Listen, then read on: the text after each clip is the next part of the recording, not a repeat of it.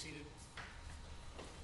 All right, let the record show that a jury trial was held in this matter. Counsel, just find a seat if you will, please. Trial commenced on November 29th, 2021. Concluded on December 9th, 2021. Mr. Smollett was found guilty by a jury of 5 of 6 counts of felony disorderly conduct, class 4 offense. I expanded the filing period for filing of post-trial motions beyond the 30-day limit due to the holidays and other restraints involving this case. I have received an 83-page post-trial motion filed by the defense and a 13-page response to the post-trial motion filed by the Office of Special Prosecutor. I will allow this, the defense to present arguments in support of your written motion. Ms. Blandian, if you wish to address the court.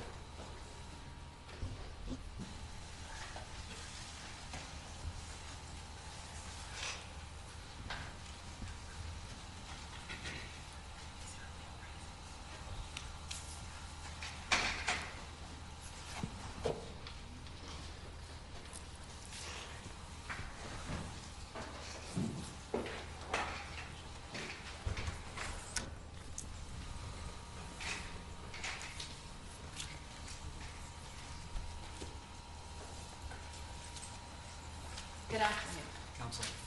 As the court knows, we filed a comprehensive motion for judgment notwithstanding the verdict and or for a new trial outlining 13 different errors that occurred during Mr. Smollett's trial. However, the legal errors impacting Mr. Smollett predate this criminal trial and began long before this case was even assigned to your honor. I know the court has read our papers and there's been voluminous briefing, and we did incorporate by reference all of our prior briefing and arguments in this case. So I'm not going to belabor every single point. However, I do want to talk about 2 categories of critical errors that have permeated this trial. And that began again at the very outset and impacted this initial complete prosecution against Mr. Smollett. And in doing so, I'm going to highlight some of the most flagrant violations. The first category of legal error relates to this entire second prosecution of Mr. Smollett. The court knows the history, everybody knows the history, but I'm going to outline a couple key facts that occurred. A 16-count indictment was originally filed against Mr. Smollett on March 7, 2019. As part of a negotiated resolution, on March 26, 2019, the State's Attorney's Office moved to nollie pros all 16 counts. The Honorable Stephen Watkins granted the motion and dismissed the case against Mr. Smollett. As part of this negotiated agreement, Mr. Smollett was required to satisfy the Cook County State's Attorney's Office as to his long-standing community service, and he forfeited the $10,000 bail bond, which he was not required to do. Weeks after the case was dismissed on April 5th, 2019, a pro se litigant who lacked any standing to do so filed a petition to appoint a special prosecutor, which was ultimately granted by Judge Tuman on June 21st, 2019. Now, we've challenged the authority of the special prosecutor in different forms. However, when the case came before your honor, we filed a motion to dismiss here. The reason that was relevant is because your honor needs jurisdiction over both the matter and the defendant in order to proceed against him. And with all due respect, your honor lacks jurisdiction and lacked throughout the entirety of these proceedings.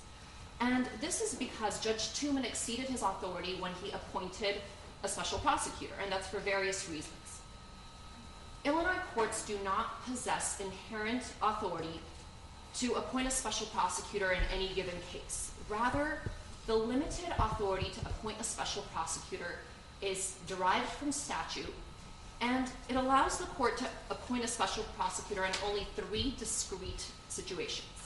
The first is when the state's attorney is unable to fulfill her prosecutorial duties. The second is if the state's attorney has an actual conflict of interest in the matter. And the third is when the state's attorney files a petition for recusal. Now, Judge Tuman found that the first of these 2 were not applicable in this case, and he granted the appointment of a special prosecutor on the 3rd scenario.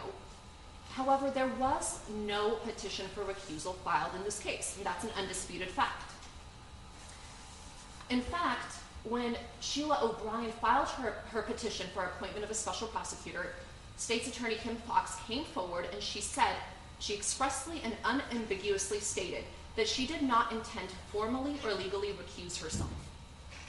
But the court nonetheless concluded that what she intended was basically an unconditional legal recusal. Now, subsection A-15 of the statute authorizing the appointment of a special prosecutor doesn't contain a provision which says the court can infer or interpret from the state's attorney's actions whether the state's attorney intended to recuse herself. Rather, the provision is explicit that the subsection only applies when the state's attorney files an actual petition for recusal, which Kim Foxx did not do in this case. Because the filing of a petition for recusal is an express statutory prerequisite to the appointment of a special prosecutor under subsection A-15, Judge Tuman exceeded his authority and violated the doctrine of separation of powers by usurping the role of the legislature and essentially redrafting the statute authorizing the appointment of a special prosecutor.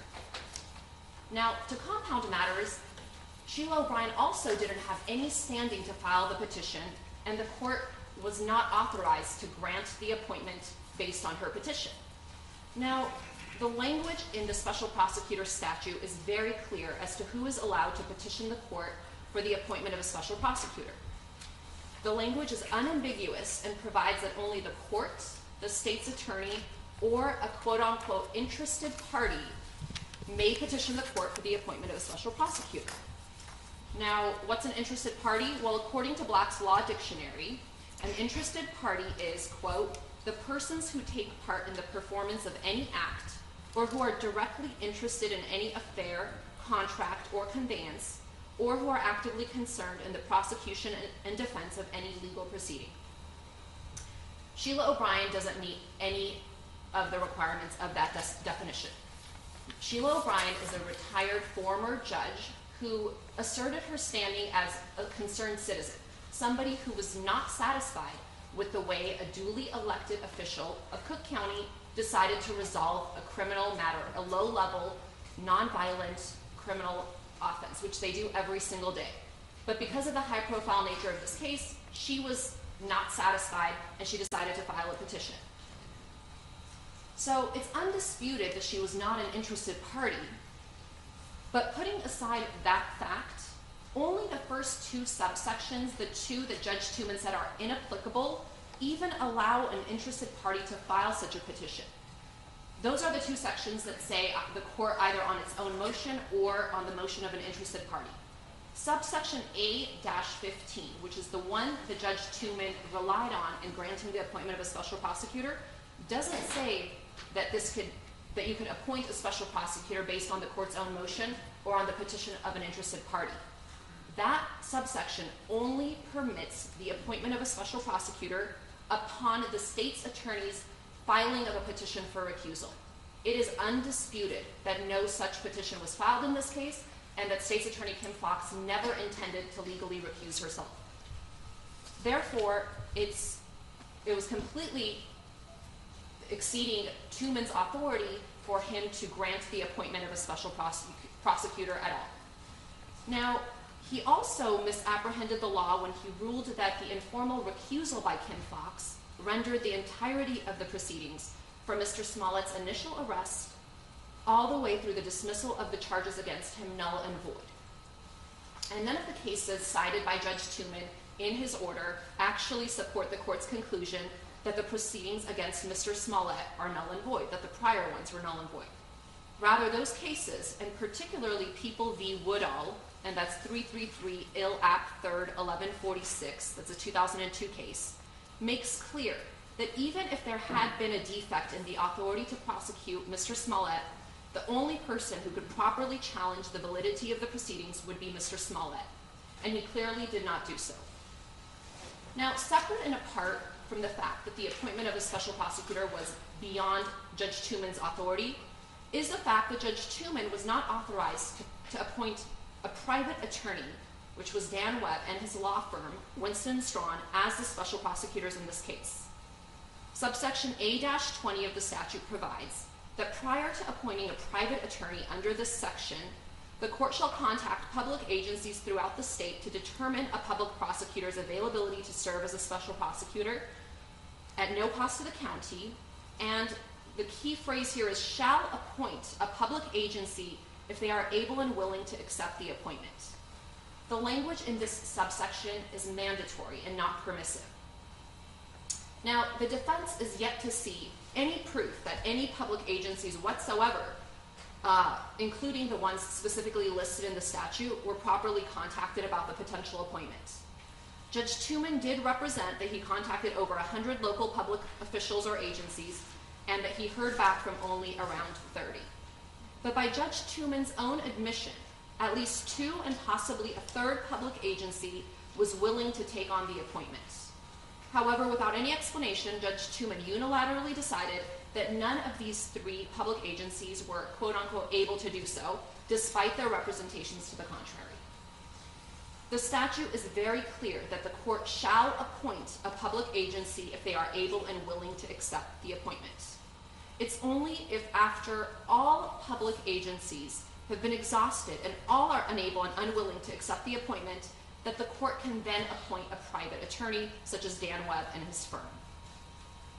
There is no exception in the statute for private attorneys who might be willing to do the case pro bono or who are willing to do the case simply for costs, not charging for attorney's time, but for their costs, which for a firm like Winston & Strawn is probably still an astronomical amount. And I don't know what the total of the costs is. I know they were supposed to be filing reports with Judge Tuman, I believe every 3 months, to show the taxpayers what their prosecution of Mr. Smollett is costing in tax, and I would be curious to see that figure. I'm not sure what that is, but I would guess it's a substantial amount. But regardless, that is not contained within the statute. And here, because multiple agencies apparently indicated their willingness and ability to accept the appointment, Judge Tuman exceeded his authority and again violated the separation of powers doctrine by usurping the role of the legislator and appointing a private attorney as the special prosecutors in this case. The next issue I'd like to address is that the instant prosecution against Mr. Smollett violated a contractual right to immunity that he was promised by the Cook County State's Attorney's Office. In the original criminal proceedings, there was an immunity-type non-prosecution agreement that was entered into between Mr. Smollett and the State's Attorney's Office as an agent of the people of the state of Illinois. Not only was this agreement agreed on between the parties, but it was actually executed and enforced by the courts. And it's something that's already been executed. This isn't something where they could renege because it's yet to be performed by either side, but this was actually executed by Mr. Smollett. And the state's promise to Mr. Smollett was that after he satisfied them as to his community service, after he forfeited his $10,000 in bail bond, that the state would not further prosecute him in connection with the January 29, 2019 attack on him. And here we are again in another case instituted, it might be by different attorneys, but it's on behalf of the state of Illinois. And there's a statute that controls, and that's section 5/114-1 of the Code of Criminal Procedure, and it allows the court to dismiss an indictment, and a court is required to dismiss an indictment where the defendant has received immunity from prosecution for the offense charged. And indeed, Illinois courts have consistently dismissed indictments that violate this section. And the courts here analyze informal immunity agreements under the same basic principles of contract law. So Mr. Smollett here performed his side, and he was entitled to the benefit of the bargain he made with the state's attorney's office on behalf of the state of Illinois, and that was violated.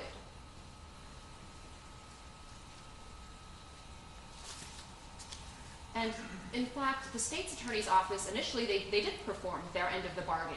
They stood up in court in front of Judge Watkins, asked for the dismissal, and did what they had promised to do. And so at that point, the agreement was fully performed by both sides. The court enforced it, and there was absolutely no basis, and it was a violation of Mr. Smollett's rights to then re-prosecute him by the same principal, which is the state of Illinois. And there's important policy considerations for this, and the Starks Court, which is People v. Starks 106 Ill 2nd 441 1985, that's an Illinois Supreme Court case, and the Supreme Court in that case explained the significant policy considerations for this rule, and I quote, "The prosecution must honor the terms of agreements it makes with defendants. To dispute the validity of this precept would surely result in the total nullification of the bargaining system between the prosecution and the defense. Therefore, this court believes that if the prosecution did make an agreement with the defendant, it must abide by its agreement in this case."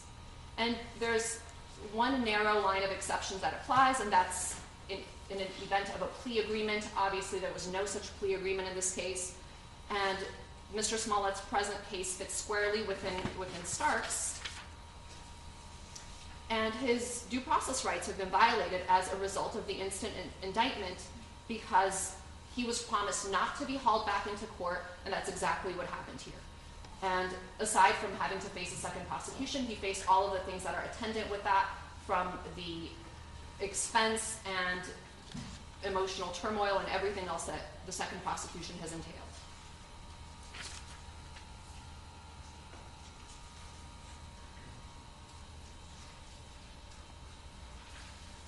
In short, Mr. Smollett relied on the representations by the Cook County State's Attorney's Office, and at the end of the day, a deal is a deal, and the state of Illinois is not exempt from that ancient principle. And so we would ask that the case should have been dismissed on that basis.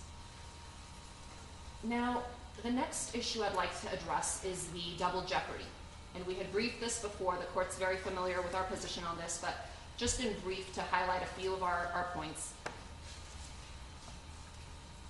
The double jeopardy clause does not just prohibit double prosecutions, it also prohibits double punishment. And to punish somebody twice for the same thing is a violation of the Fifth Amendment. And here, Mr. Smollett was clearly punished in the prior criminal proceedings by the imposition of a criminal penalty. Now, certain people may disagree with the severity of that punishment. They may not think that was a just result, but it doesn't take away from the fact that he was criminally punished. And even the Office of the Special Prosecutor, at the outset of the case, when they filed a new indictment, they issued on February 20th, 2020, something called an information release. And in that information release, Dan Webb himself acknowledged that Mr. Smollett had been punished during the prior criminal proceeding. And I quote him when I say that Mr. Webb stated that the only punishment for Mr. Smollett was to perform 15 hours of community service and requiring Mr. Smollett to forfeit his $10,000 bond as restitution to the city of Chicago. Those are Mr. Webb's words, not mine. And he said the only punishment. So he acknowledged that Mr. Smollett had been punished. But again, he wasn't satisfied with that punishment. And that's exactly what the double jeopardy clause is meant to prevent, second guessing of one prosecutor's discretion by another prosecutor. And that's exactly what happened in this case. There was absolutely no rational, non-punitive reason for Mr. Smollett's $10,000 bond forfeiture other than to serve as punishment. Upon the dismissal of the case, his bond normally would have been returned to him, less any bail costs, which would not exceed $100. However, despite Mr. Smollett's full compliance with all bail conditions, the forfeiture of his bond was required as a condition of the dismissal of charges against him. Therefore, this was obviously intended to punish him and serve deterrent purposes. And finally, the fact that he was not convicted of any crimes in the initial prosecution doesn't affect the analysis. In a case decided over 140 years ago, the United States Supreme Court explained, and I quote, "The compromise pleaded must operate for the protection of the distiller, in that case, against subsequent proceedings as fully as a former conviction or acquittal. He has been punished in the amount paid upon the settlement for the offense with which he was charged, and that should end the present action, according to the principle on which a former acquittal or conviction may be invoked to protect against a second punishment for the same offense." To hold otherwise would be to sacrifice a great principle to the mere form of procedure and to render settlements with the government delusive and useless. And for those reasons, the indictment against Mr. Smollett should have been dismissed for violation of the double jeopardy clause.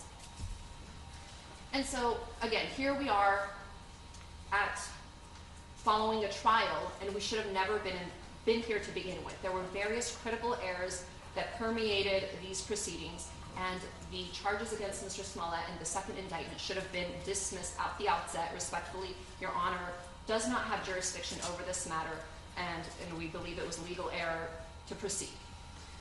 Now, the second category of errors I'm going to discuss are trial-related errors. And these errors began from the outset of the trial, beginning with jury selection, and they went all the way through closing arguments and even jury deliberations. And again, I'm not going to go through all 13 of the errors that we outlined in our papers, but I will highlight some of the critical ones that violated Mr. Smollett's constitutional rights. I think everyone can agree that this was one of the most high-profile cases in recent history. There was an immense amount of prejudicial pretrial publicity and an overwhelming presumption of Mr. Smollett's guilt long before a single piece of evidence was ever presented in a court of law. And this was in part due to a national press campaign by the former police superintendent, Eddie Johnson. And he went on national television on various networks, and he made blatantly false allegations of what the evidence in this case was. And there were three in particular, and these issues were never raised at trial because that's just not what the evidence was. Eddie Johnson went on TV and he said Mr. Smollett did all of this because he was dissatisfied with his salary on Empire. That was completely a false assertion. There was zero evidence of that whatsoever, but he went out there and said that and put that in the potential jury pool. He also said that Mr. Smollett had sent himself the letter. Mr. Smollett fully cooperated. He gave his DNA, he gave his fingerprints to the FBI, not to CPD, but he did that to the FBI, and there was no connection between him and the letter. That didn't prevent Eddie Johnson from going out there well before this case ever got to trial and tainting the jury pool with that false assertion. He also said that Mr. Smollett paid the brothers $3,500 for the attack. And it was the brothers' own attorneys who went on TV right after that and said, no, this was actually as corroborated with a lot of text messages between Jussie and Abimbola Asundario. He had hired Abimbola as his trainer, and that's what the $3,500 check was in fact for. Now, based on this overwhelming presumption of guilt in this case, it was critical that jury selection be fair so that Mr. Smollett would receive a fair trial if that was even possible. But there were fundamental errors in that process. First, the court violated Mr. Smollett's Sixth Amendment rights by preventing the defense from actively participating in the voir dire process. The defense sought to directly question the veneer, but the court denied that request. And although the court asked the parties and took questions from both sides as to certain questions that should be asked of the potential jurors, Your Honor didn't ask all of the questions that the defense requested. By refusing to allow the defense to meaningfully participate in the voir dire process, the court prejudiced the defendant's ability to discover those members of the potential panel with biases and or potential prejudices against Mr. Smollett, violating his Sixth Amendment rights. Although the court repeatedly stated that you didn't want to treat this case any different than other cases, this was an abuse of discretion in this case because of the prejudicial pretrial publicity, which could not be ignored. And you think I was required to ask every question submitted by your team to the veneer, every single one? We think we should have been allowed to participate in this process because of the unique circumstances of this case where there was such an overwhelming presumption of guilt. We think it's a very different process when the court asks questions and when we as attorneys get to ask the right follow-up, in real time without having to wait for. There were certain questions the court asked, and this was my next point with Rosemary Mazzola, where the court cut off the answers. I think I asked most of the questions the defense requested of me. There were some I did not. For example, you wanted me to ask the denier, what kind of animal would you like to be if you had to be an animal? Or Superman or Batman, what do you prefer?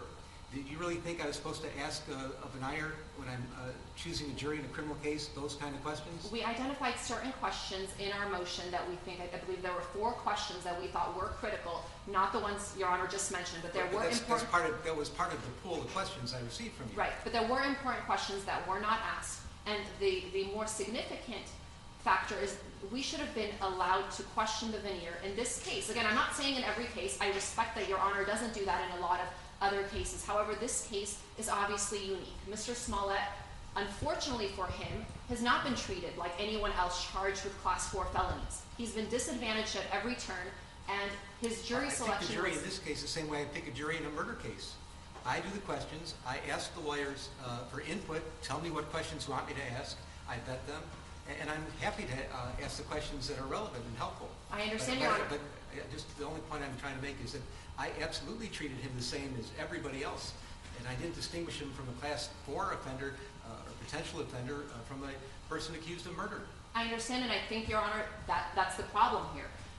A regular murder defendant doesn't walk into court with a presumption of guilt.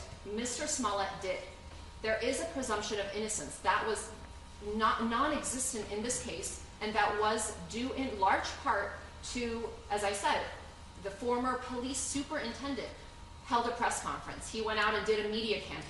The mayor spoke out on this case. Even Judge Tooman, in his order, before a single piece of evidence had been set forth before Judge Tooman, he convicted Mr. Smollett in his order. He talked about what a charade this was, and he made findings. And Judge Tooman should have been recused. We actually filed a motion for him to recuse himself because based on the face of the order, it was clear that he harbored bias against Mr. Smollett and was convinced of his guilt when he was not ruling on a motion that involved, there was no factual dispute before him. There was no evidence presented to him.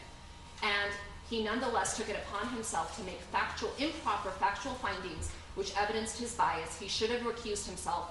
However, he didn't even let us intervene in those proceedings to consider our motion for recusal and to consider our motion for reconsideration of the order appointing the special prosecutor, and all of that was there. But to Your Honor's point, the reason I think Your Honor should have treated this case differently is for all the reasons I stated, which is he does not sit and he did not come before Your Honor the same as other defendants with a presumption of innocence, which is what he is afforded and entitled to under the Constitution.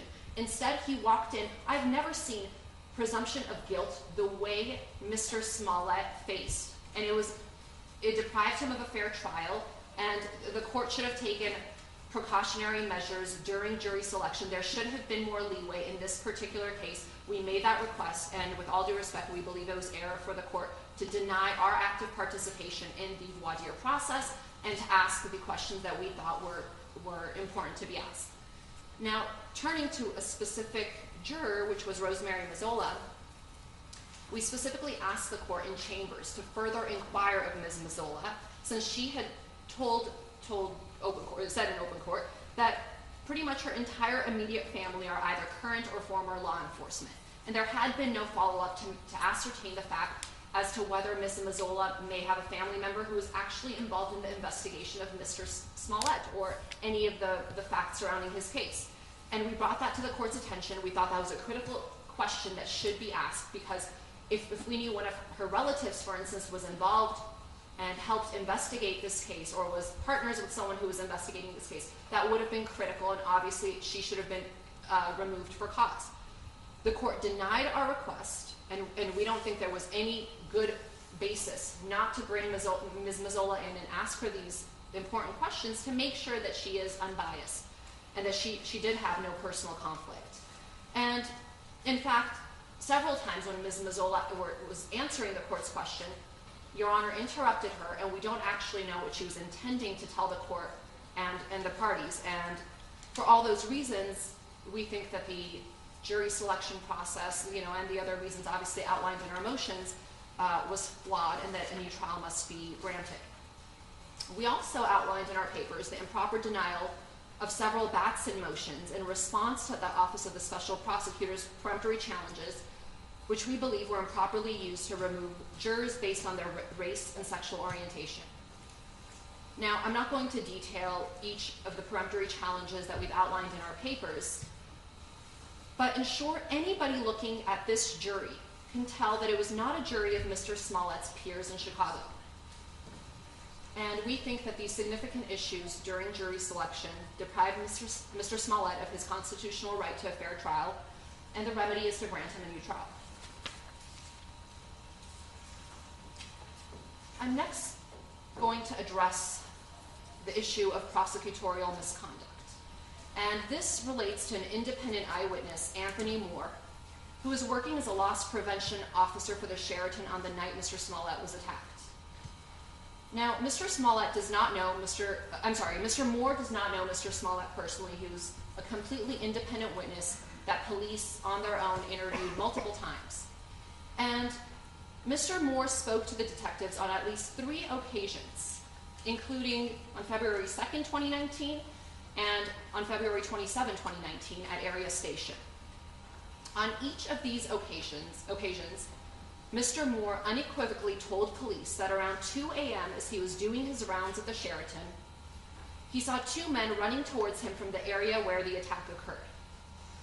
He said he flashed his flashlight on the first man's face, and he saw a white male wearing a ski mask. Mr. Moore could not see the second man's face. And Mr. Moore was entirely consistent with his repeated descriptions, and he never expressed any doubt as to what he saw. In fact, when asked to view a photo lineup at the station with only black men included, Mr. Moore told officers that the man couldn't be in the lineup because the man he saw was white. This description of a white male wearing a ski mask was exactly what Mr. Smollett had seen and described to officers. Mr. Moore was a key defense witness, as his testimony provided at the very least reasonable doubt that Mr. Smollett was truthful in his account of what he saw that night. Now, a year later, on January 29th, 2020, prosecutors from the Office of the Special Prosecutor met with Mr. Moore for a lengthy period of time, and they chose not to video record this interview. At trial, Mr. Moore testified that at this meeting, they showed him the CPD's evidence against Mr. Smollett, including surveillance footage and pictures of the Asendario brothers, who they said were Mr. Smollett's attackers. Mr. Moore testified at trial that he felt, quote-unquote, pressured and threatened to say he saw something he didn't see. And exhausted after hours of telling prosecutors something they did not want to hear, he eventually signed a statement saying he could have been mistaken when he saw a white man because maybe when he flashed the flashlight on his face, it was the reflection from the light that made him think that the individual was white. There was absolutely no reason for the Office of the Special Prosecutor to try to taint an independent eyewitness's clear memory of an event by showing him their version of the evidence and trying to scare him that he would be committing perjury if he testified consistent with his own independent memory of what he saw. This form of intimidation constitutes egregious prosecutorial misconduct and violates Mr. Smollett's fundamental right to present witnesses in his defense. By having Mr. Moore change his statement in writing, not only did the Office of the Special Prosecutor try to disqualify Mr. Moore as an exculpatory defense witness, they actually tried to obtain false incriminating evidence against Mr. Smollett. Although Mr. Moore, on the stand, tried to explain the reasons he gave the written statement stating he could have been mistaken about the skin color of the man he saw, the prosecutorial misconduct inevitably discredited Mr. Moore. And this flagrant misconduct constitutes reversible error. Now, the OSP's argument on this issue is really, it's the adage, the best defense is a good offense. They claim in their papers that the defense engaged in gamesmanship and, quote, manufactured prosecutorial misconduct. More outrageously, they claim that Mr. Moore committed perjury when he told the truth. This is belied by the undisputed record, which is that Mr. Moore gave police consistent accounts of what he saw, which is a white man wearing a ski mask, on multiple occasions close in time to the incident. Now, although the Office of the Special Prosecutor presumes that the defense was aware of this prosecutorial misconduct prior to trial, that's simply a false assumption on their part. While Mr. Moore had been identified as a potential defense witness from the start based on his exculpatory statements to police, we only interviewed Mr. Moore for the first time on Friday, December 3rd, just days before he gave his testimony that Monday. And there was no statement to provide to them pursuant to Rule 413D. We had him on our witness list as a potential witness. As Your Honor knows, the defense never knows until well into the trial whether you're even putting on a defense case. We knew he had always consistently said he saw a white male, so that's why he was on our witness list. And the decision was made mid-trial that we did want to, in fact, pursue calling him as a defense witness, and we spoke to him briefly. We interviewed him to see why he changed his statement, because it had been very clear that he consistently said one thing, and then a year later, after meeting with the special prosecutors, changed his story a little bit. He was careful in how he did it. He didn't say, I'm wrong, but he said, I may have been mistaken, because again, he wanted to be truthful. And the special prosecutors now say, oh, this was perjury, and the defense suborned perjury. Nothing is farther from the truth, and if the OSP actually believed that, they would have cross-examined him on what happened actually during these meetings. Not only would they have cross-examined him, they could have put up a witness to impeach him who was present during that meeting to say, actually, that's not what happened. They didn't do either of those things. And of course, they could have charged him with perjury, but they won't do that because he was not lying and he was telling the truth. One way or another, this was an egregious violation brought by the special prosecutor's office. They should have been disqualified when we made the request, and a motion for a new trial is required on that basis. And unfortunately, this isn't limited to Mr. Moore. Shortly after, for the second grand jury, when the special prosecutor's office convened the special grand jury to proceed on the second indictment against Mr. Smollett, they had at that time our papers that we had submitted to Judge Tooman asking him to reconsider the order granting a special prosecutor. And what we had done is detail the evidence, the favorable evidence, showing that Mr. Smollett was not guilty.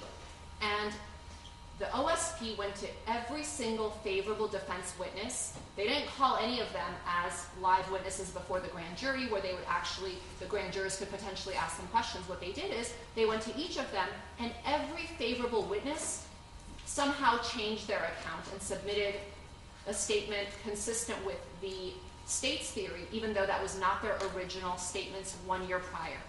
And there were witnesses who suddenly we couldn't contact anymore, who went missing. This was a real issue in this case. And Mr. Moore was just a prime example of that. Another example was David Alegbe, who similarly had said that he had seen the passengers in his Uber speaking on a cell phone.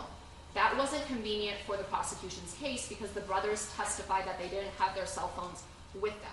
And there were two witnesses actually who had said this. There was an independent taxi driver who said one of the brothers was texting during the drive, and separately David Alegbe, who said one of the brothers was on the phone. Now, of course, after we had set that in our papers, OSP talked to David Alegbe and got him to write a statement saying he may have been mistaken about the phone use because it was inconsistent with their theory of the case. And Your Honor saw David Alegbe got on the stand and he explained not only did he hear one of them speaking on the phone for 1 or 2 minutes before the second brother got in the car at their house, which they tried to say he could have been rehearsing his acting lines for that evening, as if the profanities that was yelled at Jussie in the street would have been something that would have to be rehearsed out loud in an Uber. But separate from that, Mr. Alegbe said that halfway through the drive, they changed the destination in the app, which could only be done with the use of a cell phone. And that was not contained in the statement. That was never any of the OSP's disclosures to us. That was something we learned for the first time actually at this trial when Mr. Alegbe testified. In short, we think there were significant issues with the way the OSP treated this case with the defense witnesses, and they tried to have defense witnesses either take back their statements and give incriminating statements towards Mr. Smollett, which were not their original independent stories, or I suppose some of these witnesses, for inexplicable reasons, were just not available, for the defense to reach. So we think certainly a new trial is warranted based on all of these errors, but particularly on Mr. Moore and his statement at trial that he was threatened and pressured by the OSP to change his truthful testimony, which was exculpatory for Mr. Smollett. Next, I'd like to address the burden shifting.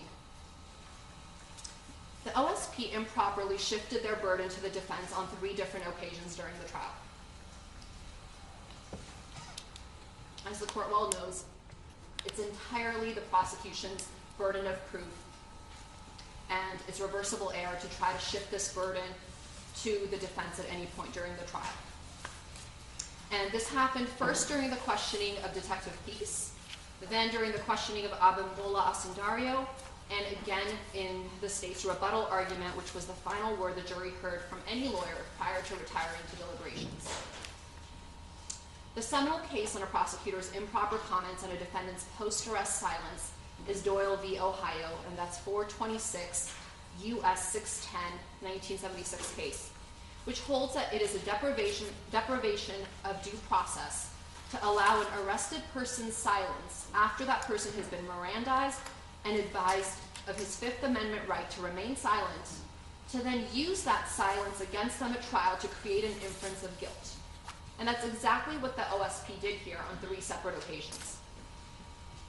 Now, in its opposition papers, the OSP tries to argue that their questions to Detective Peace and to Abimbola Asundario relate to a text message sent on February 14, 2019, and do not involve Mr. Smollett's post-arrest silence. However, the improper questions were not limited to the text message or even to the time period prior to Mr. Smollett's arrest. For example, in questioning Detective Peace, Mr. Mendenhall broadly asked, quote, did he, meaning Mr. Smollett, ever make a statement that they, referring to the Asundario brothers, did nothing wrong and never would? Answer, no. Question, to this day, has he ever come clean about this hate crime that you are aware of? Answer, no. This questioning indisputably violates Doyle, as it necessarily includes Mr. Smollett's post-arrest silence. Furthermore, Illinois law actually goes a step further by holding that it's impermissible to impeach a defendant with his or her post-arrest silence, regardless of whether the silence occurred before or after the defendant was given Miranda warnings. In its opposition papers, the OSP argues that the defense did not object to this line of questioning. However, the OSP's improper burden shifting constitutes plain error affecting Mr. Smollett's substantial rights, for which a lack of an objection is not fatal. Similarly, during the direct examination of Abimbola Asundario, Dan Webb asked him whether Mr. Smollett ever made a statement to the public where he admitted that the hate crime was a hoax. The defense did object to this question, and the court sustained the objection. Similar to Mr. Mendenhall's questions, which were not limited to the text message or even to the time period prior to Mr. Smollett's arrest, Mr. Webb's question is equally problematic. Now, the OSP argues in its opposition papers that the word statements to the public somehow makes Doyle inapplicable. This argument is frankly ridiculous, as any public statements by Mr. Smollett would have been used against him if he testified at trial, the same as if he had made those statements to police. Here, this entire case hinged on the credibility of Mr. Smollett and of the Asundario brothers. By improperly commenting on Mr. Smollett's failure to tell the police or the public that the Asundario brothers did nothing wrong, or to quote-unquote come clean, the OSP violated Mr. Smollett's due process rights and his Fifth Amendment right to remain silent by improperly trying to shift the burden of proof to him. The OSP engaged in further burden shifting during its rebuttal argument, which was particularly prejudicial because it was the last time the jurors heard from any lawyer in this case. During rebuttal, Mr. Mendenhall stated, quote, Mr. Uche gave you no evidence of any video that was missing. The court overruled the defense objection, which was error. In its opposition papers, the OSP tries to minimize this error by arguing that this was simply a single comment and that it was provoked because defense counsel had argued to the jury that there was a lot of missing data. But that's the prerogative of the defense to argue. Again, it's the state's burden. They put on a lot of surveillance video and they suggested to the jury that they had a complete account from the beginning of the night to the end of the night, and the jury had to be told that these were pieced together, but there was a lot of missing footage. It was proper for the defense to do that. However, it was not proper for the prosecution to put that burden on the defense and ask for the defense to produce the missing surveillance footage, which is simply, again, not our burden to do. And as the court well knows, a single comment is sufficient to constitute reversible error warranting a new trial. And we had cited in our papers the case of People v. Giangrande, and that's 101 Ill App 3rd 397. It's a 1981 case, and that's instructive. That also involved a single comment by the prosecutor in the closing remarks. And the remark was, "Where's the evidence?" And as the court explained in that case, the comment may well have improperly suggested to the jury that defendant had a burden to introduce evidence. Objection to it was overruled by the trial judge. This was error. And again, it was error in this case for them to make that comment and for Your Honor to overrule that objection. But we'd ask that a new trial be granted on that basis. And I'm going to turn lastly to the Accomplice Instruction. The court in this case committed reversible error when it refused to provide Illinois Pattern Jury Instruction number 3.17 entitled Testimony of an Accomplice with regard to the Osundario brothers' testimony as requested by the defense. Pattern Instruction 3.17 provides, quote, "When a witness says he was involved in the commission of a crime with the defendant, the testimony of that witness is subject to suspicion and should be considered by you with caution. It should be carefully examined in light of the other evidence in this case." Now, despite the title, the instruction is not warranted only where a witness is officially charged as an accomplice. Rather, Illinois courts have held that the defendant is entitled to have Instruction 3.17 given to the jury if the witness, rather than the defendant, could have been the person responsible for the crime, or if the witness admits being present at the scene of the crime and could have been indicted either as a principal or under a theory of accountability, but denies involvement. Here, both of those circumstances are present, which required giving the accomplice witness jury instruction. The Osundario brothers were initially arrested because the CPD had not only probable cause, but substantial evidence that they were the perpetrators who attacked Mr. Smollett on January 29, 2019. And since then, in statements to the CPD and sworn statements to the grand jury and at trial, the Osundario brothers admitted to doing everything Mr. Smollett told CPD they did. Confront him on the streets, yell racial and homophobic slurs at him, punch him, kick him, pour bleach on him, and put a rope around his neck. If it was not for their own self-serving statements and testimony that they did all of the above acts at Mr. Smollett's behest, they would have been charged with a hate crime, or at least a battery against Mr. Smollett. Because the Osundario brothers could have been the persons responsible for the attack on Mr. Smollett, Pattern Instruction 3.17 should have been given to the jury. Furthermore, assuming for the sake of argument that the Osundario brothers were in fact acting at the direction of Mr. Smollett as they alleged at trial, the only reason they were not charged as either co-conspirators or accomplices for their admitted participation in the attack on Mr. Smollett is because of their self-serving statements that they didn't know that Mr. Smollett would report the attack to the police. They asked the jury to believe that the elaborate, staged attack was solely for the media's benefit, taking the absurd position that somehow a heinous crime against a high-profile celebrity, which was supposed to be caught on camera, would not result in a police investigation. Because the Osundario brothers admitted being present at the scene of the attack and could have been charged either as principals or under a theory of accountability, Pattern Instruction 3.17 should have been given to the jury. Now, the OSP... Charged with what? Well, Your Honor, they could have been charged with filing a false conspiracy to file a false police report. They could have There was evidence that they were part of filing a false police report? Your Honor, there's so much law out there that you could file. There was certainly probable cause to charge them with being an accomplice to Mr. Smollett.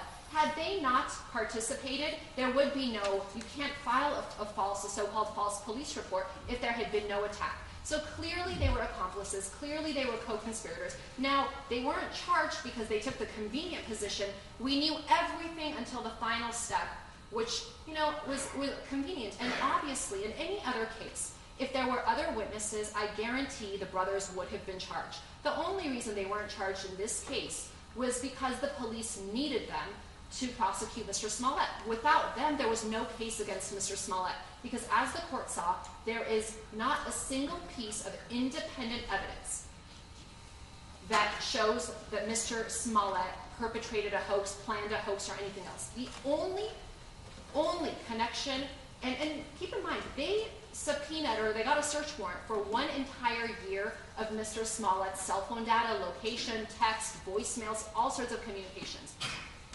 They couldn't find one thing that supported the fact that Mr. Smollett planned this. All they had was the brothers saying, after they got caught, after they were in custody for 47 hours, after they had been consulting with an attorney who was speaking to both of them, after that attorney showed them his Good Morning America video while they were in custody and they heard every single thing Mr. Smollett was saying, they conveniently turned around and said, oh yeah, you're right, we did do this, but it's because Mr. Smollett asked us to.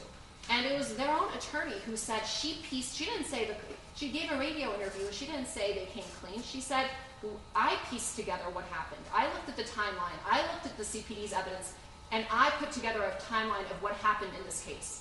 And it's our belief that that story was spoon-fed to the brothers, and that that's the story that they gave police, which allowed them to be released from custody, uncharged. They became the star witnesses, and they've tried to capitalize on this whole regrettable incident. So we had cited the court to People v. Carrion, and that's 162 Ill Act 3rd, 990, 1987.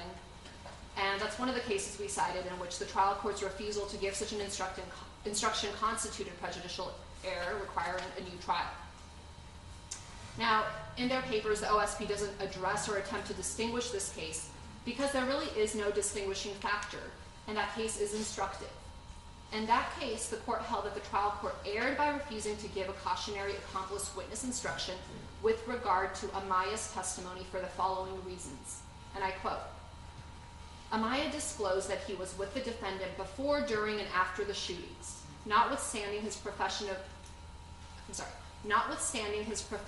innocence based on his alleged fear of the defendant, we believe probable cause existed to indict Amaya for the offenses, particularly when one considers that when he was initially taken into custody for questioning, he possessed money linking him to the crime. And in that case, the appellate court held that it couldn't find that the failure to give the requested instruction constituted harmless error, especially in light of the fact that Amaya's testimony was the only direct evidence implicating Carrion. And it's the same reason why giving this instruction was critical in this case, where the evidence against Mr. Smollett was far from overwhelming. I know the police department put on a long narrative, a lot of surveillance footage, but all that evidence was consistent with Mr. Smollett's testimony of his actions. He never denied seeing the brothers on the occasions where they went to great lengths to show, oh, on the 25th he drove to the brothers' apartment. He admitted that. On the 27th he, met with the brothers. These are not things that were disputed. So that's not overwhelming evidence of his guilt. There were different interpretations of what that evidence actually meant. And the only direct evidence implicating Mr. Smollett was what the Osundario brothers said. And it was reversible error not to instruct the jury that they had a motive to lie about that testimony. It was that story that allowed them to avoid charges in a case where a convicted felon engaged in an attack on Mr. Smollett. He and his brother, if you believe the testimony, agreed to do this despite Ola's prior criminal felony conviction for a very similar attack on another individual, another group attack. And But for all of that, it was really their own testimony that's the only direct evidence implicating Mr. Smollett. So under the circumstances of this case, the court should have instructed them that their testimony should have been cautiously scrutinized by the jury. And the court's refusal to provide this instruction under the circumstances of this case was not harmless and constitutes reversible error. In conclusion, I'd just like to say that although we believe each of the 13 errors outlined in our papers independently constitute reversible error and that each warrants the granting of a new trial, even if the court is not persuaded that any one of these errors warrants a new trial, we believe that the totality of trial errors undoubtedly affected the verdict, and the cumulative error certainly warrants a new trial. And there's ample authority supporting the grant of a new trial in such cases, and I'll just cite the court to People v. Lettrich, and that's 413 Ill 172. It's a 1952 case where the Illinois Supreme Court reversed the defendant's murder conviction and death sentence. In that case, there were a number of evidentiary errors alleged, including that the court erred in limiting and restricting the defendant's cross-examination of a critical witness, as well as certain inflammatory and prejudicial remarks to the jury in the arguments by the state's attorneys. In reversing the conviction and sentence, the Illinois Supreme Court stated that the totality of these errors compel us to the conclusion that this defendant has not had the fair and impartial trial, which is the inherent right of every person accused of a crime. And that's the same exact situation we have here. There have been a series of legal errors. If the court is not convinced that any one of them warrants a new trial, we'd ask that the court consider the totality and grant Mr. Smollett a new trial. Thank you, counsel. Government wish to make response to the post-trial motion of the defense? We do, Your Honor. Mr. Weaver, you may address the court.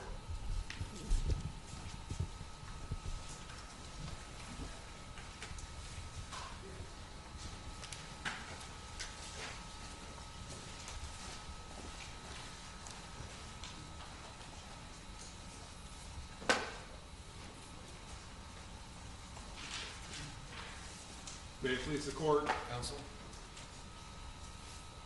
Your Honor, due to the sheer volume of the arguments heard, about an hour here, and you've already mentioned the 83 pages that they've submitted. My partner and fellow Deputy Special Prosecutor Sam and all have bifurcated the opposition. I'll give an overview, and based on Ms. Gladian's presentation, I'll highlight 4 alleged errors. I believe Mr. Mendenhall will have a couple.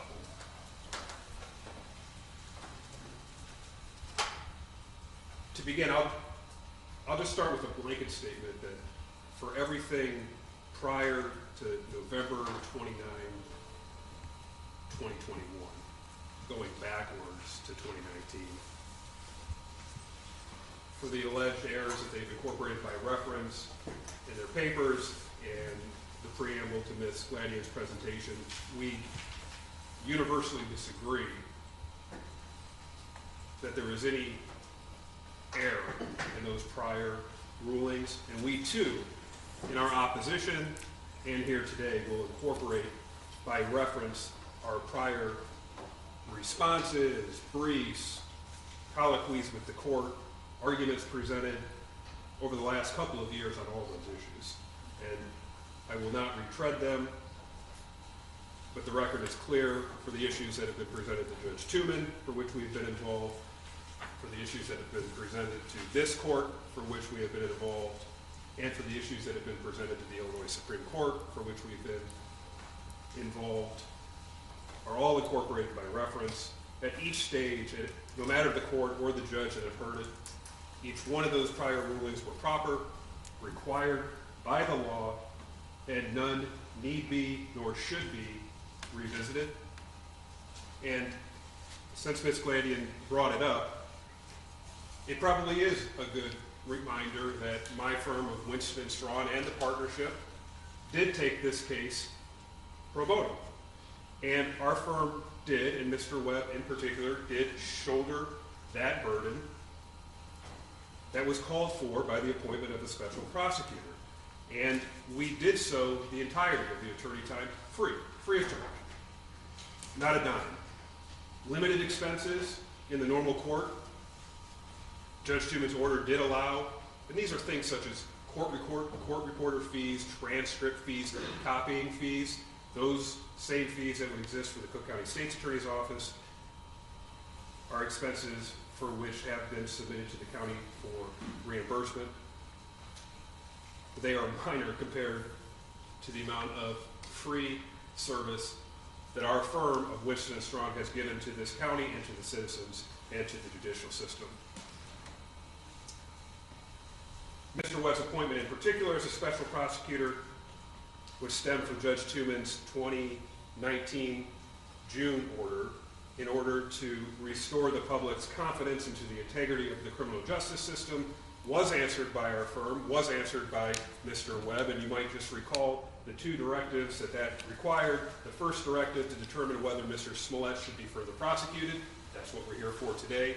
But it shouldn't be forgotten, and I don't believe is, but it's worth remembering that the second directive, whether any person or office involved in the initial Mr. Smollett case engaged in any wrongdoing, our office also did that. And you heard Ms. Glamian talk about certain of those things in our argument, but the OSP did complete a thorough investigation, did have a grand jury seated, did prepare a detailed and comprehensive report as it relates into the Cook County State's Attorney's Office, as it relates to the investigation in the Chicago Police Department, and did so for a total cost of attorney times for $0.00. And it should be noted, since it was raised, and it's important to understand that we believe we have fulfilled the call to restore the public's confidence into the integrity of the criminal justice system. As to the actual substance of Ms. Glamian's presentation, and as it relates to the 13, what I'll call macro level alleged errors, although they list a myriad of alleged sub-errors as well. The evidence presented at trial, Your Honor, overwhelmingly established Mr. Smollett's guilt beyond a reasonable doubt. And that's reflected in the jurors' unanimous guilty verdict. And nevertheless, Mr. Smollett asked this court for extraordinary relief to overturn the jury's verdict that found him guilty of 5 serious felonies of making false police reports. And in doing so, he raises a variety of alleged procedural, alleged evidentiary errors, both pre-trial and during the trial itself, committed by anyone and everyone involved in this case, except, of course, Mr. Smollett himself or his lawyers. And just a few examples. He's blamed the prosecutors. He's blamed Your Honor specifically. He's blamed your courtroom staff. These are in his papers. He's blamed the Cook County sheriffs in this courtroom. He's blamed the entire Cook County judicial system. He's blamed the Illinois Supreme Court. He's blamed COVID-19. He's blamed the media. He's blamed, quote, political figures. He's blamed witnesses at trial. And he's even blamed the jury itself. Page after page after page of finger pointing and scapegoating. But once that bluster and hyperbole, Your Honor, is excised from that motion, and the examination of the real underlying record is undertaken, it clearly reveals that each of the alleged errors is 1, meritless, 2, it is riddled with distortions of the actual record, and 3, frequent misapplication of controlling Illinois law. But most important, none of those alleged supposed errors remotely would rise to the level of 1, requiring overturning the jurors' unanimous verdict, nor 2, the issuance of a new trial. As it relates to the alleged errors where Mr. Smollett seeks a judgment notwithstanding the verdict, here's what you didn't hear. You did not hear what the law actually says and what you'll have to weigh today. So I'm going to give it to you. Illinois law mandates that a judgment of acquittal is only appropriate when, quote, a trial court concludes, after viewing all the evidence in the light most favorable to the state, that no reasonable juror could find that the state had not met its burden of proving the defendant guilty beyond a reasonable doubt. and quote, a motion for judgment notwithstanding the verdict should be granted in instances only where the state's evidence, when viewed in the light most favorable to the state, is insufficient to support a finding or verdict of guilty. Here, Mr. Smollett has not met and cannot meet the incredibly high standard for overturning the jury's verdict, and when viewed in the light most favorable to the state, that's the OSP in this instance, the evidence presented during the almost 2-week trial overwhelmingly orchestrated, carried out a fake hate crime, and then, in violation of Illinois law, repeatedly reported that fake hate crime to the Chicago Police Department as a real hate crime.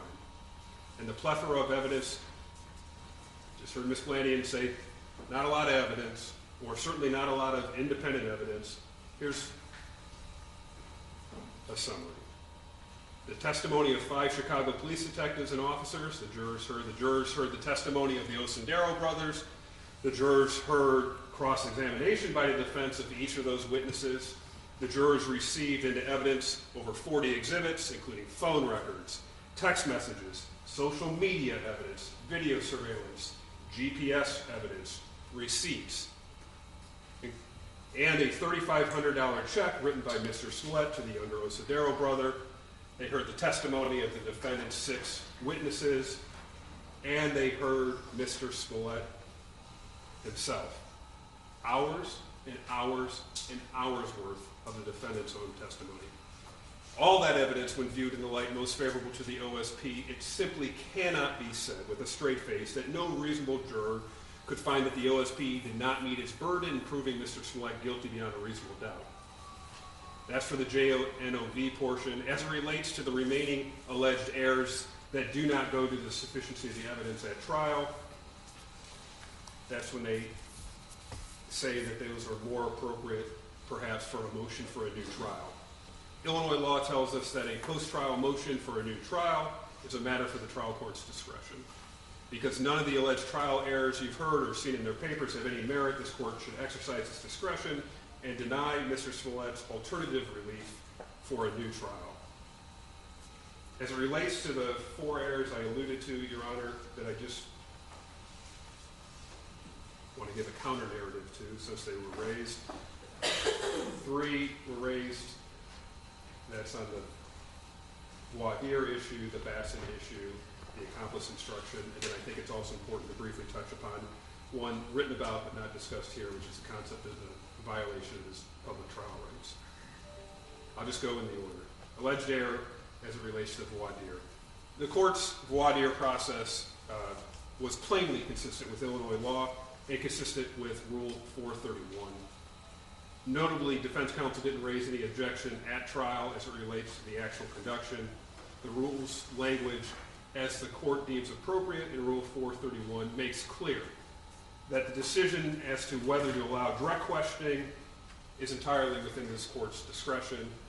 Per Rule 431, the court conducted voir dire by directly questioning the prospective jurors, but consistent with Rule 431, the court exercised its discretion and allowed the parties to submit voluminous questions to be asked during the voir dire. Both sides. Both the OSP and the defense submitted rather voluminous supplemental questions for further inquiry of prospective jurors. Pre-trial, you reviewed those very thoroughly. We had colloquies on them. We had hearings on them. We had exchanges on them. Defense counsel ultimately submitted nearly 60 supplemental questions to ask during voir dire. The court took input, and importantly took input from the parties throughout the voir dire process, both at sidebar, in chambers, pre-trial, and during trial. And those additional follow-ups were often asked of the prospective jurors, and when they were not, the court explained why. In Your Honor's discretion, they would not be asked. No prejudice exists. Defense counsel was permitted to question the prospective jurors through the extensive supplemental questions, through the extensive supplemental questions that they submitted pre-trial, and through the supplemental requests that occurred during trial.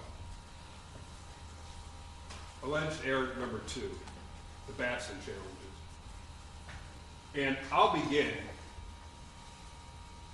by noting unequivocally, the accusation that the OSP engaged in, quote, a systematic pattern of discriminatory challenges, end quote, is absolutely meritless.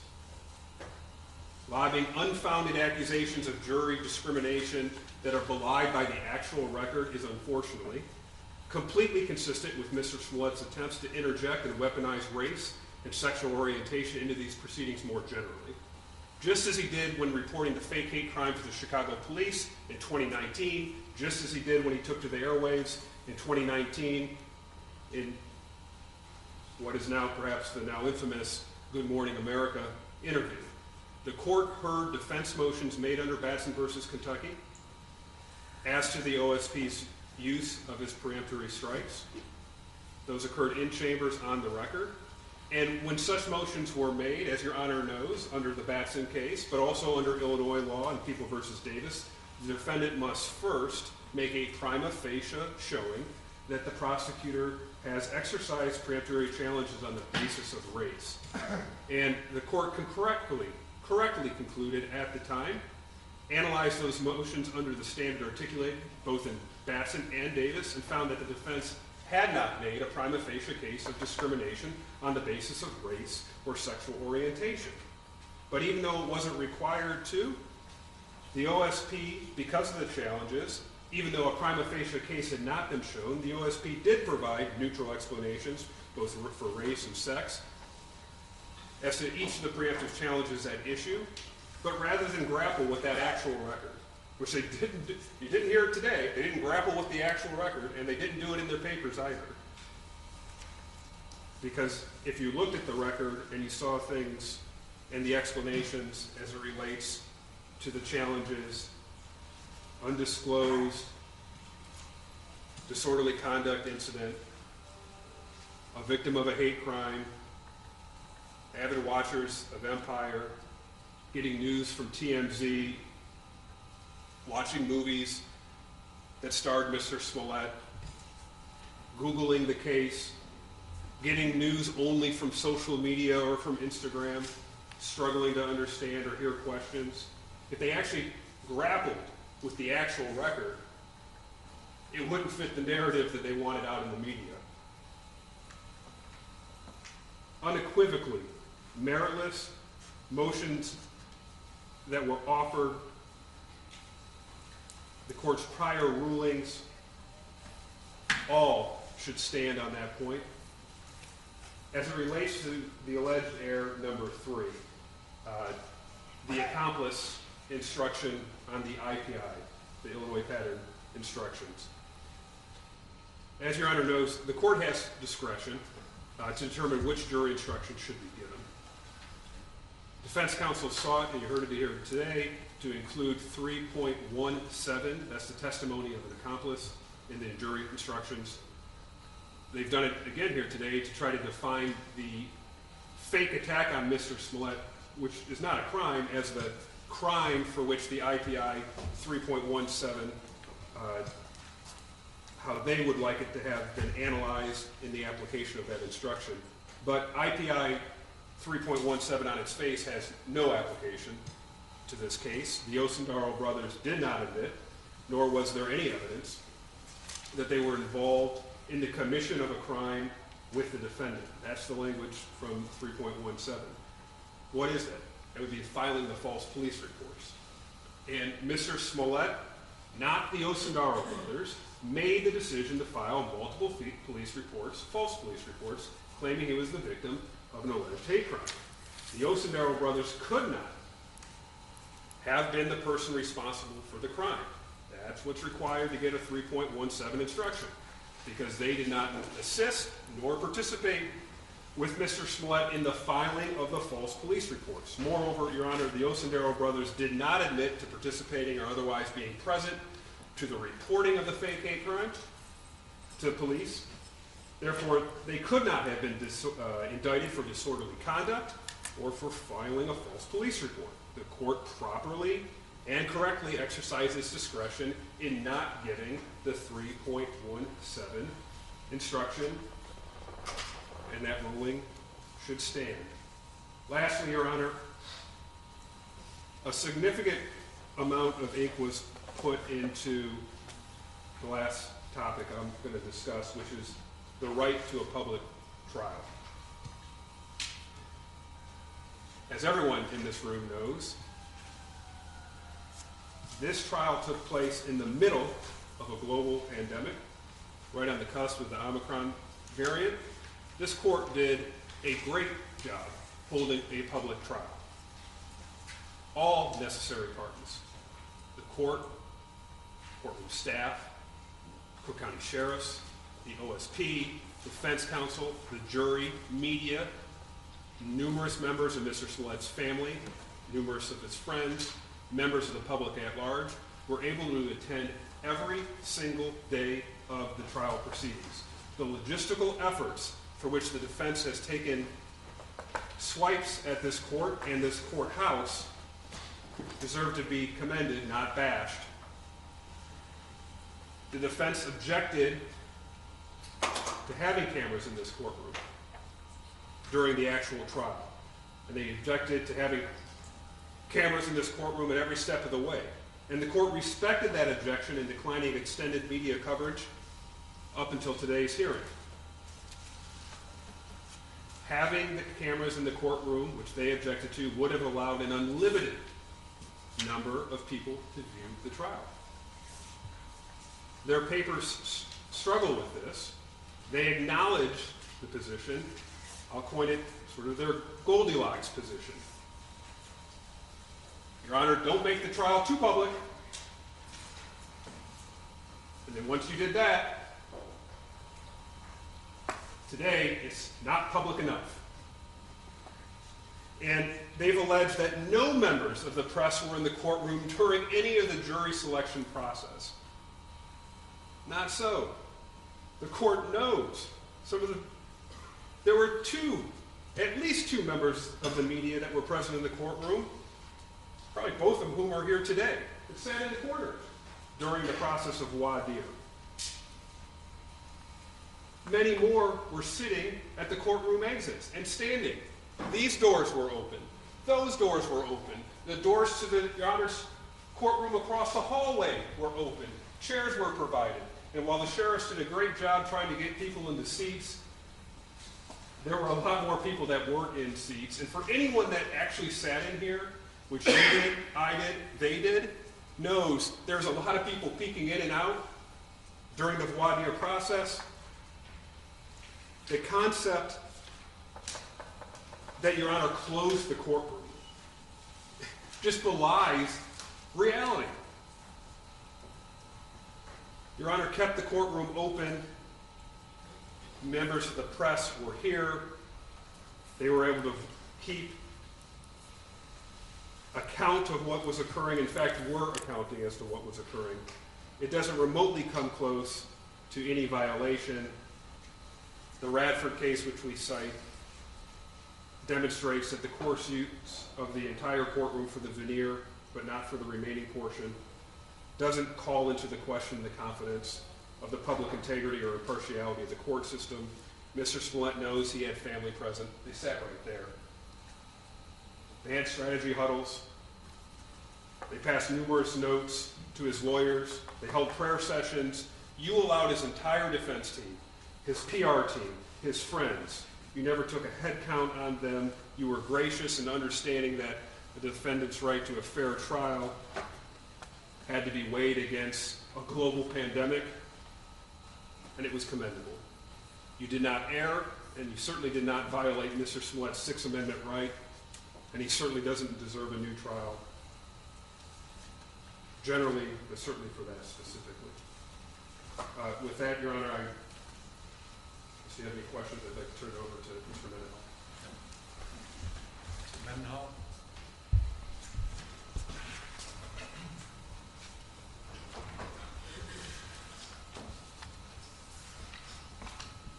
Your Honor, Ms. Glandon is entitled to her own argument. What she is not entitled to is her own facts. She stood before this court and told you they raised the issue of David Elderby's direct examination. nowhere in this 83-page motion did they ever make a single complaint about the examination of David Elderly. Ms. Glandian stood before this court and told you that they made a motion to recuse the whole Office of Special Prosecutor, Mr. Webb, myself, Mr. Weaver. Nowhere at trial or in this paper is there such a motion. Your Honor, as we established at trial, facts matter, truth matters, evidence matters. They are not entitled to their own facts. Another fact in this matter, Your Honor, the one disqualification that they did make was to recuse a deputy special prosecutor who examined Mr. Moore. That deputy special prosecutor is an honorable man, is a man I've worked with for 20 years. His integrity is impeccable, his reputation is impeccable, and his ethics is impeccable. Your Honor, they say he put Mr. Moore on the stand to commit perjury. Mr. Moore got on the stand and testified that the person he saw was white. Your Honor is well aware the actual two people that ran by him got on the stand and testified. Abel Osendero, Abin Ola Osendero. Your Honor, if nothing else has been established in this entire trial, I think we can both agree it's been established that they're not white. Yet, they came in here today and making that same argument. Their arguments is in wine. They're not getting better with age. Your Honor, to try to discredit a man and to call into question when all he did is serve pro bono faithfully and for free does a disservice to the job that this Office of the Special Prosecutor did. Not only did they not prove anything that merited disqualification, they did it with pure gamesmanship, Your Honor. The rules require that you bring it to the court's attention in advance. They waited till the witness got on the stand and had him point at the deputy special prosecutor. Your Honors, and these are your words exactly, Your Honor, you said this was the first time in your history of a judge where you ever seen a witness get on the stand and point at a prosecutor. I've never seen it. I suspect no one in here has ever seen that. Your Honor, the gamesmanship cannot be rewarded. Their alleged error that the deputy prosecutor should be disqualified should be summarily denied as meritless. Second point of error, Ms. Glandian raised. She said that the Office of the Special Prosecutor commented on Mr. Smollett's post-arrest silence and post-Miranda silence. We did no such thing. On February 14, 2019, in an unsolicited, voluntary, non-custodial interview with the Chicago Police Department, Mr. Osendero sends Abimbola Osendero a text saying, "Brother, I love you. I know 1000% you did nothing wrong and never would. Neither you nor your brother. I love you, I stand with you, and I'm going to make a statement making sure everybody knows you did nothing wrong." It was voluntary, it was non-custodial. How do we know it was non-custodial, Your Honor? Mr. Smollett got up and left after the interview. He wasn't taken in custody and was represented by one of the finest lawyers in Chicago. To say that when we questioned Detective Deese about that text, that we put in play Mr. Smollett's post-arrest silence when all of our questions simply asked him about a pre-arrest, pre-Miranda text that he sent when he was free to go and did in fact leave, is wholly without merit, Your Honor. To then say that when Mr. Webb questioned Abimbola Osinduro about the same text that he received from Mr. Smollett on February 14th, way before Mr. Smollett was ever arrested, way before he was even Mirandized, is equally without merit, Your Honor. The text stands for itself. Their problem isn't with the questions. Their problem is with the text that their client sent, because it said a lot. I know you did nothing wrong. I know you never would. I know 1,000% you did. I love you and I stand with you, and I'm going to make it right. We had every right to ask if that was ever made right. And lastly, Your Honor, they raised an error that we allegedly shifted the burden during trial. They alleged 3 separate times. Once again, Your Honor, facts matter, truth matter, evidence matter. In their 83-page brief, they raised one issue concerning that, and that was at closing. When Mr. Uche stood right there in his very well, looked at the jury and told them, ladies and gentlemen, there was a ton of videos missing, there was a ton of evidence missing. The case law is clear on that, Your Honor, that when the defense opens the door in closing argument and raises an issue, the prosecution or the state has an absolute right to respond. They opened the door, and now they're complaining that we walked in it. We walked through it. Your Honor, we simply responded to his claim that there was missing evidence. Detective Thies took that stand and made it abundantly clear. Not a single piece of video was missing. Every video that we had was turned over, and that they had it. No video was missing, Your Honor. And for them to raise that argument, we were entitled to respond. Your Honor, so my role was to address the trial errors. I wanted to do it in a summary fashion because we've been going a while now. But those 3 errors that Ms. Glandian raised are simply not supported by the record. She's entitled to her own argument. She's not entitled to her own facts. We thank you for your time. We respectfully ask that you deny the motion, and the state is ready to proceed to sentencing. Lynn, anything else you want to add? Very briefly, Your Honor.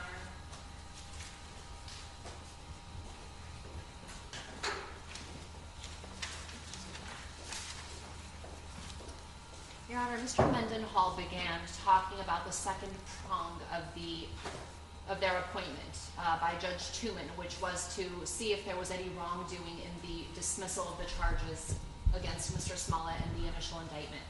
Now, I know there was some public outcry after the sudden dismissal of the charges. However, the OSP did a thorough investigation, and the one thing they did not find was any misconduct on the part of Mr. Smollett, anybody surrounding him or his team, in the dismissal of the charges against him. And that's critical because that impacts the fact that the agreement should have been honored. Now, whatever may or may not have gone on at the state's attorney's office, whatever the inner workings are, has nothing to do with the expectation that Mr. Smollett had when he entered into an agreement. He performed his part. The state's attorney's office at the time performed their part. The court enforced that agreement. And again, we know from the OSP's investigation that there was absolutely no wrongdoing on the part of the defense in bringing about the dismissal of charges against him. That was something that was offered in the discretion of the state's attorney's office, and he was entitled to rely upon it, which he did, to his detriment. As far as the voir dire questions, I just want to emphasize that we're not talking about every single question. I know Your Honor asked a few questions or raised a few examples saying that those are not things that needed to be asked. For the record, I just want to identify the 4 questions that we thought were significant to determine if any of the potential jurors had any prejudices or bias that would deprive Mr. Smollett a fair trial, and the 4 questions that we had asked the court to inquire of the potential jurors and that we believed based on this court's order stating that the court would address these topics were: number 1, are you or is anyone close to you a member of the mainstream media? 2, do you have any particular feelings one way or another about actors? And this was critical because Mr. Smollett as an actor testified. 3, would the sexual orientation of Mr. Smollett or any witness have any bearing on your ability to reach a fair decision in this case? And 4, do you believe that you would give more or less weight to the testimony of a law enforcement officer as opposed to the average citizen? And these were important questions, again, in light of Are you the sure those questions weren't asked, albeit in my words, not your words? Are you sure about that? Yes, Your Honor. We've reviewed the record. We put this in our motions. Again, I think you may be mistaken. our Unintentionally, review of but the record okay. tells us otherwise. Now, as far as the accomplice instruction, Mr. Weber said that the Osundario brothers could not have been charged with filing a false report because they weren't present when Mr. Smollett reported the attack to police. That is completely absurd. It's like saying somebody can't be charged as an accomplice to murder or a co-conspirator in a murder if they're not physically standing there when someone shoots the gun. It's a silly argument. The Osundario brothers absolutely could have been charged as an accomplice or a co-conspirator. There was probable cause. Despite their denial, they could have been charged. People in courtrooms all across the country are charged every single day with less evidence for conspiracy-based crimes or as an accomplice. They absolutely could have been charged in this case. The CPD and the State's Attorney's Office made a decision not to charge them because they wanted their testimony against Mr. Smollett, but that doesn't mean they couldn't have been charged, and it doesn't mean that the instruction should not have been given because they do satisfy the requirements necessary requiring that instruction to be given. And Mr. Mendenhall stated, I'm not entitled to my own facts. I'm certainly not here creating any facts. The record speaks for itself. Anthony Moore took the stand. He stated what he stated. We have the transcripts to show that. And he's the one who got up on the stand and said he was threatened and pressured. And when I made reference to disqualification, I certainly wasn't suggesting that we asked for the entire OSP to be disqualified. I was up here. I'm not trying to name any individuals. Our papers are clear as to our disqualification motion. I believe Your Honor already knows that. And finally, just to address the post-arrest silence issue, Mr. Mendenhall wants to isolate the statements as relating to the text message, and he says that these were all statements, or he was referring to the fact that that text message exchange on February 14th was prior to the fact that Mr. Smollett was arrested. However, that's not the question that was asked, and that's not what the jury heard. The questions said, to this day, has Mr. Smollett ever come clean? Has he ever said that the Osundario brother, it basically says, has he ever corrected the record? And it was specifically, the language was to this day and has he ever. And so that necessarily includes post-Miranda as he was sitting in trial as a criminal defendant. And so we think all of those things were error. And as far as the burden shifting, Mr. Mendenhall says there was no missing video. There in fact was. There was no video footage of one of the taxi rides, which made no sense because it had been, the CPD had apparently obtained that video. However, it was nowhere in the discovery. Later we were told it doesn't exist, but there was missing video, not to mention all of the pieces of surveillance footage that obviously they weren't able to obtain. So again, it was fair game for the defense to comment on those things as the prosecutor's failure to meet their burden and to have the jury wonder about those things. It was not fair game for the prosecutor to do what they did, which is shift the burden and put it on Mr. Smollett to have to prove his innocence and have to come up with this evidence that he simply didn't have. So again, as we asked the court to grant a new trial in light of the totality of errors that have occurred and have deprived Mr. Smollett of a fair trial. Thank you. Thank you. Everybody done? Nothing further. Okay. All right, let me indicate that we've been talking about these very issues for the last couple of years. Most of them are pre-trial, and certainly there's some that took place at trial. I've never had a case that has been pled as exhaustively as this one. Voluminous writings, hundreds and hundreds of pages of filings asking for multiple motions to dismiss, Jeopardy claims, motions to disqualify counsels, all of which are contained in the post-trial motion. It's fair to contain in the post-trial motion, but I mention now that these have been vetted and records have been made, and I've articulated myself at great length on all these issues in the past. And I am comfortable with the colloquies that were had and the decisions I made as a result of those colloquies. Just a few matters right now I want to address, and I think I should because they've been brought up with some passion by Ms. Glandian. There has been some suggestion that somehow this court should not have allowed the second indictment to go forward because it was invalid, because somehow Judge Leroy Martin, chief of the criminal division at that time, when he appointed Michael Tooman, or asked Michael Tooman to be the one to preside over Sheila O'Brien's petition seeking a special prosecutor, that somehow that was flawed, that Judge Tooman, when he held hearings, and he held exhaustive hearings, and his report speaks for itself, that somehow those proceedings were flawed, and a special prosecutor never should have been appointed, and that I somehow should have been in a position to grant some kind of collateral relief and dismiss the second indictment because the appointment of special prosecutor in the first place was invalid. I've read all of those transcripts, everything that took place in all of the hearings before Judge Martin and then Judge Tooman. Judge Tooman issued his report.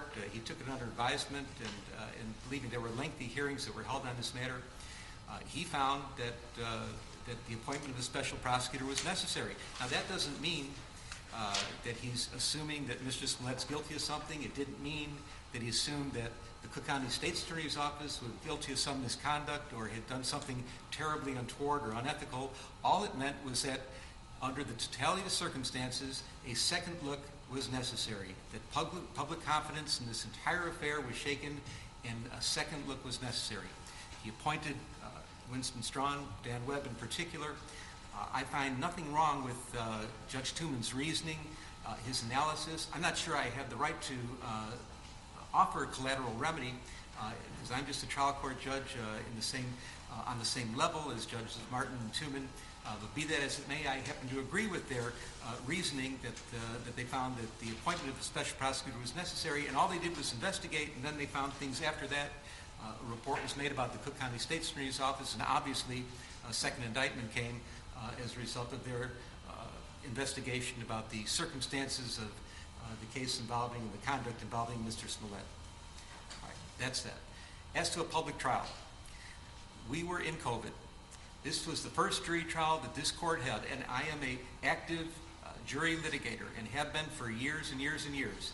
This is the first trial I was able to have since COVID, and COVID was still happening. We were under all kinds of constraints. I was told that I could only have half capacity in the courtroom, including the jurors, including the deputies, including the lawyers. I had multiple lawyers on each side. I think the defense team is 6 lawyers. The prosecution with their staff has even more. I asked the parties, how many seats do you need in the courtroom? The defense came to me at first and they said, we need 42 seats in the courtroom. That's 42 out of 57, including the jurors. I had media requests. The defense told me specifically, I asked them, do you want cameras in the courtroom? Shall this be televised? The defense said, no, we would not like it televised. The prosecution said, we don't take any position. Whatever Your Honor decides is fine. But I deferred to the defense. I understood that this is a delicate matter and preferred not to have it on television. So I agreed. There shall be no television. I did the best I could to have a public trial. We did things that we don't normally do. We kept the doors open. We had seats outside the doors that were open. We had seats set aside for the media because I knew that the media would be making this as public as possible. We did have people coming to the courtroom, and ultimately, and there was no limit on the amount of people that were here as family and supporters of Mr. Smollett.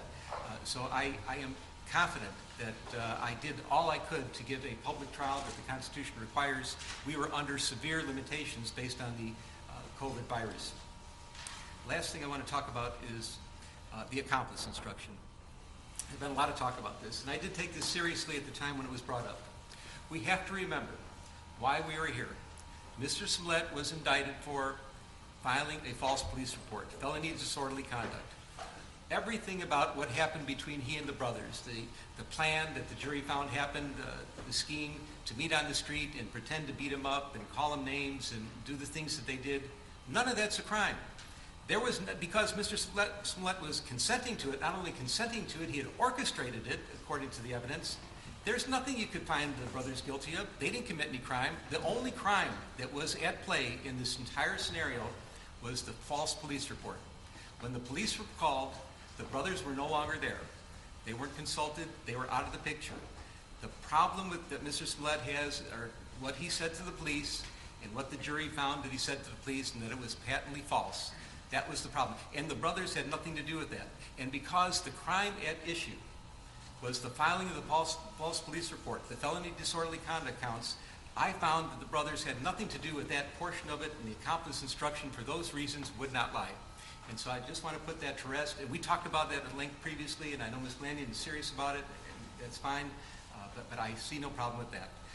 As to the rest of it, we've talked about this for 2 years, and I have made records both orally and in writing on each of these issues, even some things that were not raised orally today. I'm going to stand by my findings and rulings. I do believe at the end of the day that Mr. Smollett received a fair trial, that he was proven guilty beyond a reasonable doubt by the jury based on the evidence that was presented, that there was nothing unconstitutional about these proceedings. His motion for post-trial relief is respectfully denied. We're going to go further. I'm suggesting we take a short recess, and then we're going on to the sentencing hearing. Let's take 10 minutes.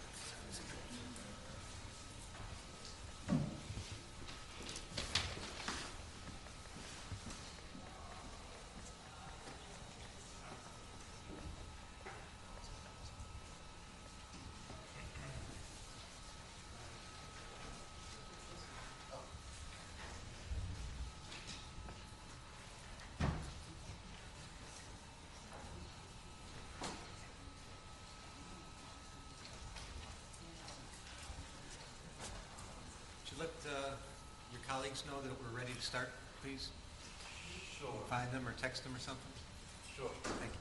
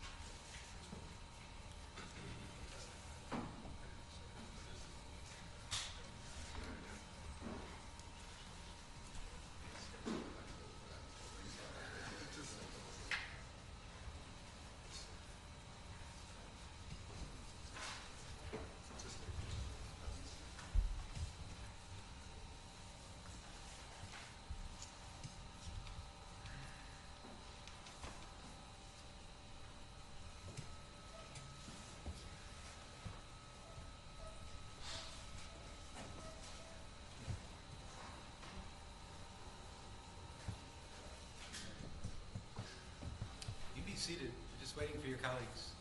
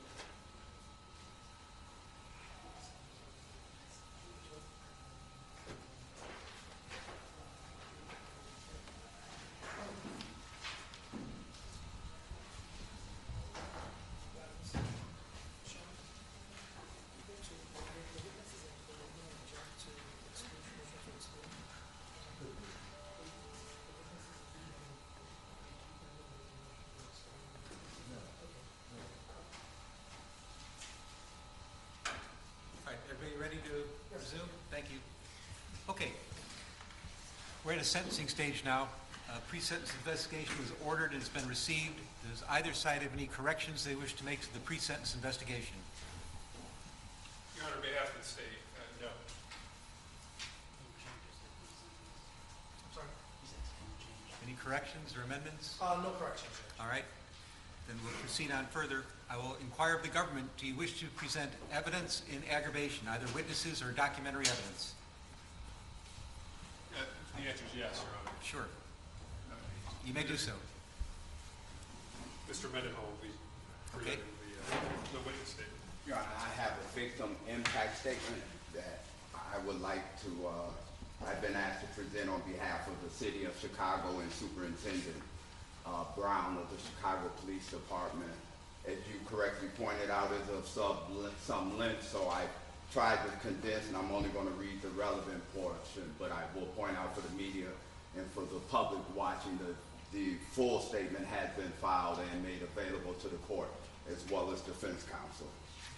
So again, Your Honor, the letters on behalf of Stephen Kane, Deputy Corporation Counsel, and David O. Brown, Superintendent, Chicago Police Department.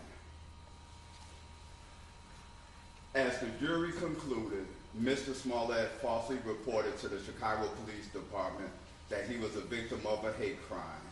Specifically, Mr. Smollett told the CPD that two people attacked him, placed a rope around his neck, poured a chemical on him, and called him homophobic and racist slurs, and stated that this is, quote, MAGA country, end quote. Mr. Smollett claimed he did not know his attackers, but that one of them was white-skinned. A massive investigation ensued, costing the city and its residents well over $100,000. For the following weeks, more than 30 Chicago police officers and detectives investigated Mr. Smollett's report by conducting witness interviews, reviewing over 1,500 hours of surveillance video, in-car camera videos from taxis collected by detectives, as well as other evidence. These same detectives also gathered documentary evidence, including ride-share records, store receipts, store videos, and knocked on doors, going door to door during the polar vortex, one of the coldest periods in Chicago history. During this period, the detectives and police officers worked around the clock, amassing over 1,000 hours of overtime in an effort to solve what in the beginning was thought to be a horrible hate crime. The overwhelming stress and fatigue that was put on the Chicago officers who were involved in the case was immense. While the city can address the financial costs of Mr. Smollett's false report and the investigation that ensued, a cost that can never be measured, is the harm caused by reducing the likelihood of actual victims of hate crimes willing to report these crimes.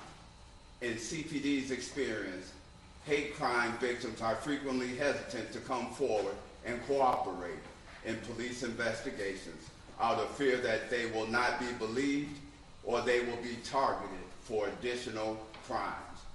Members of these communities often feel marginalized even before suffering the indignity of the hate crime. When crimes are not reported, the perpetrator is not punished and remains free to commit other crimes, endangering public safety. This is particularly problematic in the context of hate crime because these crimes harm not only the individual victim, but also others who share the victim's trait, creating fear in the broader community. Falsely reporting hate crime have a tremendous chilling effect on the real victims. Indeed, Mr. Smollett himself acknowledged that, quote, "You do a disservice when you lie about things like this," end quote. The financial cost of investigating Mr. Smollett's false hate crime report was significant. CPD spent 1,426 hours in regular shift time investigating his false reports at a cost of $67,734 in employee time. CPD also spent 1,000 837 overtime hours investigating Mr. Smollett's false report, costing the city $130,106. A spreadsheet calculating these expenditures is attached as Exhibit A. Your Honor, we respectfully submit that restitution for the city is warranted here. Illinois law authorizes restitution to compensate the victim of a crime for out-of-pocket expenses, damages, losses, or injuries found to have been proximately caused by the conduct of the defendant. Government victims may recover restitution for expenses that go beyond the normal cost of investigating crime. That is exactly what happened here. The city is a victim of Mr. Smollett's crime because of his false report caused CPD to expend scarce resources that could have been devoted to solving actual crimes, increasing public safety. The city is not seeking restitution for the regular salaries of the officers involved, but CPD's overtime expenses that go beyond the normal cost of investigating crimes and are thus recoverable. A restitution award as part of Mr. Smollett's criminal sentence would enable the city to avoid these costs and delays. For these reasons, we respectfully request that you seek restitution for the city in the amount of $130,106 as part of Mr. Smollett's sentence. Sincerely, Stephen J. Kane, Deputy Corporation Counsel, City of Chicago. David O. Brown, Superintendent, Chicago Police Department. Your Honor, a copy of the full letter has been made a part of the record. Thank you. I received it. Thank you. Does that conclude your evidence in aggravation? Yes, Your Honor. Okay. Does the defense have evidence, witnesses, or documents that they wish to present in mitigation? Yes, Your Honor. Sure. You may proceed, Mr. Allen. Thank you. Judge, we would call witness Rich Daniels. Rich Daniels, sir, please step up right here.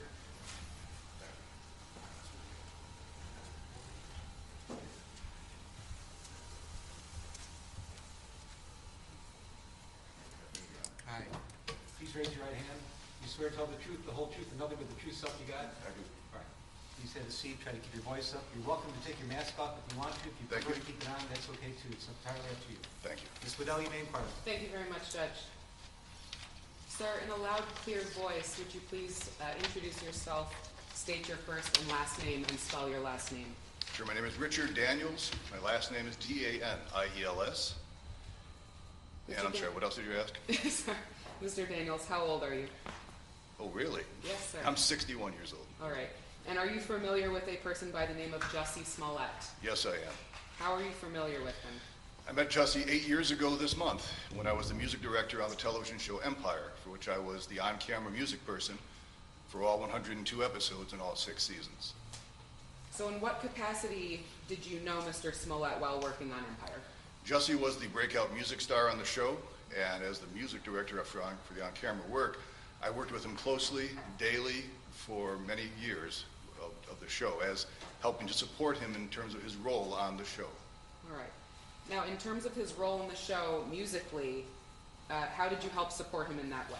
We put musicians on camera around him in the 6 seasons that we did Empire. We would put around Jussie and other cast members and guest artists, musicians from the community. So 400 different musicians and vocalists appeared on that show from the local Chicago community over the 6 seasons we had the show, many of which performed with Jussie, and many of which he embraced dearly as friends over that period of time.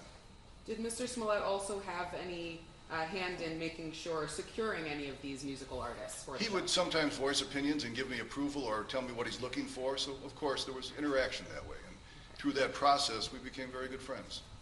So outside of the show, you said you became very good friends. What type of things would you say you did with Mr. Smollett? I was very active, and I continue to be active in the world of nonprofits in Chicago, supporting various things. And so I would tell Jussie about certain things that we were active with. And as a celebrity, I would say it would be very meaningful if you might consider participating and donating your time and your talent, which he willingly did on many occasions. And it was always a very meaningful experience for those who saw him and interacted with him, and meaningful for those of us who brought him out. Now, Mr. Daniels, I'm going to ask you briefly to, if you can, go through just a few of these nonprofits or any of them. I know that there's one that was relevant with the Boys and Girls Clubs of America. That was a meeting we had that Okay. never went beyond the meeting stages. But the one that was really relevant was a school on the west side of Chicago, a grade school. And it has 505 African-American children. I believe it's the largest population of African-American children in the grade school system in America. That's what they talk about. Magnificent school. I was brought in a few years prior to Jussie coming in, asking to support it in various ways. And their mission was so great it was easy to jump in. I asked Jussie if he'd come over. He willingly said yes. And for me, it was an extraordinary life experience because we didn't tell the children who was coming that day. And it also led me to believe of what a huge show Empire had become in the African-American community. We didn't tell the children he was coming to their classrooms that day. Each classroom we walked into with Jussie, the children jumped up with joy, ran to him, hugged him, cried with him. It was an amazing experience. It was cathartic to witness it and to see it happen because the impact he had as his celebrity and as this loving, wonderful young man was dramatic. It was really quite something. I was very taken by it, as were those who were with me that day, as were the people who were administrators at the facility. And that was one example of the many that he participated in, of giving his time and his talent. He is a very charismatic young man. He's a very loving and caring young man. And he was generous and he was thoughtful and he was kind, funny and intelligent, and I just think the world of him. Now, aside from his time, talents, energies, charisma, all of these beautiful things that you just stated about Mr. Smollett that he willingly and abundantly gives, would you say that he gives anything else of himself or from himself to communities or anybody else around him? I know of charitable contributions he's made in large sums of money, and I know of large projects he supported financially in addition to his time and talent. So he covered all the bases of time, treasure, and talent in terms of his giving and his willing to participate in the community. And it was always with a loving heart. It was always with a willingness to do good and to give back to what he had been given. He knew he was a lucky young man. You know, this show Empire, this was catching lightning in a bottle for all of us who were able to be on it. There were 593 scripted television shows made in America last year. 593. I think back to when I was a kid and there were like 12. And there were 593, so content is everything. So the competition is fierce. Empire was one of 3% of all television shows to get beyond 5 seasons. Doesn't happen. You know, we think of shows that have long lives to them, that's fine. But the number of shows that have long lives, very few and far between. So Jussie had an appreciation for that, what he was given, as did all of us on that show. It was a game changer for Chicago. The community embraced that show in huge ways. The first episode of season 2 had 29 million viewers. Those are major sporting event numbers. And that made Jussie a huge presence in the community, both in television and in the community at large. Would you say that based on all of Mr. Smollett's contributions that he was absolutely a pivotal part in the show's success? Oh, he was. He was the music star of the show. I'm sure that Terrence and Taraji and anybody else would tell you the same thing. Jussie was the music star of the show. Everyone else participated in it, but he was the day in, day out go-to music guy. He was our breakout music star on the show. Now, Mr. Daniels, would you be willing and able to support Mr. Smollett if he were given a chance at a term of probation in this matter? Of course. It's part of my daily activities in Chicago and the thing I'm most proud of.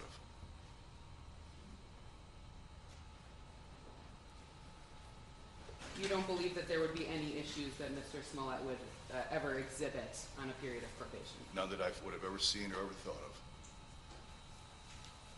You have 1 moment, Judge. Good. Thank you. Is it okay to take a sip? Yes, sir.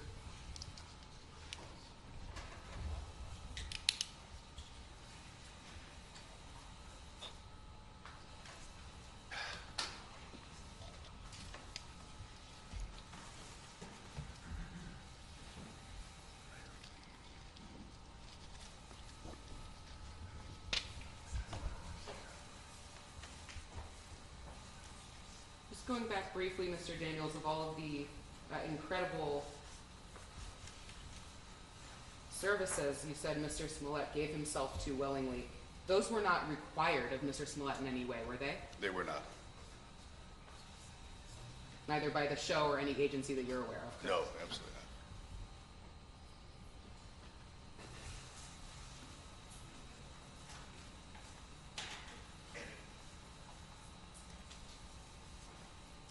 So you believe that in addition to any of the, again, services that Mr. Smollett gives willingly of himself, that if he were given a term of either probation or some kind of community service, would you be willing or able to either supervise that or make sure that he would be compliant and continue to give himself to community service and service of others? Absolutely. Happy to. Thank you, Mr. Daniels. Thank you. Any cross-examination? No, Your Honor. Mr. Daniels, thank you. Thank you, Your Honor. May I call your next witness? Yes, Ms. Gilman. Please step up.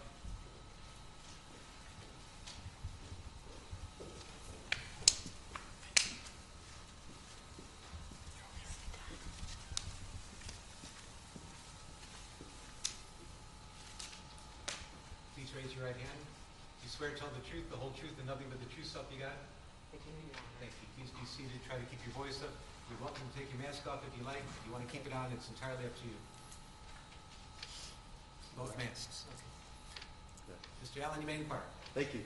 Ma'am, please state your name Sharon Gelman, and spell your first and last name for me. SharonGelman. I know my mother would kill me for this question, but I'm not going to have to ask how old are you? 62. And what do you do for work? Well, now I'm a writer, editor, and a nonprofit consultant, but for many years I ran a nonprofit called Artists for a New South Africa. Okay. Without telling me your address or anything, what state do you live in? I now reside in Maryland in the Washington, D.C. area. And did you fly in for this specific purpose? I did. And why specifically did you fly in for this purpose?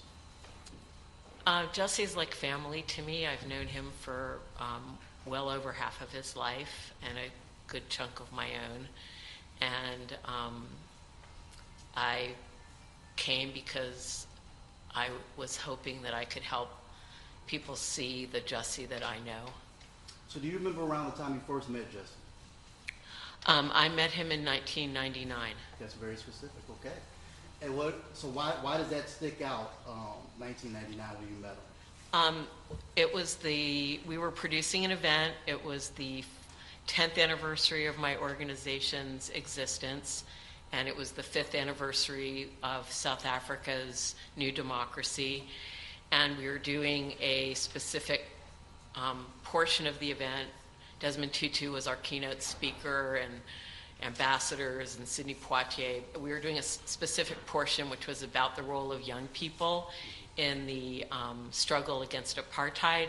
And I asked the artists who were founders and our board members who would be like a wonderful young artist, someone with great talent and great heart to include, and they all suggested Jussie Smollett, and it was in that context that I met Jussie, who at that time was was her representing her, working on her behalf. So back in 99, Jussie would have been a younger man. He was 16. Right. Even back then, what were your impressions of Jussie? Well, he was when I called and spoke to him. We wrote a letter asking Journey to participate, and I got a very professional phone call back from someone named Jussie, and I was very impressed with him. And he said, I do public relations for Journey. And then he came into the office to meet me, and in walked this like utterly beautiful young man. And I was like, oh my God, you're a baby. And that was when I learned he was Journey's brother. Did you even get the feeling back then in 99 that Jussie understood the significance of the event that he was attending in South Africa? Oh, yeah. Well, first of all, the whole Smollett family is very charitably and politically engaged. And Jussie and Journey were very excited to be involved. I mean, I think Jussie, because being raised up and exposed to the arts and entertainment community from a very, very young age as little children, they understood the power that that fame confers, and they also understood the responsibility. So they loved the idea of using Journey's very baby, embryonic star power to do something good in the world. Sure. So after 99, did you continue to have a relationship with Jussie? Yes, Journey and Jussie and Jake and Jazz and Janet, the whole J family, would often come in and volunteer. They would stuff envelopes. I mean, they were like a all-service vehicle that, you know, it's like, do you need us on stage? Do you need us sweeping the floor? They would just do all kinds of things. And then, gosh, I think it was around 2006. It might have been late 2005. We needed another staff person. We were a tiny organization, and I hired Jussie then, and he came and worked for me full-time for 4 years in the office. What was Jussie's role after he was hired? Well, he started off as my administrative assistant, and he will forgive me, I hope, by saying that Jussie has many talents. Paperwork is not really one of them. But he was so good with the staff and with our volunteers and with our interns. I mean, we were a tiny organization, and we did big things, and we depended on the largesse, not only of our celebrity members, but also of students and grassroots community folks who came in. And Jussie just was really stellar at making everyone involved, from the highest and mightiest and most world-renowned to, you know, the kids we were working with in the inner city, making them feel special and welcome. And we worked really hard, and he was one of those people who had the rare gift of making hard work fun. So he really played a very, very pivotal role, and I promoted him pretty quickly. He became the coordinator and manager of our charity auctions, and then we produced an audiobook in honor of we announced it on Mr. Mandela's 90th birthday, and we released it on its 91st birthday with a major publisher and 26 celebrities from all over the world, renowned people of all backgrounds. And Jussie, you know, was very involved in coordinating that. And as I said, he was willing to do anything. He was willing to, you know, go pick people up. He was a good photographer, so he would document the sessions. You know, anything that needed doing, Jussie was willing to do it. Great. I got a little starstruck when I heard Nelson Mandela and Desmond Tutu. So what exactly did your organization do? Well, we were founded in 1989. Alfre Woodard and brought together a bunch of people. It was during the height. We didn't realize then that it was towards the end of apartheid, but it was the height of still continued conflict, and she had been with the Congressional Black Caucus, and they were talking about people needed to go back and work in their communities. So Alfre came back and organized her community, and I got involved. I think I showed up at the third meeting. I heard about it, and I never left. We raised money. We raised awareness. We over our years, we raised and granted $9 million to frontline groups in South Africa African-based, African-led organizations doing AIDS work, democratic development, youth education, economic development. And we harnessed the ability of our members to raise awareness about HIV/AIDS prevention and treatment, about the voting process, both in South Africa and in the U.S. We always tried to match what we were doing in South Africa with a related issue locally, either in Los Angeles or in the United States, so that we weren't, being those people who care a whole lot about something thousands of miles away, but don't care about the community that you can drive to or live in. So during Jussie's time working there, I heard that you put him in charge of charitable contributions, which charitable auctions. Charitable auctions, which seems like a very important job. Can you describe that?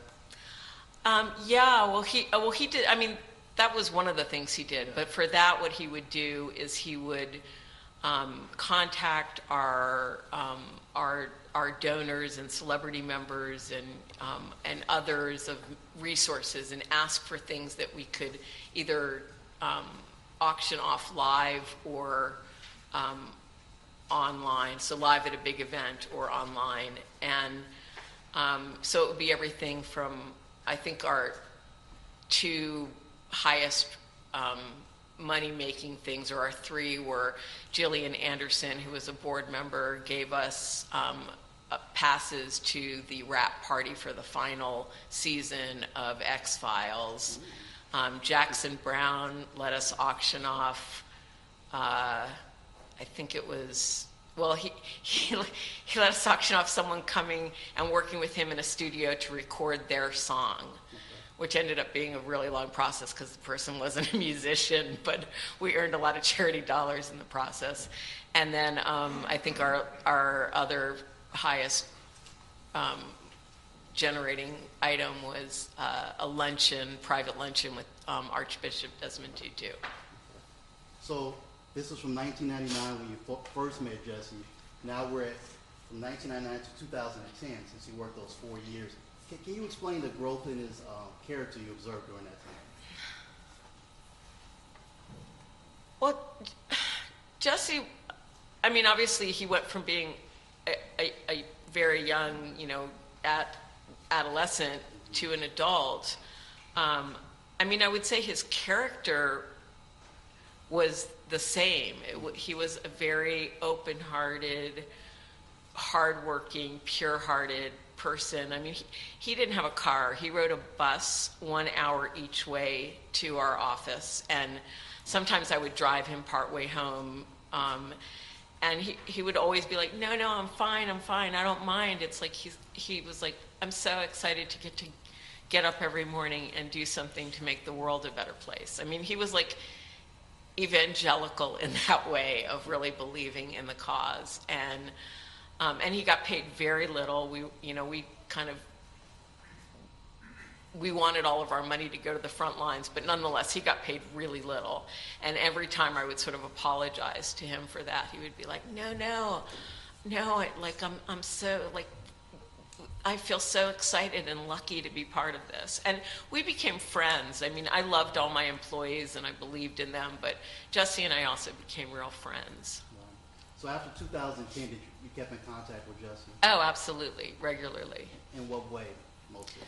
Well, sometimes it would be him wanting to figure out a way to make a difference. So he had witnessed all these people, Sam Jackson, Denzel Washington, Sidney Poitier, who could use their position to benefit others. And so that was such a deep part of who Jussie was, and he also understood it from helping those people to do that work.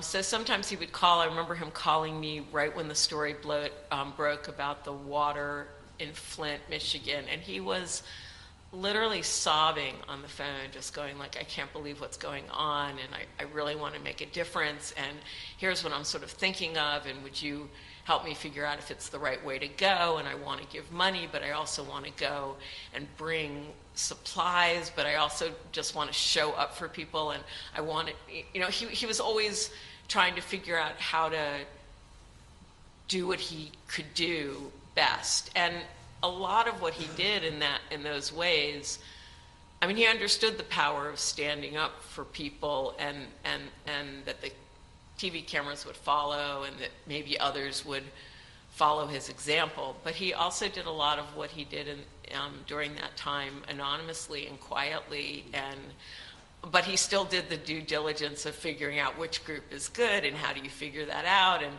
I'm going to call people I know and do my research so that my dollars are well spent and are making a real difference. Sure. So Jussie went from taking a bus to your office to becoming a worldwide phenomenon on a TV show. Did you notice any change in his personality when he gained that phenomenal success? Not really. I mean, he was still Jussie. He was funny and sweet, and he was so, like, you know, effervescent about this magical thing that had happened to him. And I think for all of us who worked with him at ANSA, Artists for New South Africa, whether board members or, I mean, we were all so thrilled for him. It was like, you know, we all knew he was talented. We had him perform at a couple of our events once he started performing musically, and we were all fans. And but you know, I mean, he wore it well. He wore his fame responsibly, and he understood sort of the requirements that come with that kind of position if you want to be a good decent person living in the world. So if Jussie was given a period of probation in this case, would you be willing to help supervise to make sure that that probation period goes fantastic? Absolutely. I mean, I call on Jussie. I've called on Jussie to help me on things all in these years. I was helping with an auction for Desmond Tutu's 90th, which ended up being his final birthday before he died. And I called Jussie and asked for his help. And I was like, I'm sorry to do this while you're going through all this. And he's like, no, God, this is like, thank you. This gives me something else to think about.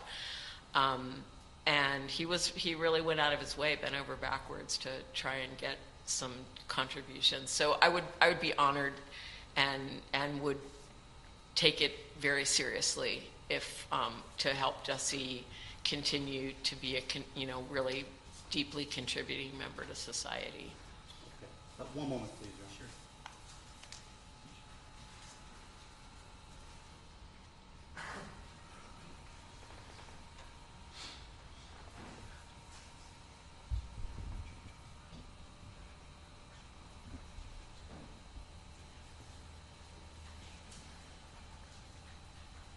Okay, no further questions, Your Honor. Any cross-examination? No cross-examination, Your Honor. Stillman, thank you kindly. Thank you.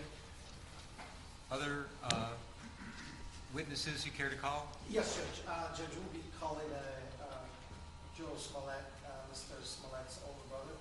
He's going to give a statement to the court. Then Okay. afterwards, Mrs. Smollett's grandmother will Sure. also give a statement. Can you come up on the witness stand, please?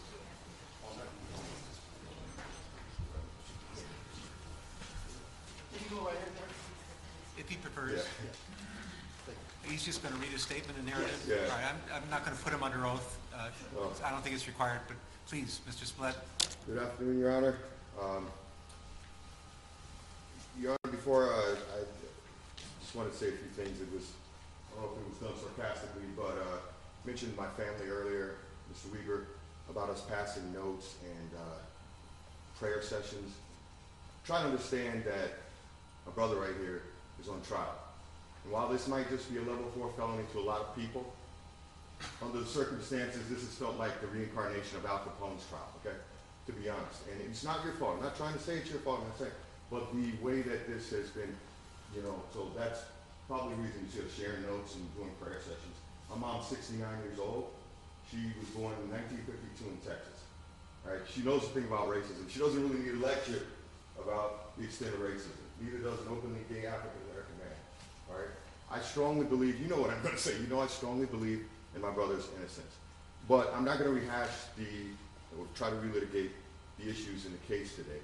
Your Honor, I come before you humbly to request leniency when you sentence my brother. Please remember that we are currently living in a time in which we are enduring a vicious pandemic, extreme economic uncertainty, a major conflict in Eastern Europe, and global paradigm shifts taking place everywhere.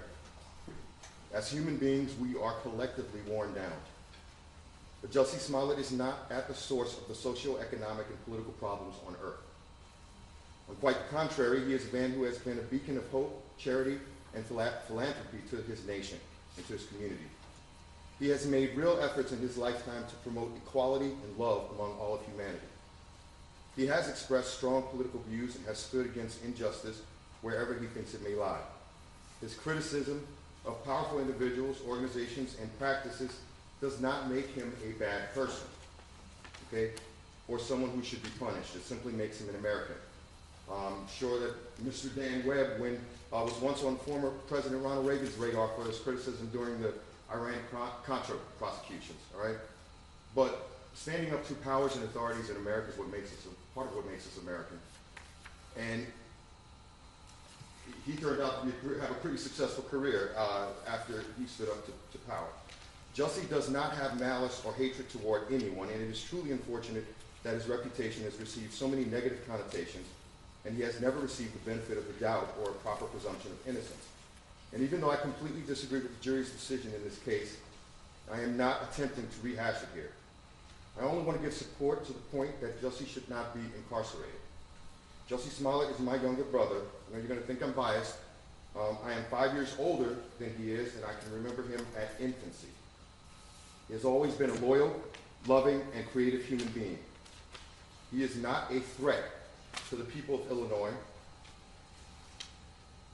And in my humble opinion, Jussie is completely innocent, but even for those, once again, who think he is guilty, the crime he has been accused of is not even considered a felony in most states.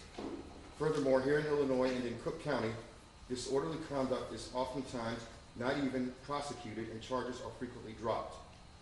Incarceration of any kind would send the wrong message, especially in a time in which we as a nation have expressed in a bipartisan plurality the desire to see real criminal justice reform and an end to unnecessary mass incarceration, which predominantly affects African Americans, Hispanics and Latinos, and poor and impoverished white people. We also know now that as a nation that calls itself free, we cannot do so while continuing to incarcerate more nonviolent offenders than any other nation in the world. Mass incarceration is also an unnecessary burden to the taxpayers, to law enforcement, and it is simply unjust and wrong. For those who believe that Jussie is guilty once again and needs more punishment, I would also ask you to consider the gut-wrenching and stomach-turning punishment he has already experienced for the last 3 years. The TV show that he poured so much labor and commitment into making a success was ripped away from him even before he was criminally tried. The fact is, the overwhelming majority of mass and online media reporting in early 2019 resulted in a premature assumption of guilt, and the court of public opinion had already convicted Jussie in early 2019. For the last 3 years, he has had to live in anxiety and in a certain kind of pseudo form of house arrest. As a public figure, he has had to deal with public scorn and the real security threats associated with being an accused celebrity.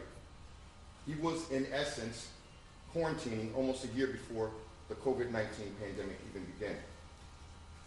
Now, we all know the Sixth Amendment of the U.S. Constitution guarantees the right to a speedy trial.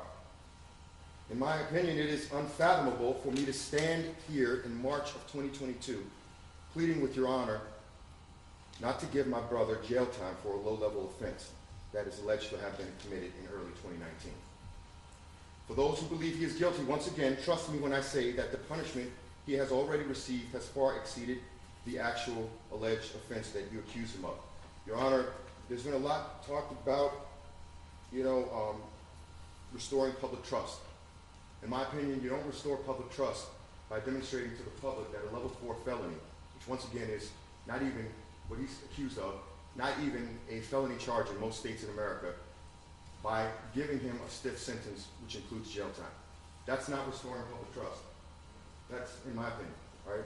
And if you were to go 5 miles in any direction in this area, from this courthouse, and talk to people in the community, you're not going to say, they're not going to tell you, oh yeah, we restored the public trust because Jussie Smollett went to jail.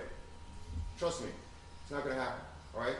This is not restoring public trust, all right? We are dealing with a lot of things in the world right now, and sending him to jail would not be restoring public trust. So please also keep in mind that, like myself, many people view this case as nothing more than a he said, she said kind of case, all right, with no evidence to have warranted his conviction in the first place. With that in mind, Your Honor, I am humbly requesting that your sentencing of my brother not include any incarceration. I myself and my entire family will be eternally grateful. And I thank you for your time. Thank you, sir. Thank you. Is there an additional witness that would like to say something today? Yes.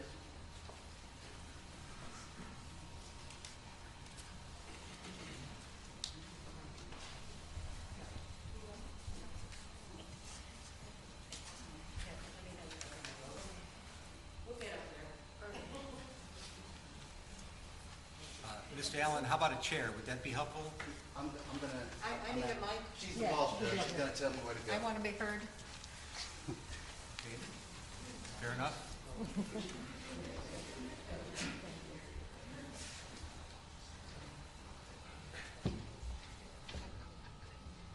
Thank you so much. Okay. Good to be here, okay? All right. I thank you for this opportunity to allow me to make this statement. My name is Molly Smollett, and I am 92 years old. I have lived in New Mexico for over 25 years, but I am originally from New York, where I was a film editor. I am the proud grandmother of Jussie and his siblings. I felt compelled to come and tell you that the Jussie I know and love does not match up with the media's betrayal of him. And I'm talking to you guys, you haven't done a good job on investigative reporting. I've worked on documentaries, I know what it is. I've gone through the McCarthy period. I marched with Martin Luther King and March on Washington, and I'm here now. And so you got to do better. I challenge you to do more investigative reporting. Jussie himself, as you have heard from the testimonials, is a very gentle, kind, and generous young man, and his empathy is infinite, which translates in giving of himself. Jussie has always been active in the pressing issues facing our communities, such as HIV, AIDS, voting rights, and other urgent social problems in America. One Christmas, he went to Flint, Michigan to entertain children who were living with lead poisoning from their drinking water. What the media may not know is that Jussie is what I call a justice warrior. He has been active against injustice all his life, as his mother has, who is an incredible rock for her children. And as my son, their father, who sadly passed away from cancer 7 years ago, only in his 50s. And I know in my heart that my son, Jussie's father, would have wanted me to come here to tell you who the real Jussie is. I also have fought against injustice forever, and I feel it's in our DNA. I attribute this to being Jewish and the persecution of my ancestors. The Hebrew words tikkun olam means to repair the world, and that's what I do, and that's what Jussie does. I will end by saying that Jussie is loved and respected by all who know him. And I ask you, the judge, not to send him to prison. If you do, send me along with him, okay? And I thank you for letting me talk. Thank you so much. Thank you all. It's nice to be in Chicago. Thank you kindly. Thank you. Shay, you can help her get back Thanks. with the family. Yeah, thank you so much. They have suffered so much. I see. Okay. Thank you. Okay. Okay. The next one. Thank you.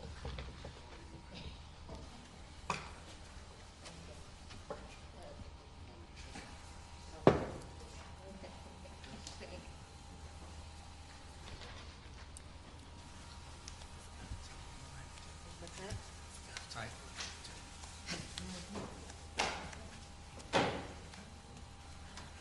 Mr. Uche, any other live witnesses you care to present today?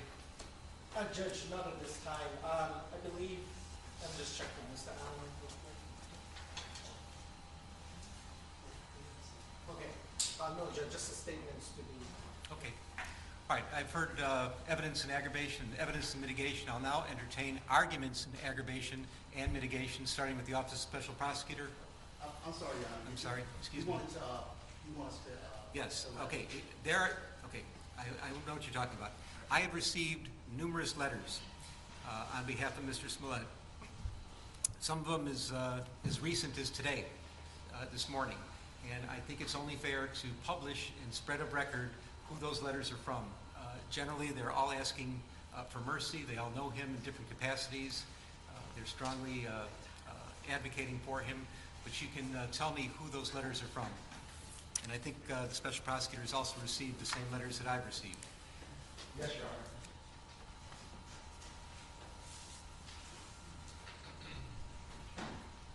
if you want to paraphrase a little bit from the letters, Mr. Allen, you're welcome to. Sure. Your Honor, the first letter here is from the organization Black Lives Matter. Dear Judge Lynn, Black Lives Matter stands in strong support of an alternative to incarceration sentence for Jussie Smollett. We applaud your long-held practice of imposing alternative to incarceration sentences for virtually all Class 4 felons, such as Mr. Smollett's, and encourage you to continue this practice in this case. We know that second chance probation, regular probation, and deferred prosecution are all options. As we contemplate what creates a truly safe world, we know that Mr. Smollett's case involves no drugs, no theft, no sex, no property damage, and no physical injury to anyone other than the defendant. Despite the attention paid to it by the media, at its heart, this case involves a low-level, non-violent offense. We urge the court to keep this truth in mind when sentencing Mr. Smollett. We know that the cost that will be expended to met out a sentence involving jail time will be much better used providing much-needed community service. We first came to know Mr. Smollett long before Black Lives Matter's growth into the largest racial and social justice movement in global history. Mr. Smollett has an extensive history in civil rights advocacy and philanthropy.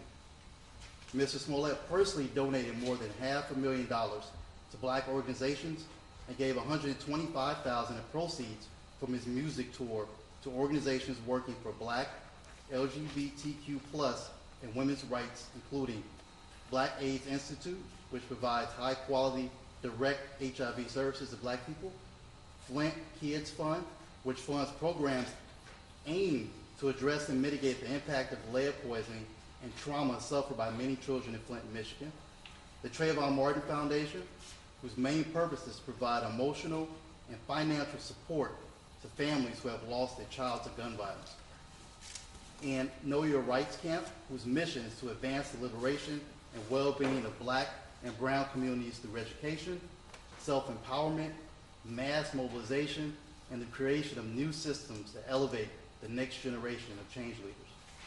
In 2018, after learning that Bennett College, an all-women's HBCU, was on the brink of losing its accreditation, Mr. Smollett and his brother helped the institution raise the funds needed to retain accreditation. In fact, although the college needed only $5 million, Mr. Smollett and his brother led a campaign that raised $8 million. Beyond his financial contributions, Mr. Smollett has been a fixture in civil rights organizing. We have marched alongside Jussie in fights for health care, to draw attention and resources to the AIDS epidemic, for women's rights, to protect the sanctity of families, and in peace walls. Our relationship with Jussie goes back to the early years of Black Lives Matter, or at least 2016. And it has continued, despite his struggles with this case.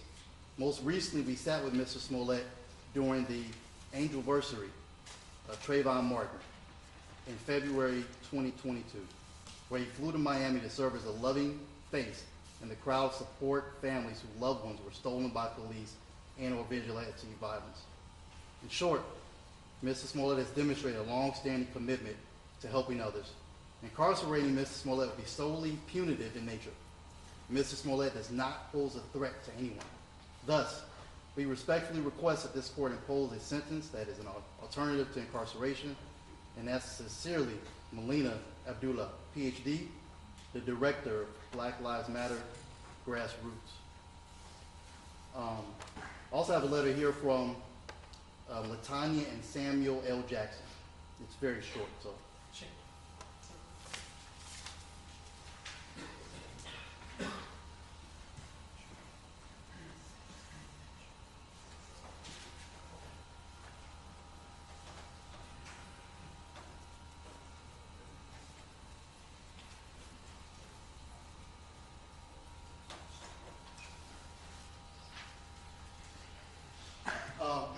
I write to you today to ask for mercy as you sentence Jussie Smollett.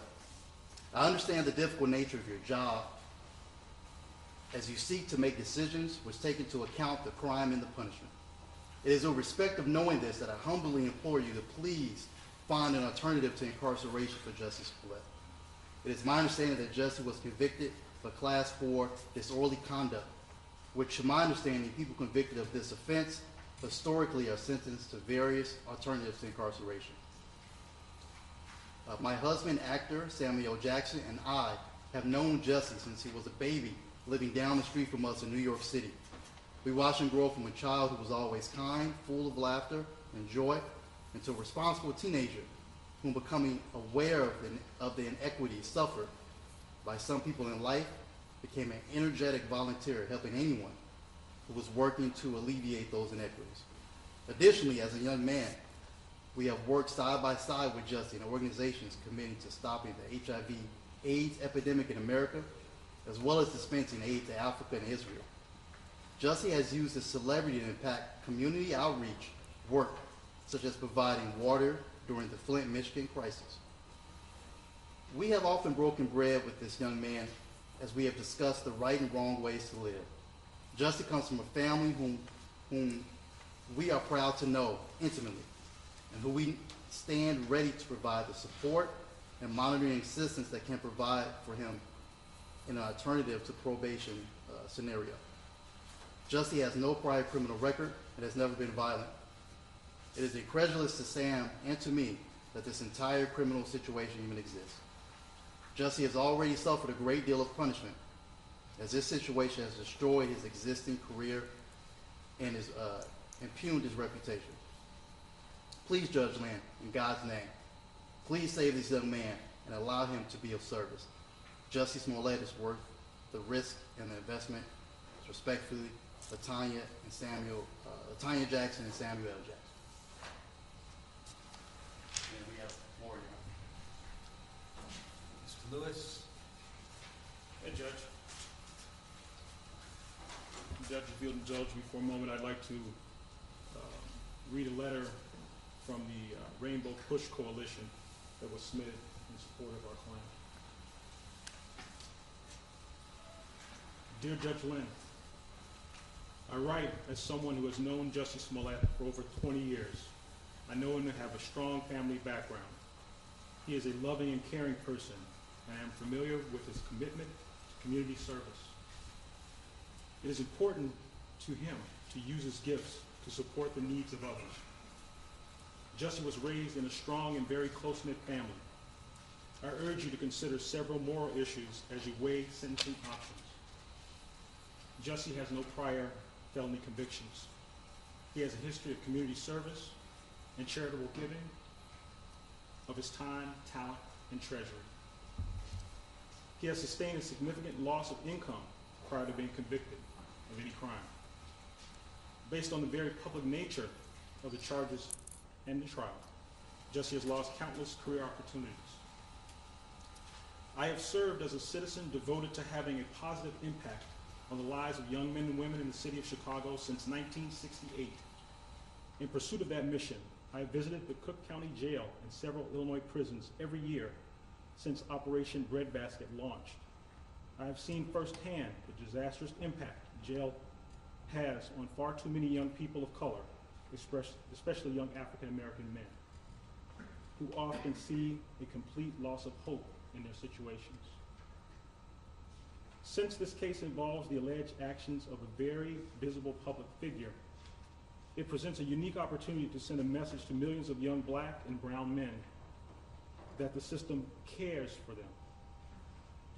This highly publicized Class 4 felony case can be utilized as a positive teaching moment about how the criminal justice system can work to benefit all in our society. I appeal to you in the spirit of righteousness to consider the impact America's criminal justice system has on young black males who struggle every day to survive the streets of urban America. We have an obligation as a society to favor restorative justice rather than retributive justice. Jussie Smollett was convicted of a Class 4 felony, the least severe category of felony in Illinois. A well-established practice in Cook County is to sentence Class 4 disorderly conduct cases to incarceration alternatives. Such alternatives might include second chance probation, regular probation, or deferred prosecution. Additionally, an important consideration in sentencing is the potential for recidivism. Jussie Smollett's lack of felony criminal record, as well as many positive contributions to society, demonstrates that he poses no risk for recidivism.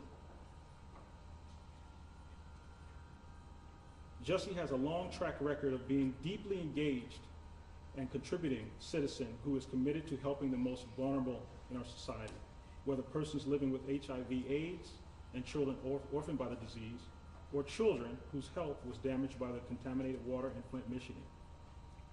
Jussie's commitment to serving the community began as a child. As he found professional success, he continued to donate time and money to charitable causes. Another factor that we urge your honor to consider is that the crime did not involve violence to others. None of the actions charged indicate that Jussie ever posed a threat to public safety. Further, Jussie has already suffered. He has been vilified in the court of public opinion. His professional reputation has been severely damaged. He has suffered lost career opportunities, a loss of income, and there are a number of people who rely on Jussie for financial assistance. Finally, I am deeply concerned about the physical safety and well-being of a well-known, non-violent black gay man with a Jewish heritage who may be incarcerated within the U.S. prison system. For all the foregoing reasons, I believe the only fair and just outcome is to sentence Jussie Smollett to a non-incarceration alternative. We respectfully urge you to do so. Rainbow Push Coalition welcomes the opportunity to serve as a place for Jussie to resume his desire to serve the community. During the first year of COVID, we served more than 4,000 meals each day.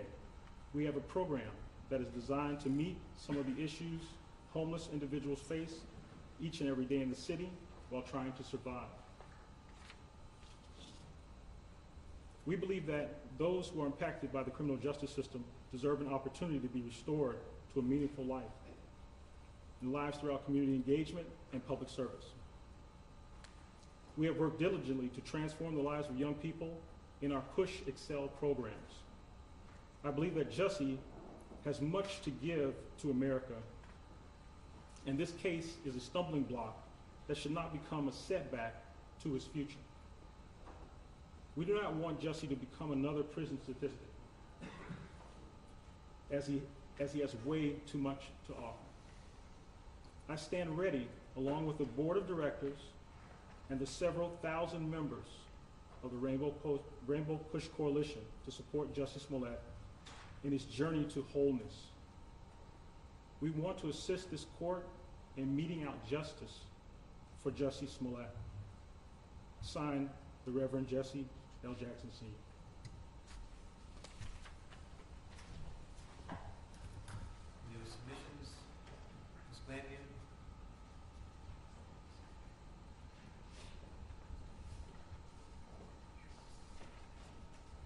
Your Honor, I have a letter from Lauren Caseberg on behalf of the Illinois Innocence Project. To the Honorable Judge Lynn, I submit this letter in my personal capacity as co-director of the Illinois Innocence Project. This letter is provided in support of a non-custodial sentence for Jussie Smollett, and also to inform the court that if there is a community service component to Mr. Smollett's sentence, he would be welcome to do so under my direct supervision at the Illinois Innocence Project. At the outset, I want to be clear that the jury found Mr. Smollett guilty, and I respect the jury's verdict. I write to you today regarding his sentence and urge the court to issue a just and fair sentence to Mr. Smollett. In high-profile cases, there is often a tone surrounding a case that seems to call for the harshest possible punishment because of the attention the case has garnered. I would urge Your Honor to silence out those loud voices and see Mr. Smollett for who he is, as a person before you, a human being.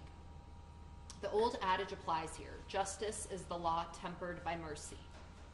Here, while the law may permit you to sentence Mr. Smollett to prison, incarcerating him would not be just.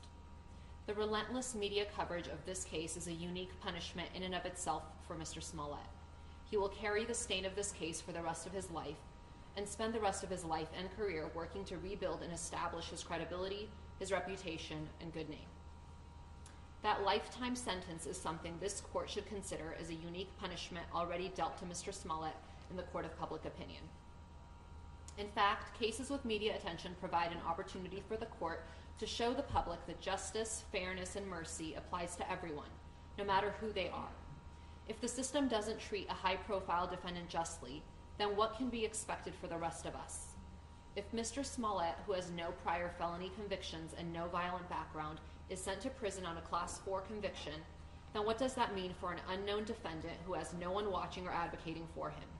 This, of course, intersects with the disparate manner in which people of color are sentenced, with black men receiving the most disproportionately high sentences. During a time in which leaders around our state have put a focus on lessening the incarceration rates in Illinois prisons for justice-related reasons as well as due to COVID-19, there is no justifiable purpose to send Mr. Smollett to prison on a Class 4 conviction.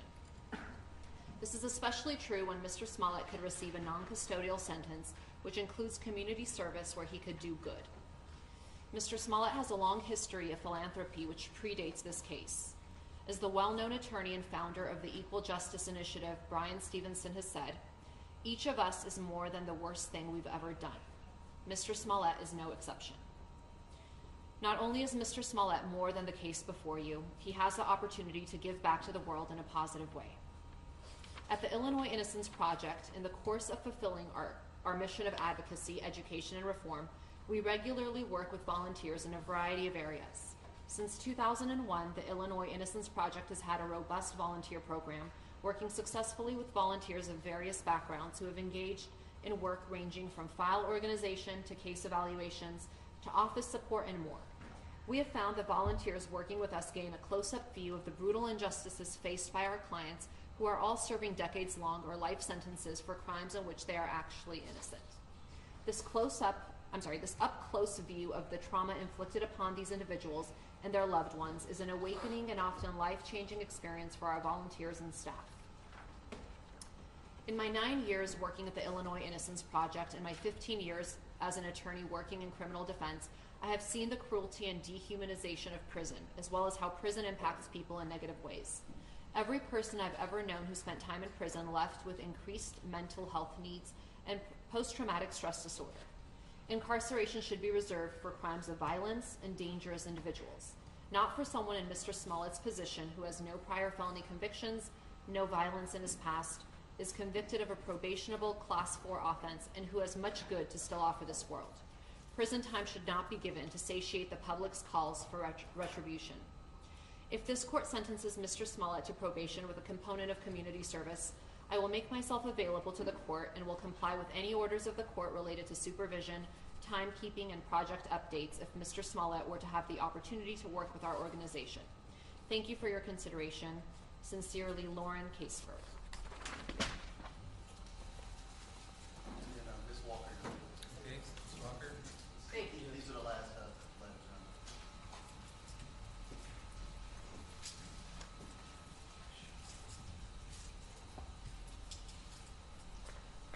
So with the court's indulgence, I have 2 letters. The first is from Oscar-nominated winner of 4 Primetime Emmys and 2 Grammys and political activist, Alfre Woodard. Dear Judge Lynn, I hope you and your loved ones are well and are finding a way forward in this time. I am writing to you today as someone who is more than a friend to Jussie Smollett. I am in my 60th decade, and when he was a young teen, we met when he was a young teen as we worked together to bring shelter, health, and education to South Africa's AIDS orphans. Jussie referred to me as Mama Alfre. It is out of that bond that I make this appeal to you. Jussie was convicted of a Class 4 felony. I know it to be the least severe category of felonies in Illinois. I also have learned it is a well-established practice in your county as well as around the country to sentence Class 4 disorderly conduct cases to alternatives to incarceration, including second chance probation, or deferred prosecution. I respect that an important aspect a trial judge must consider when sentencing someone is the potential for recidivism. Jussie's lack of a felony criminal record, as well as his many years of humanitarian work on behalf of communities in need, is a strong signal that he carries no risk of recidivism.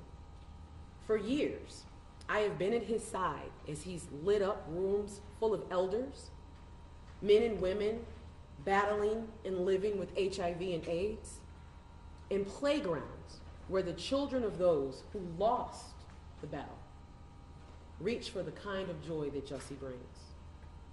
Now, some conscientious people reach out to those without access after they achieve success in their given fields. Jussie has been a compassionate presence and advocate for those without means since he was a boy. His dedicated work as an artist brought him success and allowed him to bring his natural impulse to be of assistance to an even wider field of effectiveness. Jussie has kept his heart, his wallet, and his schedule wide open to those suffering among us. Judge Lynn, I know you and I are meeting, quote unquote, in a situation that would cause some, quote unquote, mamas to lower their eyes.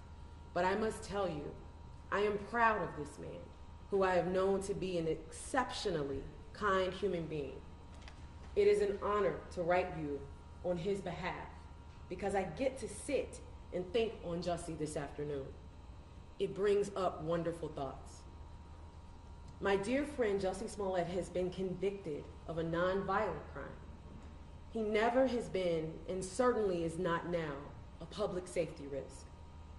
He has carried himself with dignity and self-control throughout this process of the last few years. He has delved deeper spiritually in self-realization to come through a vicious public excoriation that would have crushed or inflamed lesser men. The punishing has been relentless and has left nothing to be taken away. He has already paid a professional and personal price that few in real power have even for crimes against the health and safety of millions.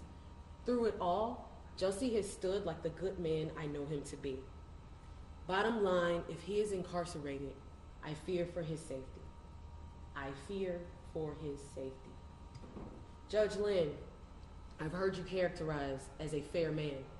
It is your fairness and your discernment that my hope is relying upon in this matter. You hold the keys to the freedom and the future of a great giver, Jussie Smollett, to keep his commitment of bringing joy and hope to people whose everydays depend on that healing. I beg your leniency. Sincerely, Alfred Woodard. So the last letter is from Derek Johnson, who is the president and chief executive officer of the NAACP. Dear Judge Lynn, I write today in my capacity as president and CEO of the NAACP. Formed in 1909, the NAACP is the oldest and largest civil rights organization in the United States. In this nation, Black people are incarcerated at more than 5 times the rate of whites and frequently receive disparate sentencing. In Illinois, Black defendants convicted of a felony were more likely than white defendants to be sentenced to prison at a 57% and 39% rate, respectively. A mainstay of our organization continues to be advocacy for fair treatment of persons of color by the criminal justice system. This brings us to the subject of the upcoming sentencing of Jussie Smollett. It would be an understatement to say that an inordinate amount of attention has been given to Mr. Smollett's case. This case involves no drugs, no theft, no sex, no property damage, and no physical injury to anyone other than the defendant. Despite the attention paid to it by the media, at its heart, this case involves a low-level, nonviolent offense. We urge the court to keep this truth in mind when sentencing Mr. Smollett. By way of background, Mr. Smollett has an extensive history in civil rights advocacy and philanthropy. Mr. Smollett personally donated more than $500,000 to Black organizations and gave $125,000 in proceeds from his music tour to organizations including the organizations working for Black, LGBTQ+, and women's rights, including the Black AIDS Institute, which provides high-quality, direct HIV services to Black people, the Flint Kids Fund, which funds programs aimed to address and mitigate the impact of lead poisoning and the trauma suffered by children in Flint, Michigan, the Trayvon Martin Foundation, whose main purpose is to provide emotional and financial support to families who have lost a child to gun violence, the Know Your Rights Camp, whose mission is to advance the liberation and well-being of Black and brown communities through education, self-empowerment, mass mobilization, and the creation of new systems that elevate the next generation of change leaders. In 2018, Mr. Smollett surprised a 6-year-old double amputee with a wheelchair accessible van after learning that the child's school district did not own such a vehicle. Mr. Smollett has been a recognized supporter of the Human Rights Campaign, a civil rights organization that strives to end discrimination against LGBTQ+ people and realize a world that achieves fundamental fairness and equality for all. Lest there be an argument that such donations and activities were made as a part of any PR damage control, such acts all preceded the 2019 events that resulted in charges being brought against Mr. Smollett. In 2018, after learning that Bennett College, an all-women's HBCU, which stands for Historically Black College and University, was on the brink of losing its accreditation, Mr. Smollett and his brother helped the institute raise the funds needed to retain accreditation. In fact, the college needed only $5 million. Mr. Smollett and his brother led a campaign that was so successful it raised $8 million. Mr. Smollett's civil rights work began when he was a child who served as an NAACP youth volunteer. In 2016, Mr. Smollett won the Chairman's Award at the NAACP Image Awards. The Chairman's Award is given in recognition of individuals who have committed themselves to acts of public service while using their platforms to create effective change. In short, Mr. Smollett has demonstrated a long-standing commitment to helping others. We believe that incarcerating Mr. Smollett would be solely punitive and would serve no purpose. As this court may know, in 2015, Illinois Governor Bruce Rauner created a criminal justice task force to identify areas of the criminal justice system that could be reformed that would result in a 25% reduction in the prison population by 2025. One such proposal for reform was reducing the incarceration rate of persons convicted of Class 4 nonviolent felonies. This is precisely the type of offense of which Mr. Smollett was convicted. Finally, Mr. Smollett does not pose, nor has he ever posed, a threat to anyone. Thus, we respectfully ask, assuming this court is inclined to sentence Mr. Smollett to anything other than a monetary fine or a suspended sentence, that the court sentence Mr. Smollett to probation and mandatory community service. Respectfully submitted, Derek Johnson, President and CEO of NAACP. Thank you. Thank you, Judge, for your time. Okay, we wish to publish no further letters, Your Honor. We incorporate other letters into the record. Okay. They will be incorporated. No further letters. I'm ready to keep going. The lawyers need a break. Are you ready to go? Maybe, can we have a short break, Your Yes, Honor? sure you can. Yes. Very short. 5 minutes. 5-minute recess.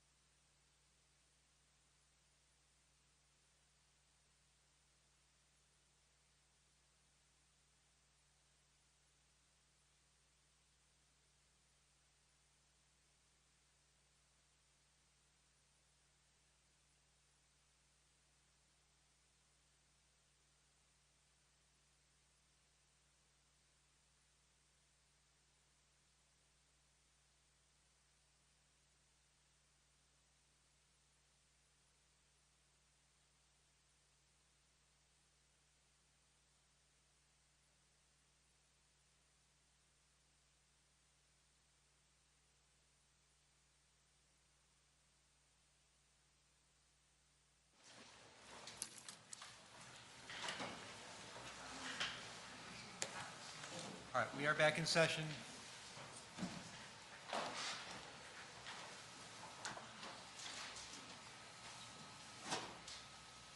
I'm guessing Ms. Duce wants to be here.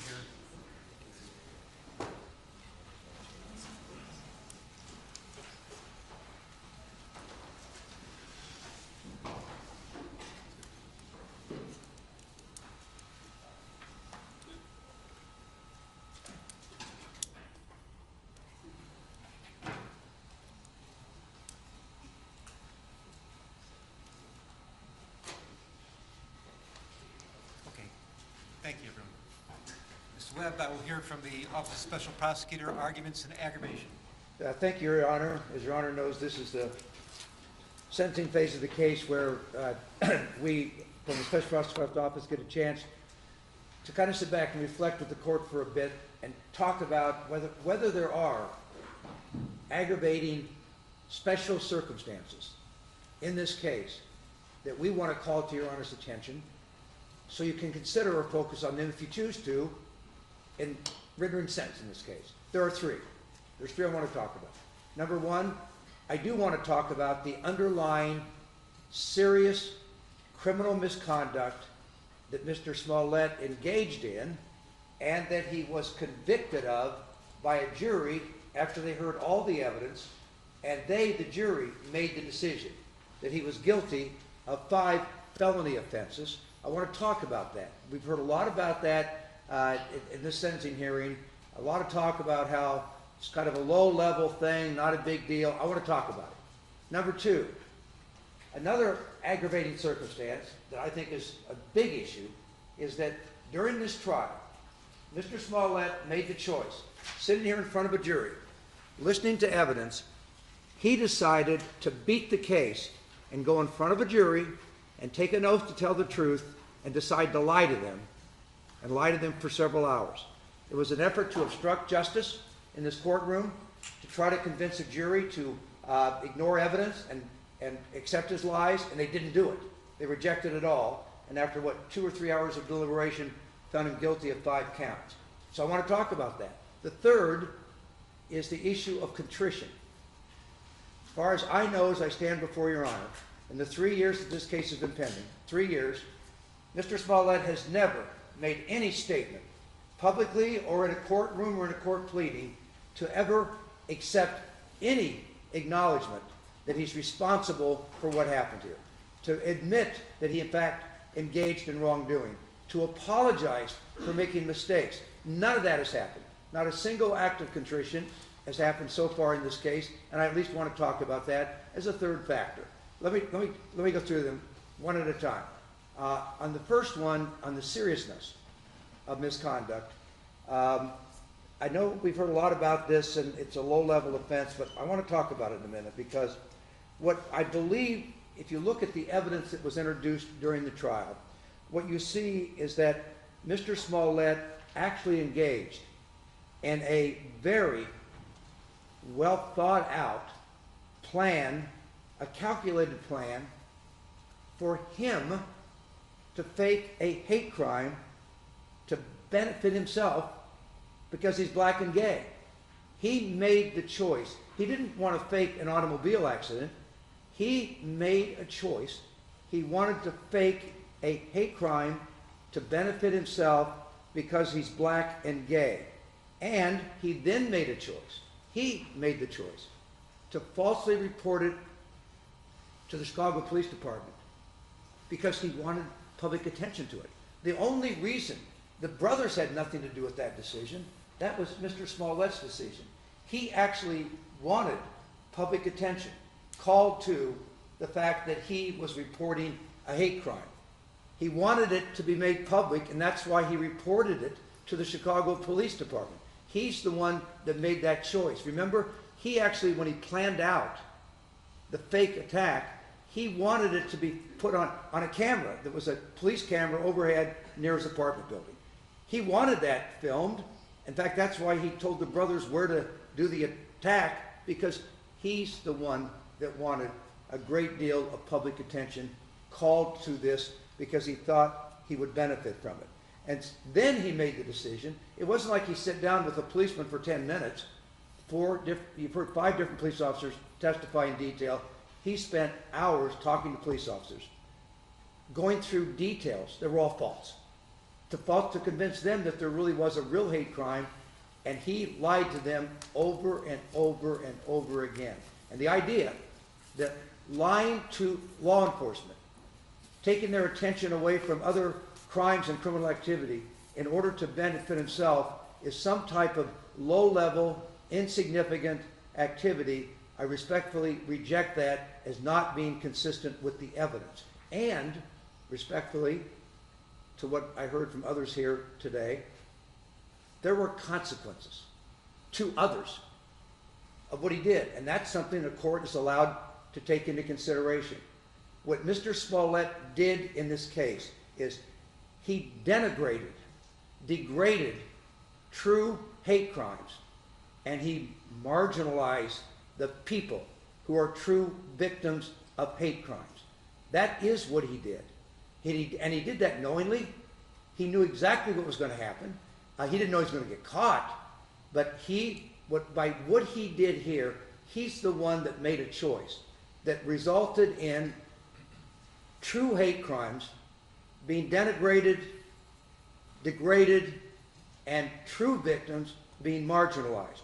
We know, in fact, it's in the Chicago Police Department report, that the hate crime victims of hate crimes are frequently minorities, whether it's based on race, religion, or sexual orientation. And studies show that that group of people are reluctant to report criminal activity to police, hate crimes to the police. And that was discussed in the Chicago Police Department report. There are studies that support that. It takes a tremendous amount of courage on behalf of someone who's been truly victimized of a hate crime to have the courage to come forward, to go through the process of reporting it, to go through our criminal justice system as a witness. It takes courage.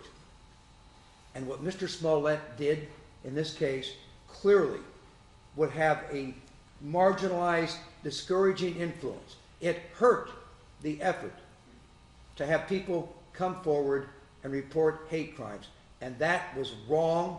That is serious misconduct and a serious consequence of what he did. And he did it in 2019. And if I want to go back to that time period, that's a time period where there was a lot of racial tension, divisiveness. Hate crimes were becoming far too common, and police were accused of not paying enough attention to it. And that society was trying to find a way, at least this is my view, of trying to find a way to make it clear that that needs to be reported. Hate crime needs to be addressed by law enforcement machinery in this country. And what he did, what Mr. Smollett did, to marginalize that, to discourage people from coming forward, I respectfully suggest is wrong. And that, and it was a normal consequence of what he did in order to benefit himself. Remember what the facts are. He made the choice in January of 2019 he felt that Empire was not paying enough attention to a hate letter about him that came to him, and he wasn't getting enough attention. And he decided to fake a hate crime to benefit himself. He wanted to benefit himself. That's why he did it. And he hatched the plan, and Your Honor, he did it all. Nobody else did any of this. I know you know the facts, but he did it all. He planned everything out at that time. He recruited the brothers. He went forward with this plan, and even to the point of trying to work out where they would actually do a dry run so that the brothers would know exactly where to do the attack at. All of that. He told them what to buy, what derogatory, homophobic, racial slurs to utter, to try to pretend as if there's whites involved by yelling out mega country. He owned every bit of the plan, and he worked hard on it. He planned it out, and he executed on it, and he owns that for doing that. And so, yes, it is serious misconduct on his part, and it had broad ramifications.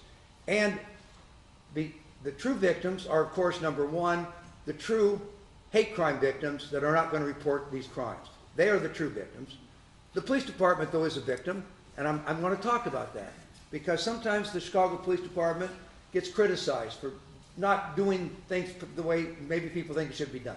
I'm not here to defend the Chicago Police Department, but I'm telling you, in this case, this Chicago Police Department shined. When this, and then we hear in this courtroom, the police department paid too much attention to it. They shouldn't have they shouldn't have spent so many hours investigating this misconduct, and they argued last night in a filing with Your Honor, they argued, well, we shouldn't have to pay restitution for all that because the police department spent too much time on it. My Lord, I wonder what would have happened if Chicago Police Department took this hate crime, which on its face, by the way, is a heinous, serious, awful hate crime. Awful. Ropes, lynchings, gasoline. It clearly called out for a thorough investigation, and that's what happened. And we put 5 police officers on the stand. They testified in great detail to the 4 different occasions when Mr. Smollett lied to them.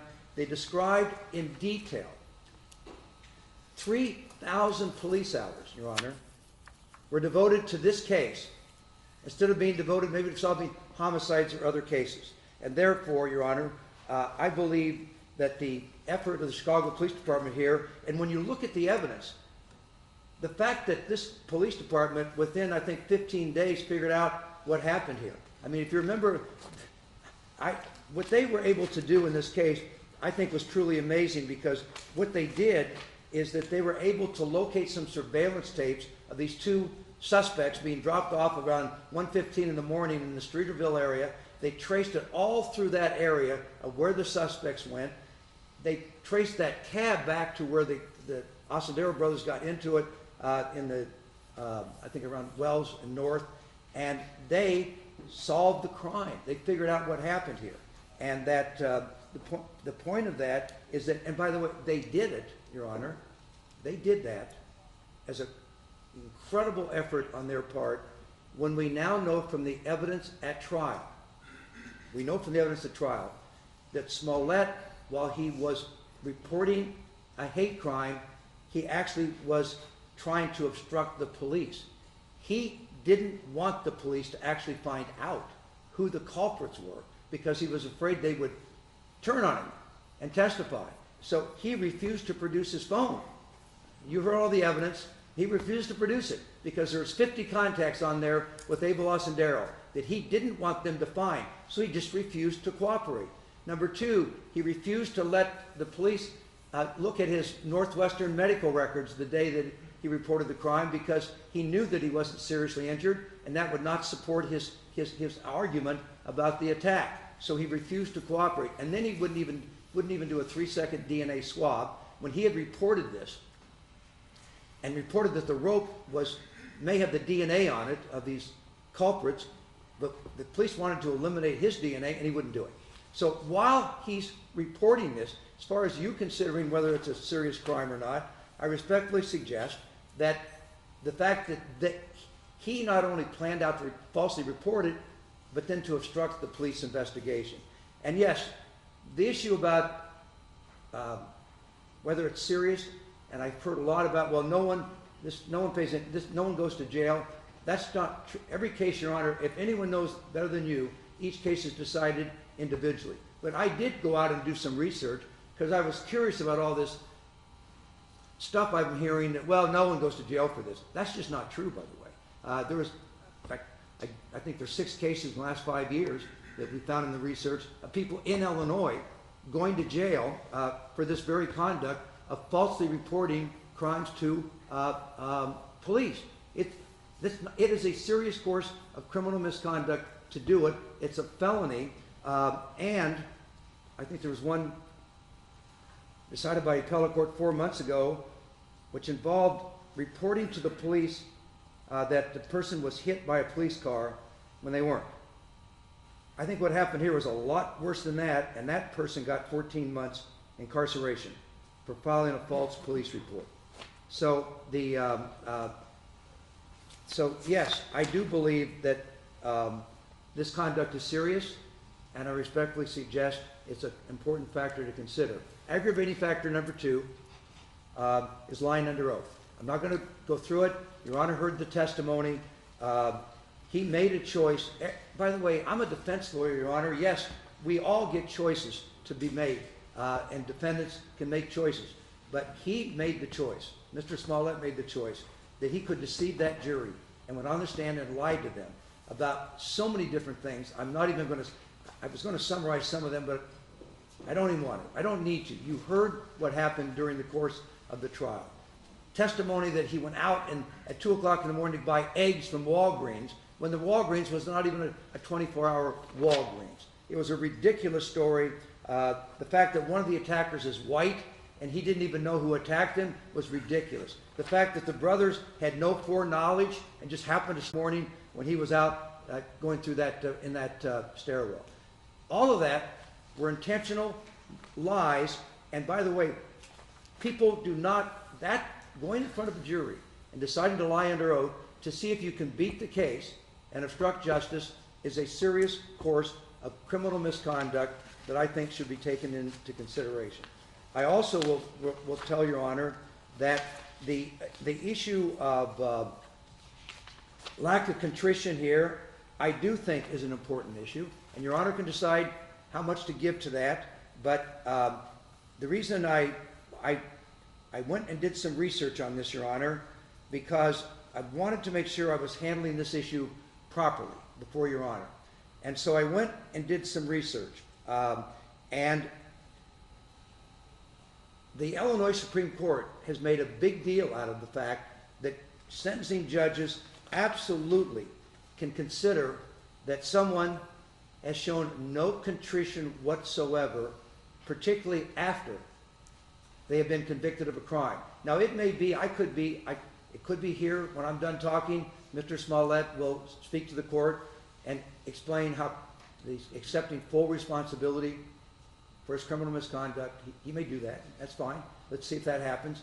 But at least at this point, that has not happened. And there's an Illinois Supreme Court opinion called People v. Ward, in which, I'm going to quote, the Supreme Court told sentencing judges, a continued protestation of innocence and a lack of remorse may convey a strong message to the trial judge that the defendant is an unmitigated liar and at continued war with society. That's the quote from the Illinois Supreme Court. So I do think it's at least a factor for Your Honor to consider during the course of your decision making here. So let's go through the different issues of sentencing and just talk about them briefly. Term of imprisonment, yes. We are recommending to Your Honor that the seriousness of this crime should result in a period of incarceration for all the reasons I've just articulated to you. As you know, that each of the counts, the felony counts, 3 years times 5, he faces 15 years maximum in jail. And Your Honor knows that Illinois law provides that you have the power to impose a term of imprisonment if you find that probation would deprecate the seriousness of the offender's conduct and would be inconsistent with the ends of justice. I'm not going to suggest any amount of time, because if there was ever a judge that had the ability to understand what to use discretion, whatever you decide is let me just say this, your ability to decide based on all your years of experience and your years on the bench, we accept that, and whatever you decide on that issue, you decide that, but we do believe that it is a serious criminal misconduct that warrants an appropriate amount of prison time. Number 2, restitution. The Illinois restitution statute covers class 4 felonies and says that you shall determine whether the defendant should be required to make restitution in cash for out-of-pocket expenses. You've heard the evidence. It's $130,000, $130,106, and on that issue, Your Honor, we believe that's the appropriate amount of restitution to order. Now, I will say that that first Smollett case, which led to a $10,000, it's called a forfeiture in the record, okay? It was some kind of forfeiture to the city of Chicago. It was not restitution. The city of Chicago did not claim, was not trying to get, That was done by the state's attorney's office with no agreement by the city of Chicago, but he did pay it, okay? So at least our thought is that that would be deducted, that the order for restitution would be $130,000. That's the right order, but he does get a credit for that because he did pay it under, let's call it confusing and this unusual circumstances that I've talked about in another report, and I'm not going to talk about here. Probation. As Your Honor knows, under Illinois law, for a Class 4 felony, you can impose a period of probation not to exceed 30 months, but you cannot impose both a term of imprisonment and a term of probation on the same Class 4 felony convictions under the case law. So that our recommendation to Your Honor is that you have the authority to impose imprisonment on one of the counts that he was convicted of, one of the 5 counts he was convicted of, and then on one of the other 4 or more than the other, you can impose a consecutive term of probation to follow. Now, why do I talk about that? Okay, why should that be? Because he's not a violent crime, etc. Your Honor, in 2007, Mr. Smollett had a prior conviction in 2007 in connection with a DUI arrest in California for providing false information to a police officer. Mr. Smollett reflects that this case today is not the first time he had lied to law enforcement officials, and so I believe as a result, the Office of Special Prosecutor believes that an appropriate term of probation, whatever you decide in Your Honor's discretion, should follow an imprisonment term. Next, criminal fines. Again, this is in Your Honor's discretion. You can decide the maximum is $25,000 for 5 counts. That would be $125,000 for the totality. We recommend a reasonable criminal fine to be imposed by Your Honor based on your judgment about it. Community service. Let's talk about community service because there's been, the defense has asked that maybe you should consider community service, and we agree with that, but it should be a condition of probation following a term of time in jail and following a term of probation, but as part of the probation, you have the authority, as Your Honor knows, to perform, he can be ordered to perform 30 to 120 hours of community service as a condition of probation under Illinois law. We respectfully ask Your Honor to impose and to at least consider maybe it should be devoted to an appropriate black or gay community service organization that can benefit from Mr. Smollett's hours of community service. And so, Your Honor, I'm going to conclude. You know the case very well. I was appointed as special prosecutor, as Your Honor's already pointed out here today, because Judge Tooman, after looking at the unusual way that Smollett 1 was resolved by the state's attorney's office, when the case was dismissed completely, with absolutely no term of imprisonment, no criminal fine, no restitution, no probation, no supervision, nothing. That Judge Tooman found that to be what he described as to be a significant mistakes by the state's attorney's office, and he believed that the public's confidence in the criminal justice system should be restored. I will tell you, at least as a trial lawyer, I believe this trial in this case has already done that, I believe, okay? The public wanted Smollett to be put, not just have his case dismissed, but Mr. Smollett should be put on trial and let a jury hear the evidence and decide it. You brought that to happen at the end, well, almost still in the middle of a pandemic, you made that happen. And absolutely, Mr. Smollett got a fair trial here. There are some ins out there, though, that relate to punishment. And I respectfully suggest that the confidence in the criminal justice system can be restored as a fair and proper sentence is imposed in this case. I have nothing else to say unless Your Honor has questions of me. Thank you. I have no questions. I'll hear arguments in mitigation. Ms. Duce.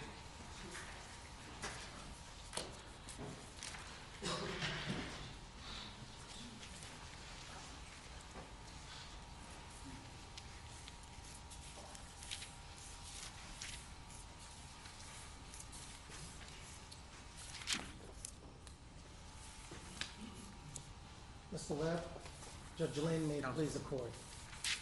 Judge, the defense is respectfully asking that you, as a starting point, consider the following.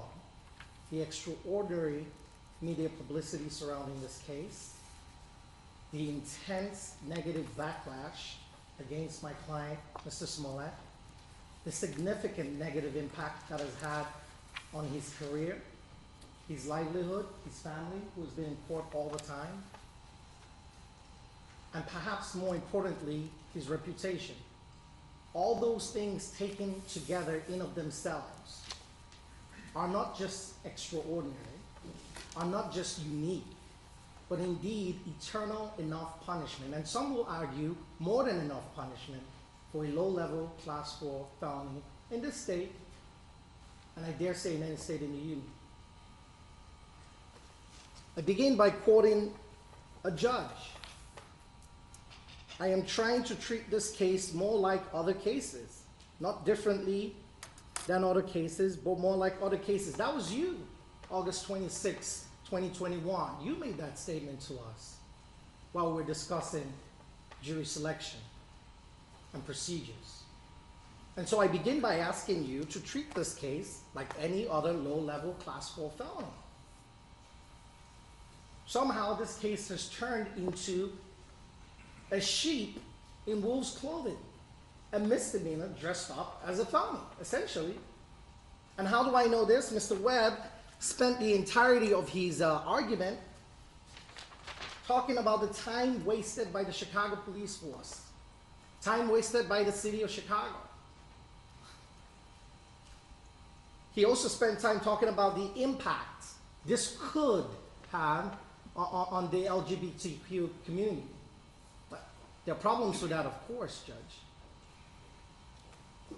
Because I searched the disorderly conduct statute, the entire team did, and I was searching to see if there was any aggravation or enhancement ladder that our legislature in Springfield put in place for Class 4 disorderly conduct. Did they meet during the discussion of the bill that they passed to say anytime anyone wastes more than $30,000 of resources, it becomes a Class 2? Anytime anyone wastes more than $500,000 of resources, it becomes a Class 1 or maybe a Class X. No, it's not there. I searched for it. But what we do have is an enhancement ladder that does exist in the disorderly conduct statute, and it's right here. If you call falsely 911 or the police to claim that there's a bomb threat, any terrorism-related issue, you get a Class 3, and that's the only enhancement ladder. And I trust that our legislature has the common sense to think about time wasting and money, but it's already infused in the Class 4. That's the whole point of a Class 4 disorderly conduct. Mr. Smollett is not being accused of screaming fire, fire, or bomb, bomb, bomb, which will cause a public safety concern. That's why the legislature put that in there. Because they were thinking of a situation where someone comes into a movie theater, screams bomb, and there's a stampede and people could possibly die. So there's a public safety concern infused in that enhancement ladder. They did not think about money or time wasted because it's already in the statute, it's already accommodated for in the Class 4 statute. And we know they think of these things when you look at the statute, the armed robbery statute.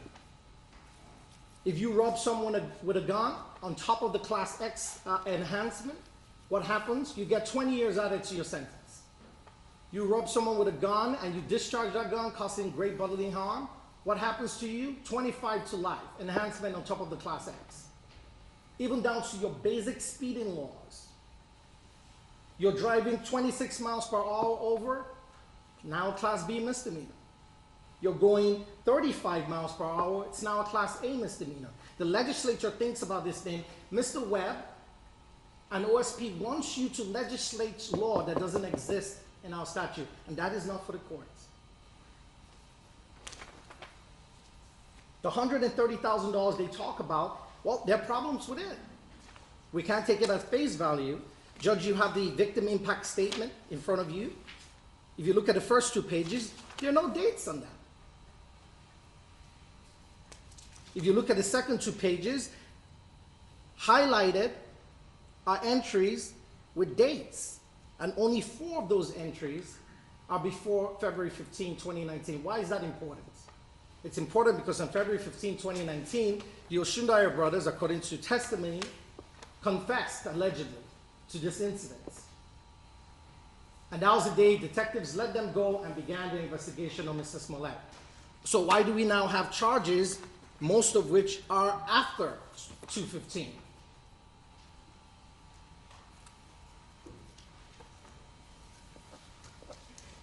Judge, the second point I'll make is we're asking you to adopt the previous sanctions. Mr. Webb tries to dress it up like a forfeiture. Call it what you want. Mr. Smollett was fined $10,000. Black Law's Dictionary, that's a fine. You can't punish a person twice.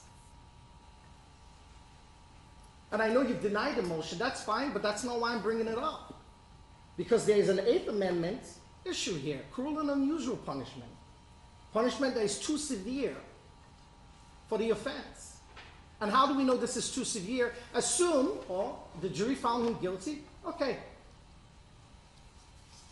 But Smollett won. To 2019, they made him pay what? $10,000 fine, which has never been returned to him. The sovereign of the state of Illinois, through their agent, the Cook County State's Attorney's Office, said, Mr. Smollett, we're taking your $10,000 bond, we're giving it to the city of Chicago. Bye-bye. He's never seen it. That is a fine. Then they made him do community service, which he cannot undo unless we had a time machine. So those 2 things are punishments that has been meted out to him. Sanctionable steps. And now Mr. Webb has come here to ask you, on top of those 2 things which he cannot undo, nor can anyone. You can deduct it all you want from the fines or the restitution. It's still a fine that occurred. They're now asking you, on top of those 2 things, we want you to give him community service and jail time. He doesn't say how much jail time. And jail time.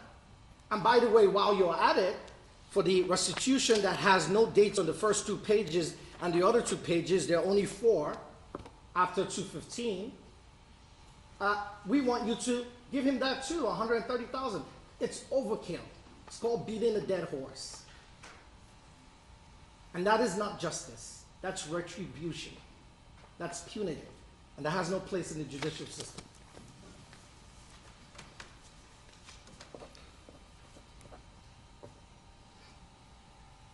Why should Mr. Smollett get probation? You've heard from the witnesses. I'm not going to rehash the testimony. And you specifically heard during the trial from someone who was in here today, Pamela Sharp. She talked about how Jussie gave most of his payments, his earnings, his salaries to charity. How many people do that? I haven't done it. But maybe I've learned something from Mr. Smollett. How many people at the age of 16 were taking a bus to go do community service and charitable foundation work for other people in other countries that weren't even here? How many people do that? Most kids at 16 are playing video games. I did. And that's the type of person we want to crucify for a class 4 low-level misdemeanor type felony and slam him in jail. That's what we do to people like that. When according to the jury, they made a mistake. Lock him up. There's no violent crime, no felony that is above a class 4 alleged. He has no felony conviction in his record. Mr. Webb brings up the DUI, but conveniently left out the fact that it was a misdemeanor. And he was drunk. When people are drunk, they say silly stuff. Let's not forget that. And he was 24 years old. He was a young man.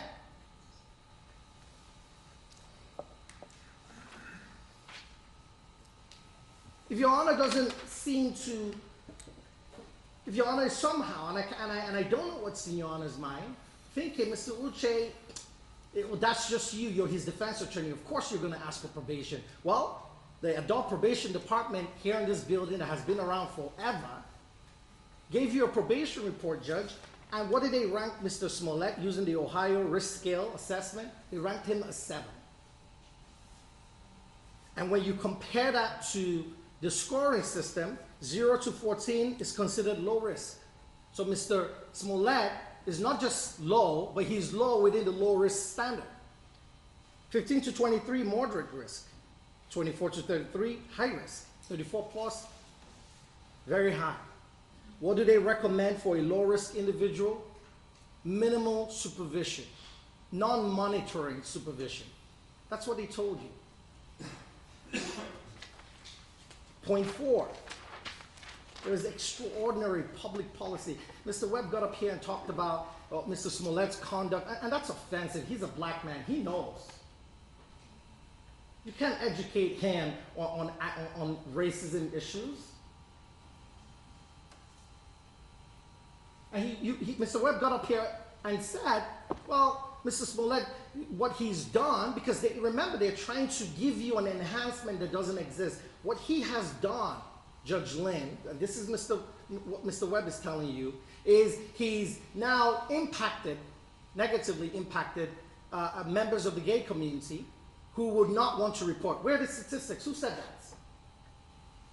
We still haven't gone past the part that his case was dismissed and he paid a fine. And that's some serious constitutional issues.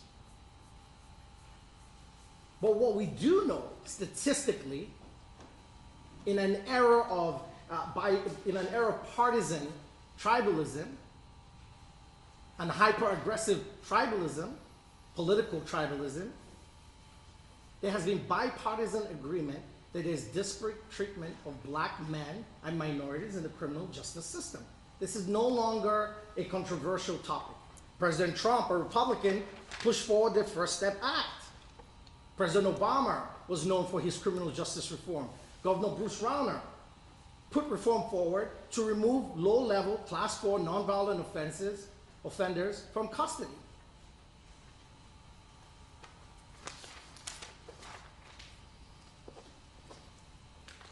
And Your Honor, we have to look at stare decisis, precedents in this court. Your Honor has had multiple Class 4s, and I listed them in what I turned over to you. Some including some level of violence, domestic violence case number 19 CR 0139401. With a prior, he got 2 years probation for Class 4, and I'm sure Your Honor has absolutely every reason to have given that. DUI, serious offense, involving public safety, 24 months probation, case number 21 CR 0059101. And I list a bunch of cases, 6 more, Class 4 felonies. And I bring this up to say, Your Honor has absolutely always been on the right track. And I do not mean to be condescending. I hope I don't come off as that. But this is an important issue. You heard from Tamara when she read the NAACP letter, the Black Lives Matter letter, and the Innocence Project letter. And they all say that there's disparate treatment of black men in the criminal justice system. They get punished harder and harsher for low-level offenses compared to white counterparts. That's a fact.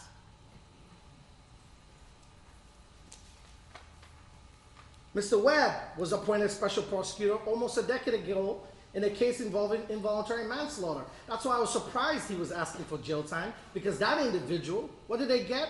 30 months probation, including 60 days in their house, home confinement, for an involuntary manslaughter where someone died.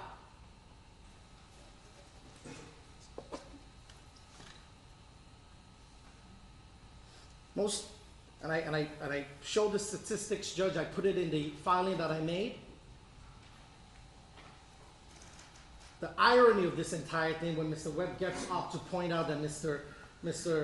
Smollett disrespected somehow the black community or the gay community, the irony of this situation, and Mr. Webb quotes statistics that he believes show that people are punished and false reporting. Well, most black men and most black people are falsely accused all the time. And in an age of social media, we're inundated with reports about this. And what happens to those things? They go unprosecuted, underprosecuted, and not prosecuted at all. So why are we jumping up and down and acting like this is a murder case? It's not.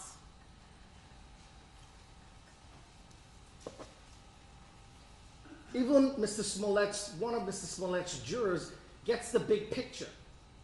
This unknown juror spoke to the Chicago Sun-Times a day after the verdict. What did they say in quotes? "We didn't know what the penalty will be. Are we sending this guy to jail?" she said.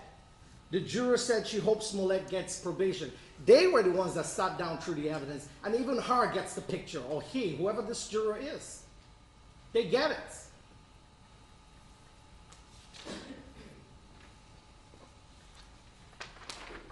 What does jail accomplish? Mr. Webb is asking for incarceration for a low-level Class 4 felony. Well, Your Honor saw the submission from a medical affidavit. The jails are inundated with the pandemic. Illinois had one of the worst cases in the world. Sending Mr. Smollett to jail is almost like a death sentence. Yes, it is. Because anything medically can go wrong. And everyone reacts to the COVID-19 infection differently. Now, he hasn't gotten it yet, thank God, but I don't know what will happen in the jail, where I showed you studies show, unfortunately, the guards in the jail, unfortunately for them, and it's wrong, are always the last to get medical treatment, including booster shots, which as of January, they haven't even received. So we send Mr. Smollett to jail, he dies of COVID, and what, for a Class 4 low-level offense? Mr. Smollett is a high-profile individual. There has been negative backlash against Mr. Smollett. I'm not complaining. We're the defense team. It comes to the territory. Each and every one of the defense lawyers has received racist or sexist attacks after this case and during this case. And that's okay. We take it. We're defense attorneys. That's what we do. So now imagine the attacks that Mr. Smollett has to live with for the rest of his life. That is punishment enough, mentally.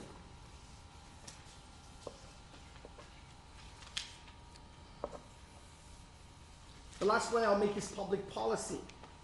There's public policy against retribution. Politics has no place in a courtroom. The courtroom is a graveyard for politics.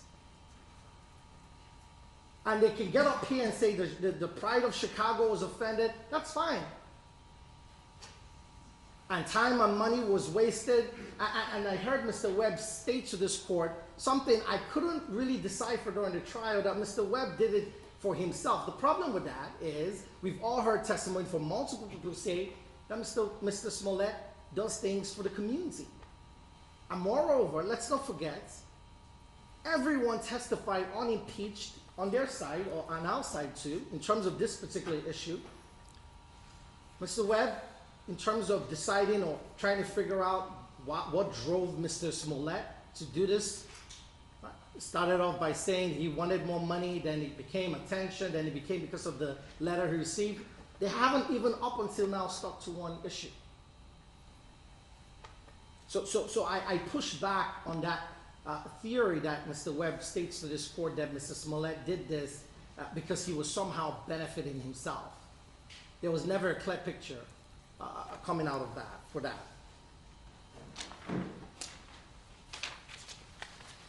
Judge, we ask you, at the end of the day, you are the one who decides the sentence of Mr. Smollett.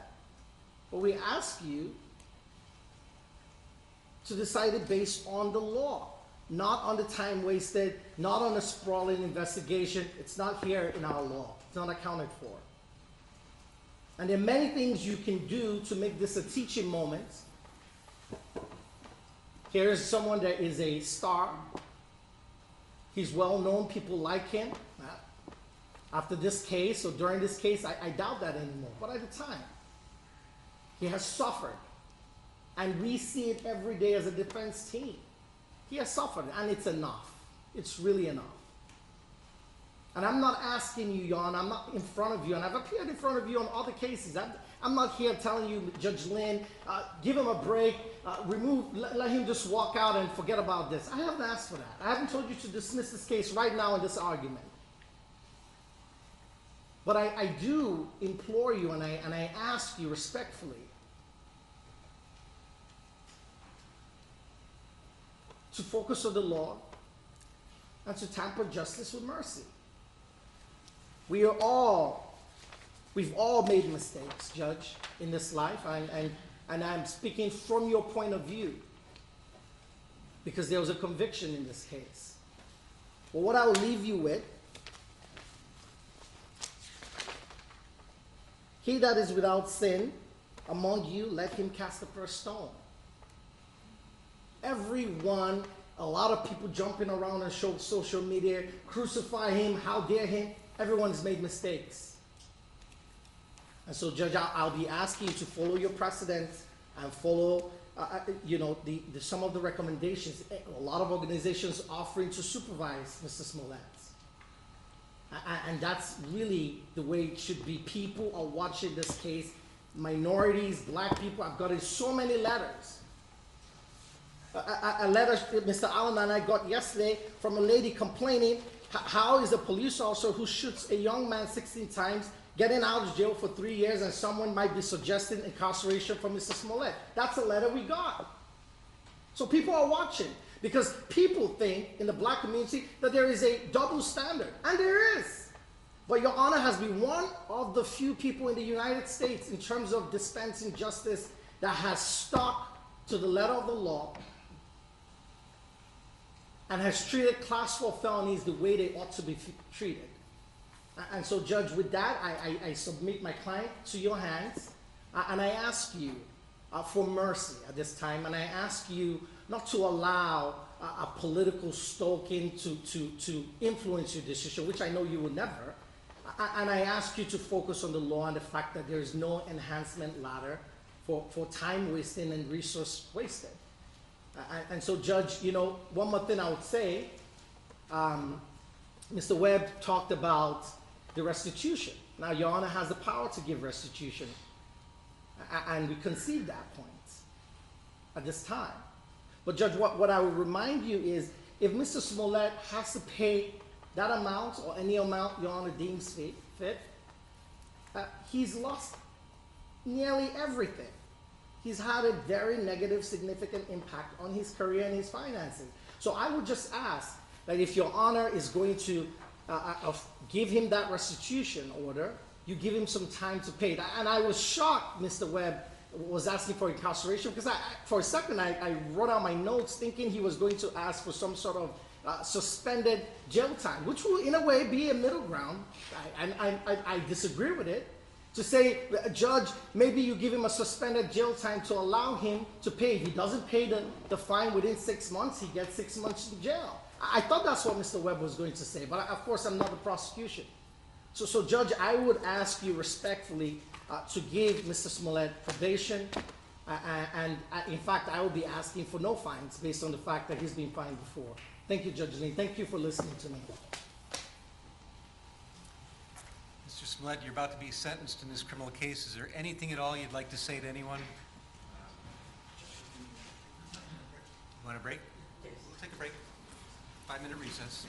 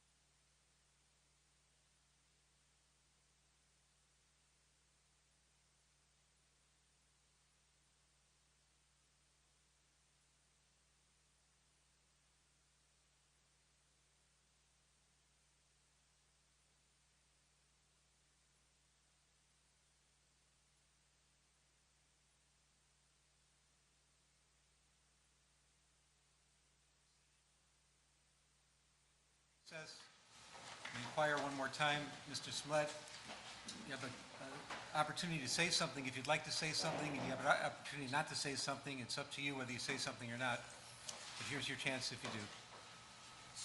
Judge, I've spoken to my client. He, as I pointed out, and Ms. Glandian pointed out, has very serious constitutional technical issues and many more issues, substantive issues with this case. As a result, I've advised him not to make any allocution based on his appellate rights at this time. Well, you may give him advice, but I need to hear from Mr. Smollett directly because it's his decision. So, Mr. Smollett, do you want to say something, or would you rather not say anything? That's fine. Okay. All right. All right, we're at the end of the road here. This matter has been pending in the criminal justice system for 3 years, approximately. It's been approximately 2 years on this particular docket. We have an original indictment that was returned by the Cook County State's Attorney's Office. There was a quick dismissal that occurred in this case that caused tremendous consternation in the community, and to this day is a basis of great confusion and misunderstanding and mistrust. In any event, some things happened after the first dismissal, the only dismissal on the case after the first indictment. People were very upset. One person came forward in particular, and that person, of course, is Sheila O'Brien. Sheila O'Brien is a former retired appellate court justice in the state of Illinois. She came to court as a common citizen without credentials, just by herself. And she said she had a grievance, and she wanted her grievance heard. And she thought that with the handling of the case by the State's Attorney's Office of Cook County was so upsetting that she was losing sleep. And she explained in her petition all the reasons that she thought that a special prosecutor had to be appointed, not to necessarily indict or do anything in particular, but just to look at this and give it a fresh look because something appeared to be wrong. The case ultimately got assigned to Judge Michael Tooman. And I can say that among his peers, among his fellow judges, Michael Tooman is considered cream of the crop. He's a long-standing veteran judge, been a judge longer than I've been a judge. He sat in this building for many years. He sat on the appellate court of Illinois. He's the current head of the juvenile justice system. He has been a long-standing judge who has a reputation for knowledge, integrity, honesty, and always knowing what the right thing to do is. He took this matter under advisement and hearings were conducted. And after all these hearings were conducted and he listened to both sides, he heard from the State's Attorney of Cook County, he heard from Ms. O'Brien, he recognized that there was confusion in the public, there was concern, that confidence in the criminal justice system locally here was at risk and may have been damaged, and that the case required a second look. And Michael Tooman, in his wisdom, sought out the proper, what he thought to be the right person to address this.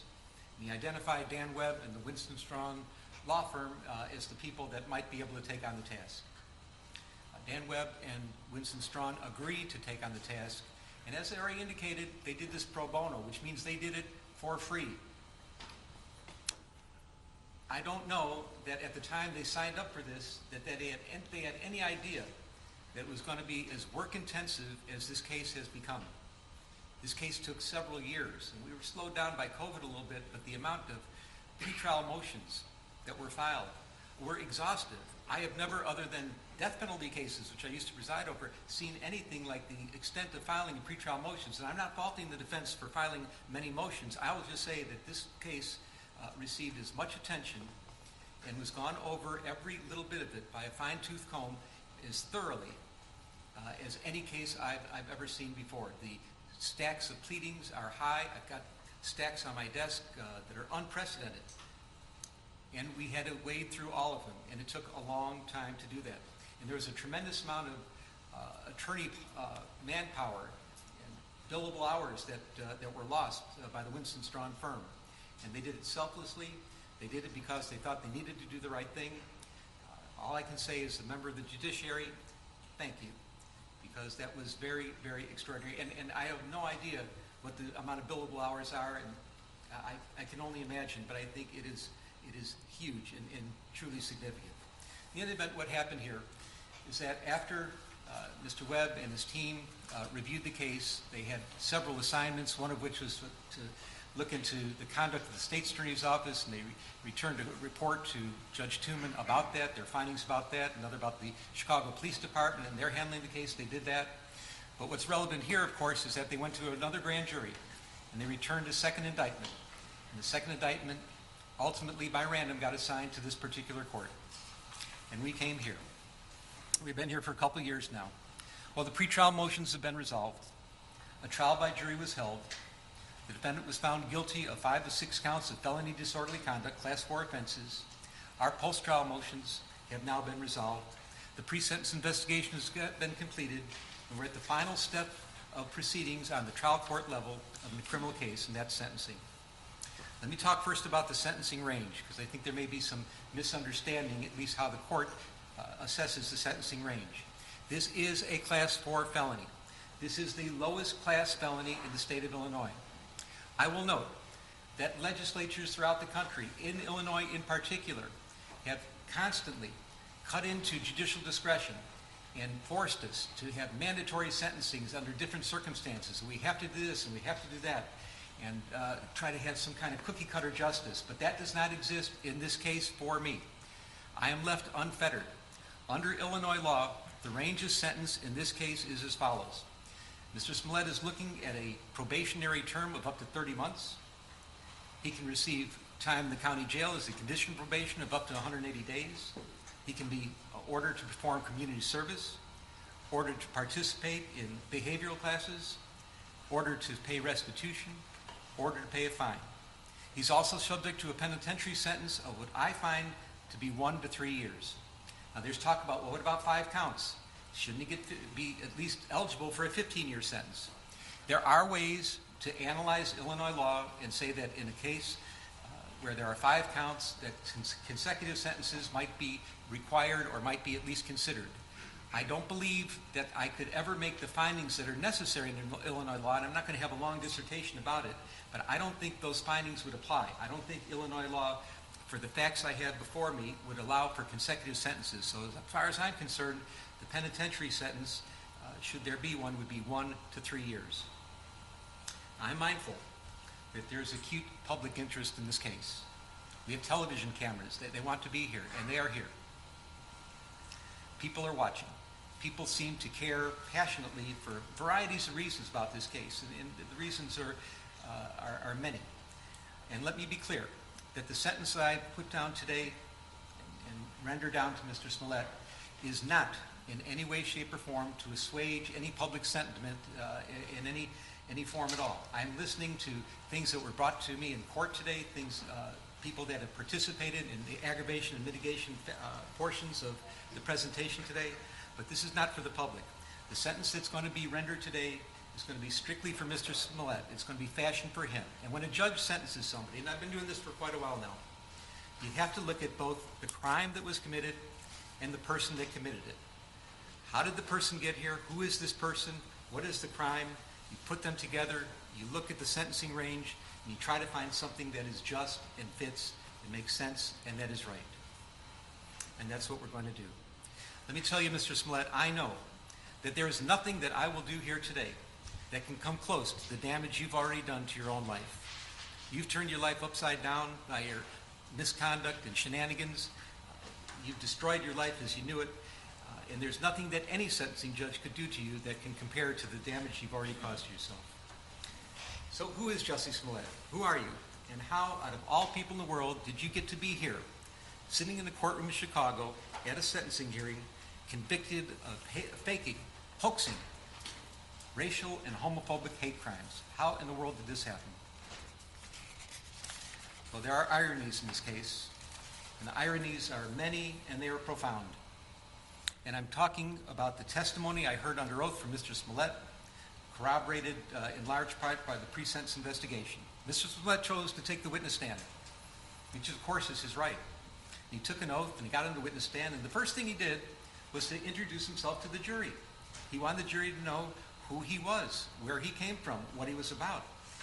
And I heard it on the witness stand, and I heard it corroborated today by the witnesses that came and testified on his behalf. There's no question, Mr. Smollett was born into a mixed-race family. His mom is an African-American woman. His dad was a white Jewish man. There were 6 siblings. And if you can say anything about this family, and we're talking about a very, very tight-knit family, a village that was always in sync with each other, that cared about each other, was completely, wholly supportive of each other, you know that this family knew about matters about social justice more than anything else. That's what the family stood for. It is part of the fabric of their existence. I know that Jussie Smollett grew up knowing to be sensitive to matters about racial discrimination, any kind of discrimination, any kind of social injustice. And as a matter of fact, I'm learning more about it as we're going on in the letters I've been receiving and the testimony I've heard today. He's been doing this all his life. He doesn't just talk the talk, he's walking the walk. He's out there, he's advocating.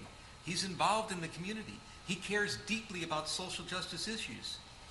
And for you now to sit here, convicted of hoaxing hate crimes, racial hate crimes, and homophobic hate crimes, the hypocrisy is just astounding. I don't know where to begin. I'll remember one thing that will always stick in my mind, and I've been involved in so many trials over the years, but something happened in this trial that it was remarkable, and it talks about your sensitivity to issues of social justice. You're on the witness stand. You're being cross-examined. Your liberty is at stake. It is your criminal trial. Mr. Webb is winding through some things on cross-examination, and he's going through some social media communications, and whether it was Instagram or chat or text, a little quibbling about that doesn't matter. But Mr. Webb found a line that he wanted to confront you with, and he said, "Didn't you say," and he used a word starting with the letter N, "meet me at this place at this time," and I'm paraphrasing.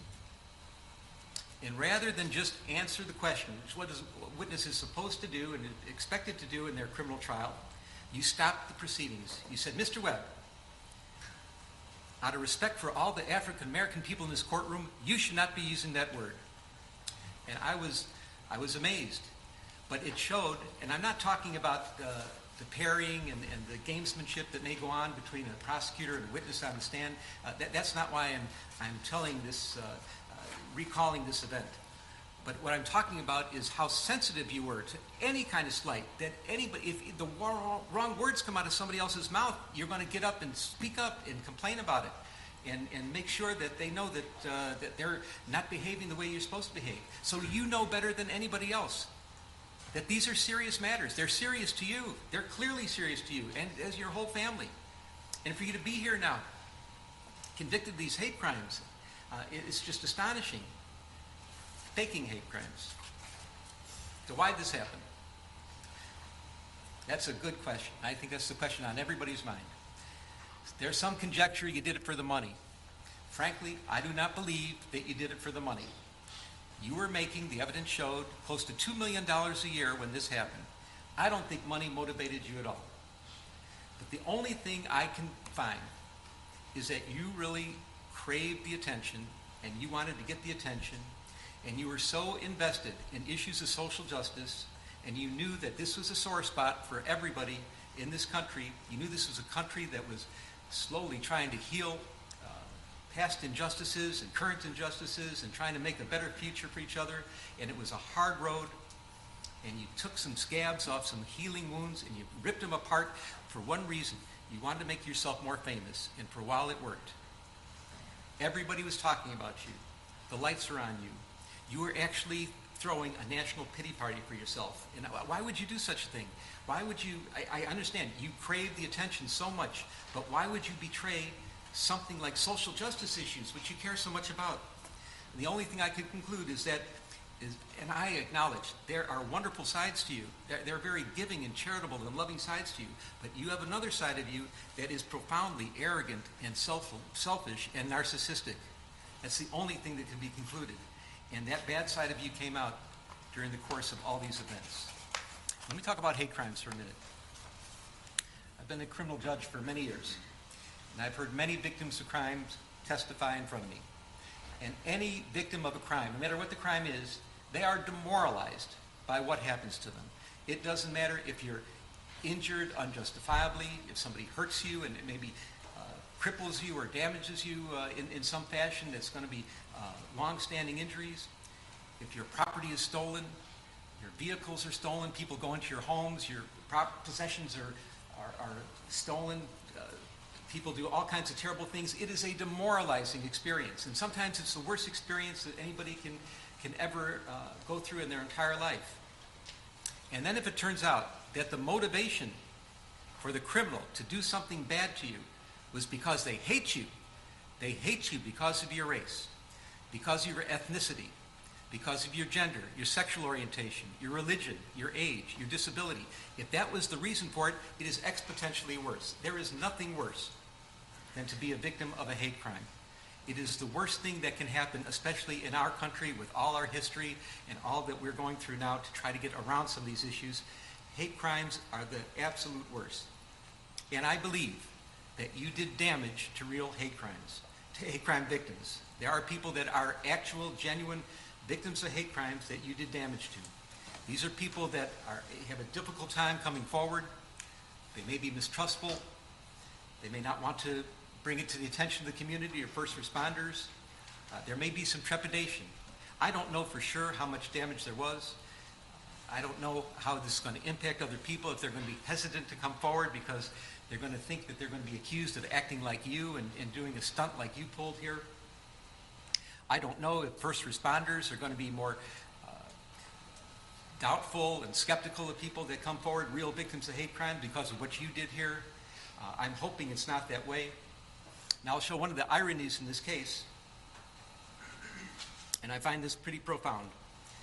I got letters from people that advocate about victims of hate crime their entire lives. They devote their lives to this. I'm talking in particular Derek Johnson, president of the NAACP, Reverend Jesse Jackson, he's an icon here in Chicago, no introductions necessary.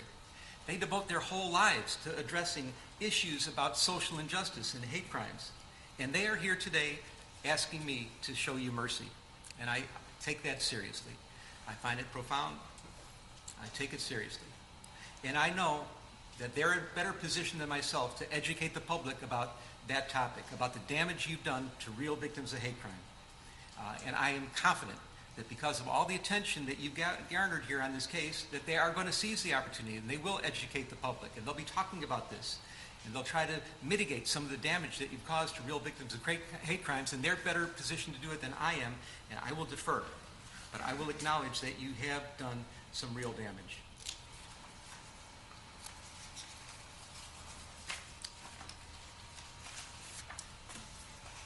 I want to talk about your premeditation. Again, I've been a criminal judge for many years, and I know that people end up where you are right now, awaiting sentencing on their criminal trial. And how did they get to court? How did that happen? There's some people that wake up in the morning, they have no intention of doing anything wrong. They're not looking to do anything criminal. That's the last thing on their mind. But there are crimes of impulse that happen.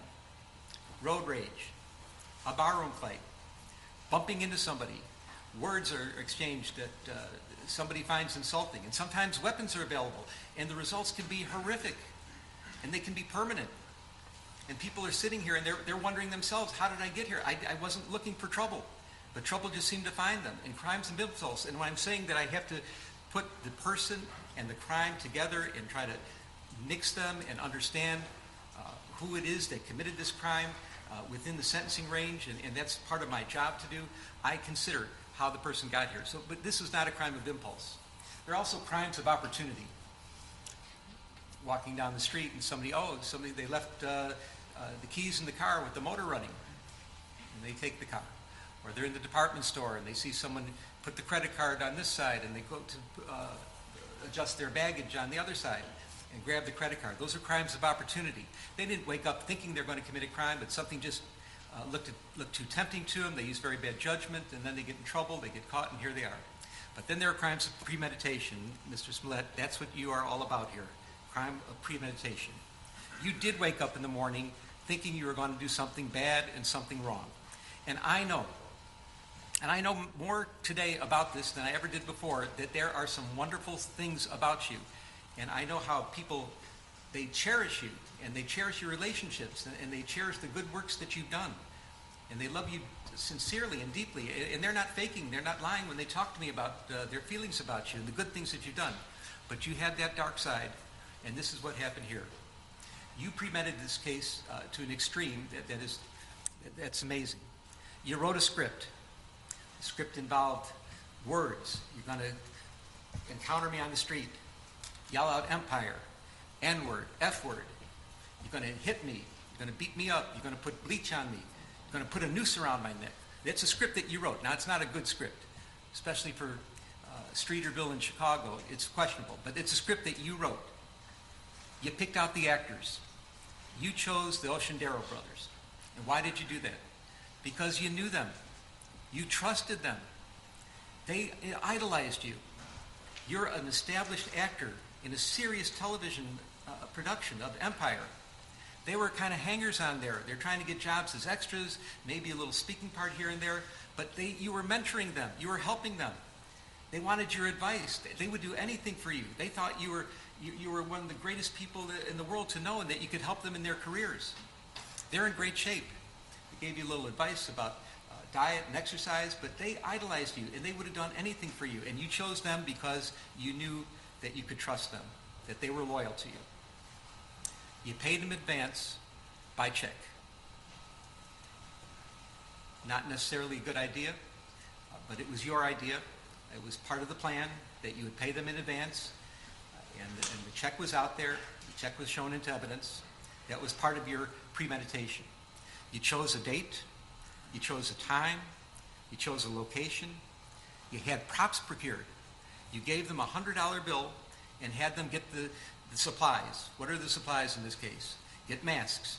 Nobody should see you. We're going to say that you're white, but obviously the Oceandero brothers are not white. We're going to cover your faces in masks. We're going to have a red hat because that's going to indicate MAGA country. We're going to get a rope that we're going to use as a noose. We're going to procure some bleach. You're going to have the supplies. And then you had all that together, and then you did rehearsals. You picked them up and you did drive-bys. You drove around and around the block. You picked them up in Lakeview in their neighborhood, and some distance away you went to Streeterville where you were living, and you showed them. You're going here, you're going there, and you're going over the lines. You're going over the script with them so they would memorize the script. You're indicating which brother. You're the one that's going to hit me. You're the one that's going to put the noose around my neck and pour the bleach on me. This was planned. This was premeditated to the extreme. And I find that your extreme premeditation in this case is an aggravating factor today. Let's talk about the incident itself. It's all set up. The Oceandero brothers are on board. Your plane is running late. Now you had a chance right then and there to think, okay, I'm really late. I'm 4 hours late. This can't go down. It's freezing in Chicago. We're on the verge of a polar vortex. You might have just thought about it and said, maybe it's not in the cards. Maybe the karma's wrong. I shouldn't be doing this. But no. You double down. You start communicating with the brothers through social media. Now, whether it was by texts or chats or Instagram, public or private, one way or another, you kept in touch with them. And there was some quibbling about the specifics about how you kept in touch with them, but they knew what time you were coming in, and now the time is pushed back to 2 o'clock in the morning in the freezing cold weather. It's double digits below zero at 2 o'clock in the morning. You have to have a reason to be out on the street. And the reason you chose is you come up with the story that you needed to get some eggs at Walgreens at 2 o'clock in the morning. And if not that, you're going to go to Subway and get a sandwich and a salad and get something to eat at 2 o'clock in the morning in the freezing cold. You did one more thing. You got the Oceandero brothers. Now they're on board with you. You're using them as your patsies. You have your friend, you get your friend Brandon on the phone, and here's a man, professional man that's trying to help you in your career. You're not sure what town he's in, if he's in Australia or not, but you get him on the phone, and he's going to be your patsy also, because he's going to listen and be around on the phone to hear that you're being attacked by somebody. Now, he doesn't know what's going on, that it's really not an attack, but he's going to be able to corroborate your story. So you're getting that together. You got Brandon on the phone, you're out on the street, ostensibly to get some Subway, you get some Subway, and you're walking to where this is supposed to take place. Now, the Oceandero brothers, they're getting ready too. And they're doing this because you wanted them to do it on the sneak. No cell phones involved. Make sure nobody sees you get there. And what they think is some kind of clever way of getting there, they have an Uber pick them up from their home in Lakeview. They take the Uber to Old Town. It's a different neighborhood. They get out of the Uber and they get into a cab. Now the cab is supposed to go to Streeterville, but not to the scene where this is supposed to happen, a few blocks away. So nobody actually sees them get out of the cab, and this works out the way you want it to work out. So they get there a little early. They're walking around, they're sitting on a bench for a minute, but at 2 o'clock, the time that you said this is supposed to happen, at the place you said it was supposed to happen, at the moment you said it was supposed to happen, they appear. So you're talking to Brandon on the phone, you have your subway in hand, and they follow the script. Hey, Empire, word with the letter N, word with the letter F. There's a scuffle. They pour bleach on you. Brandon's listening to this. They attempt to put a noose around your neck during the scuffling. You're getting a little abrasion and scrape on your face. A car goes by, and the brothers take off. They leave. They never did get the noose around your neck. So what do? You gather your belongings. You get the cell phone. You're talking to Brandon. Hey, did you get jumped? Yeah, I got jumped. I got mugged. Did you hear what happened? You're trying to make sure that he heard the words that were spoken. You grab your food, and you took the noose that they never did get around your neck, and you put it around your own neck. I repeat, you put the noose around your own neck.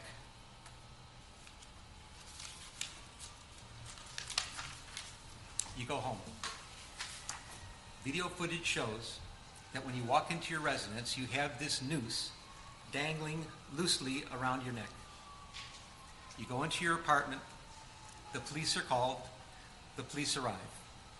The first officer on the scene is Chicago Police Officer Mohammed Beg, in full uniform, the first responder of the first responders. His body cam is on. He sees you. And now he sees that that noose is around your neck, but it's not the way that you walked into the house. Now the noose is up at your throat.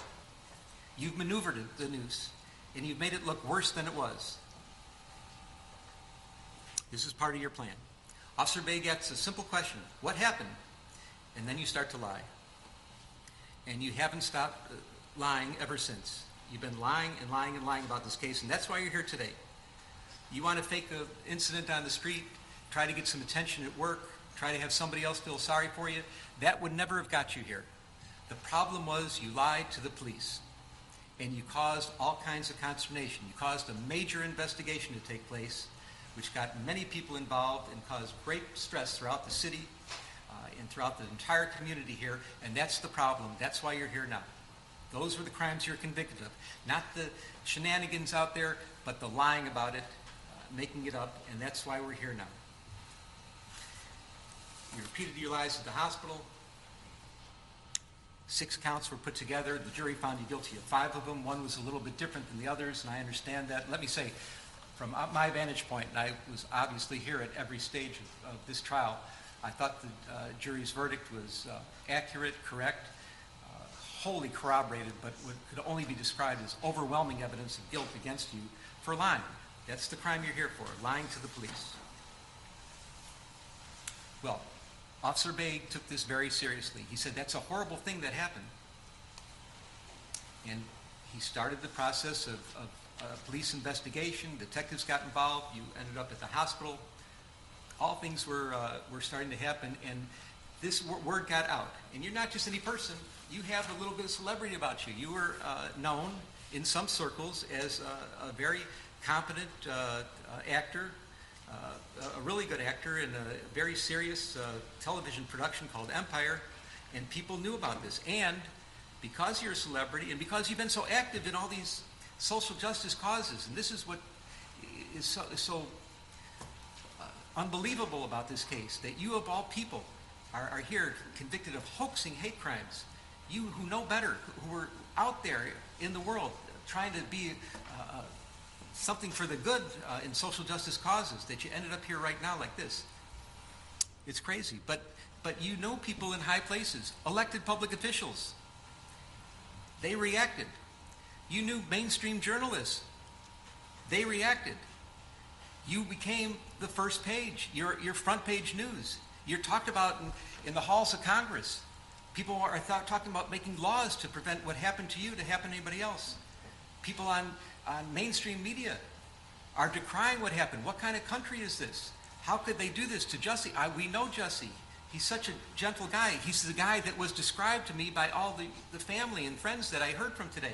And I believe that Jussie exists. But you use them as your patsies too. They were giving you the national pity party you wanted. They're putting you on the front page. All the attention is on you. People talk about social injustice. Your name was coming up first, which is exactly what you wanted. But you used them. If anything, people in those positions, elected public officials, mainstream journalists, their credibility is everything to them. And you didn't care that you might be damaging it. You did damage to them because, again, there's a side of you that has this arrogance and selfishness and narcissism that's just disgraceful. You planned worked, of course, until it didn't. We're in Chicago. You lived here for 5 years, working on the Empire show. And you have to know, as well as anybody that lives in Chicago, that Chicagoans, they love their city. They're fiercely loyal to the city, and believe me, Chicagoans know we don't all agree with each other on a lot. There are all kinds of disagreements on what our city should be, what the vision should be for the future. There's even disagreements about what our past was like. But despite all the disagreements and all the things that are not right with Chicago, it's sweet home to Chicago, to the Chicagoans. Chicagoans are fiercely loyal to their city. But Chicagoans have one thing in common that they agree on, that there's no misunderstandings. Everybody's on the same page. And that page is crime is a problem. It is a major problem. Nobody disagrees. And we know that police resources, they are valuable. They're limited. Detective resources are precious, and they cannot be squandered. And what you did, because you were selfishly, arrogantly, and narcissistically bringing attention to yourself, it's the only reason you could have been doing such a crazy thing that you did, was you took away a lot of resources from other places, from other real victims of real crimes. You used up the police resources for your own benefit. And that's a big problem here. What you did is you created what we call around here a heater. What's a heater? A heater is a case that when it's reported to the public conscience is shocked to such an extreme that the public is demanding that the police solve this crime here, right now, right here, right now. Everything else has to take second place. The heater has to be addressed. And you created a heater. And boy, did they put on an investigation. And I know that I've been listening to Chicago police officers and listening about police investigations for many years. It's certainly not a perfect police department. It's perhaps unfairly maligned in some respects as well. I'll match the homicide detectives here against any in the country for their competence and thoroughness. Not a question about that. But what they did in this case is extraordinary. I have never seen, even in some murder cases, the amount of police work that went into this investigation. You did exactly what you didn't want to happen.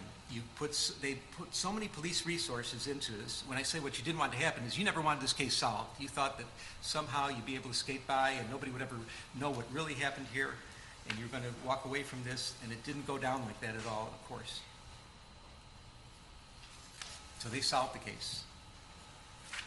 And what happened? Turns out that you're not a victim of a hate crime. You're not a victim of a racial hate crime. You're not a victim of a homophobic hate crime. You're just a charlatan pretending to be a victim of a hate crime. And that's shameful, especially from the family you got brought up with your family values. It's so sad. The damage you've done to yourself is way beyond anything else that can happen to you from me or any other judge that would be sentencing you in this criminal case. You are now a permanently convicted felon. Your family who loves you and supports you, I don't even want to use the word forgive because forgiveness isn't even necessary. They're with you so much. They're so tight-knit, but you have to live with the fact that you really put them through a ringer. You've embarrassed your valuable friends in high places, the elected public officials, people in the media. You've embarrassed them. You have to live with that. I don't know if those relationships can be repaired. You've become toxic in your own workplace.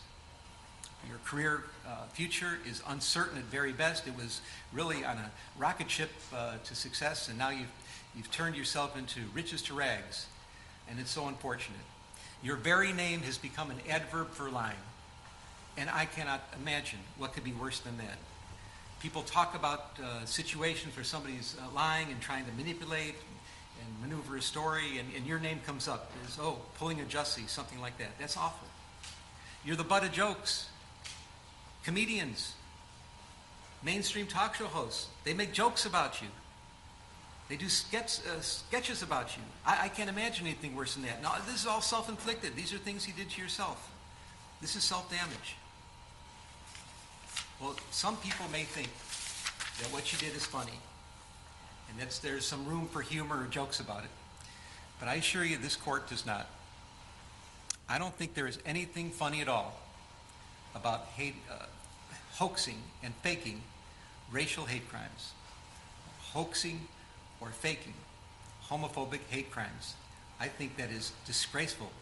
There is nothing funny about it. There's no humor in what you did whatsoever, all because you're selfish, arrogant, narcissistic. At least you have that side in you that came out through this case, and you kept doubling down and doubling down and doubling down. It's not funny. It's not funny at all. And I'm your sentencing judge, and I don't find it funny. So where are we at? We're at the end. You are convicted of a Class 4 felony. It's presumptively probationable, but we have some real serious aggravating factors here. Your premeditation, which I've described. The pain you've caused to real victims of hate crimes, which I have described. The damage you've done to the city of Chicago, I've heard. It's been talked about. I'm mindful of the city's request for restitution, and if I'm going to fashion that, consider that request, I have to fashion the sentence accordingly. And above all, the capper of all cappers, your performance on the witness stand. This could only be described as pure perjury. You got on the witness stand, you didn't have to, you did, you certainly have a right to, but you committed hour upon hour upon hour of pure perjury. And I find all those to be ample factors. If this court were to decide that the things you did, that any kind of probationary sentence would deprecate the seriousness of the offense and you need to go to the penitentiary, the record is clear and it would support it. But I'm looking at everything in its totality. And I agree. It's told to me today, you can't judge everybody by one bad thing they've done in their life. I don't know if it's the only bad thing, but it's the only bad thing that I'm concerned about now.